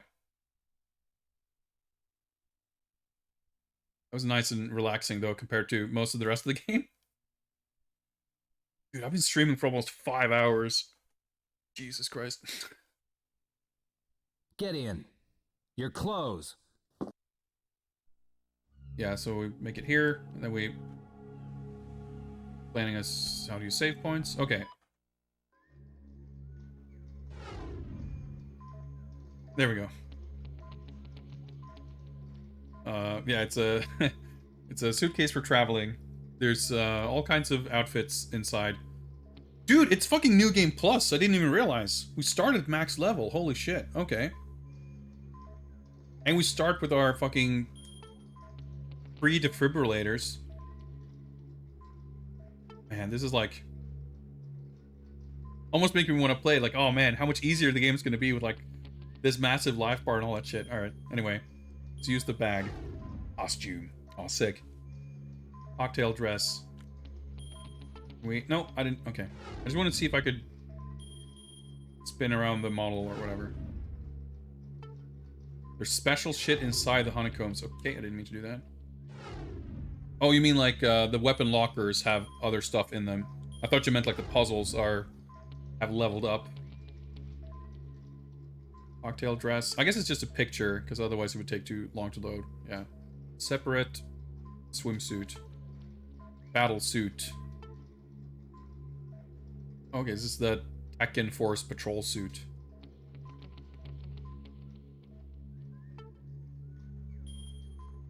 I guess we can't pick the battle damaged versions. Yeah, that's cool. That's exactly what I was hoping for, like being able to pick outfits on your like future playthroughs. I mean, it would be nice to have that option throughout the game first time around, but at least you keep changing outfits frequently enough that it doesn't get too bothersome not being able to switch. And it's not like you're defaulted to some shit outfit that you would love to switch out of, really. I like all of the costumes. Anyway. I think we can rather firmly say that we're done with Death by Degrees. It's like exhausting to think of how much more shit there is in this game. And how challenging it would be to do any of it. But all in all, I enjoyed that for sure. It's, get some music here. So, yeah, this is like my third stream of like, all right, let's just wrap this up. We should be done pretty quickly. And every stream was like 5 to 7 hours, and this third one is like, well, okay, we actually finished it. So thanks again for those of you who voted for this game to be played. I really enjoyed it, and I'm really glad I finally got around to playing it. We are going to be revisiting more games from my backlog for sure. King Colossus and Asuras Wrath were two games that were both did pretty well in the polls previously. I really want to play both of those games, so I feel like I ought to get to both of those. Like, there's been enough interest shown to warrant playing those games, regardless of whether I do a poll or if I do it immediately or not. After this game, whatever I dive into next, I feel like I want it to be something that doesn't take 20 plus hours, something that is a little more relaxing, something I can do for a stream or so, maybe.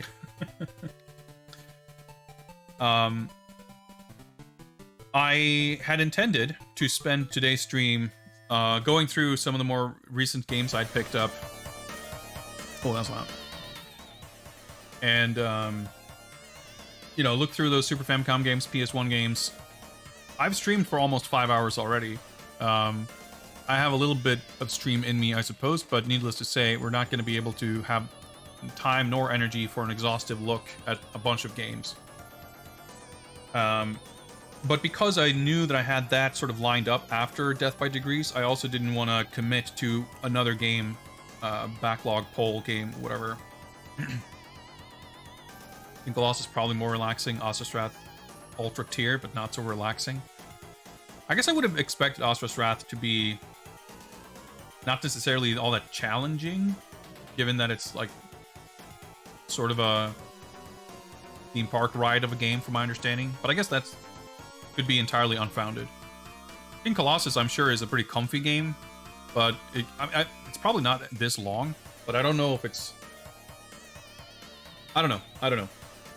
Point being, like, I don't want to jump into anything without carefully considering what I'm getting myself into. King Colossus is hype but easy. Okay. Yeah, like when I talk about like something being relaxing, it's not necessarily like level of intensity. It's more about like level of stress and tension. Like I enjoyed Death by Degrees, but a lot of things made the game feel sort of stressful to play that weren't necessarily related to challenge or difficulty. It's more about like that feeling of uncertainty. If I'm doing what I'm supposed to be doing, am I going the right place? Am I gonna have to redo this? Am I gonna lose progress? Am I gonna instantly die for some bullshit trap? Like that kind of thing. And I wouldn't expect that from either of those games. King Colossus under 10 hours. All right, okay, that sounds pretty good. My initial thought was, of course, still to do another poll either way. So it was more a matter of like which games do I include on the poll. Like Shiroi Ringa, the women's wrestling life sim game, I'm definitely interested in, but I feel like that could be like a 200-hour time sink if you want to play that to completion. I don't really know, and I'm not always going to be like committing to playing a full game to conclusion. I'm fine with playing a game and determining that it's like not going to be worth finishing and just moving on. I'm okay with that. But I guess I don't want to jump into something that I don't know what to expect. But it's possible that we spend some time looking at these new games. I spend a little time with one of those or a few of those, and then it's like, all right, okay, let's do another poll, and we bring those games back because whatever this game has done to me, like I've recovered from that by that point. That's entirely possible. So I wanted to say, I guess, that like Asuras Wrath and King Colossus are definitely both games that will be played. Enough interest has been shown to warrant like committing to playing those games. But whether I will do so through a poll, whether I'll do so immediately, or whether I will do so later this year, like I don't know. We'll see. I still want to play through Monkey Island 1 and 2 before the new Monkey Island comes out. But those games, that's actually, come to think of it, that would be a good intermission because I know those games by heart. So it would be a pretty, in fact, a very comfy experience playing those games. So now I'm like, Thing is, though, I wanted to play the original 16-color version of Monkey Island because I haven't really played that version, and I know that that's like Ron Gilbert's preferred version because it's like the original, and it has some, like, the original version doesn't have artwork for the inventory, so there's like a couple of gags and jokes and stuff that are like a little different in the other versions. There's some stuff like that, and I don't have that on hand, so I'd have to, and like that version is actually harder to come by nowadays. It's not something I could whip out of my back pocket on an immediate notice, but it's something I have to think about, because if I put the Monkey Island games off for too long, all of a sudden the new game is going to come out and I won't have time to have played 1 and 2 before that. That's a great intermission. Crazy Climber high score attempts. Sure. I don't know that it's relaxing, but it's a different pace. I was going to say that I don't have too many hours of streaming left in me. I need to go make something to eat at some point. Get some things done before we do movie night tonight. But I don't need to wrap up the stream immediately. In fact, what I wanted to do was to boot up the Super Famicom anyway to look at Toride and maybe the Jalico Big Rally, whatever it's called, Big Run. Jalico Rally Big Run. Some low effort, low stakes, low stress Super Famicom gaming before we wrap up. I really want to check out Tetris Plus on PS1, and I wanted to check out Burger. And what was the other game I got? Thunderhawk 2. But some of those games, like Burger especially, if I wanted to actually play it, it's like, you know, it's a sim strategy type game. It's like, you know, that's not something you check out for 45 minutes. So we'll see. But since even if I wanted to do like a 15-minute, let's look at this game real quick, even that would be difficult to fit in with the time I have left now. So we'll save those games for Monday, probably. And we'll start off by taking a look at Toride and maybe Big Run. And I'll look at my pile of Super Famicom carts and see what other game I picked up that I already forgot about. I'm sure there's something. But I need to take a short break. I need to do some slight setup here to get everything going, and I need to recover. But we'll start with some Crazy Climber attempts. Sure, why not? And after that, we'll take a look at some other Super Nintendo games. So I'll be back in just a couple of minutes with some of that. Hang in there, and I will be right back.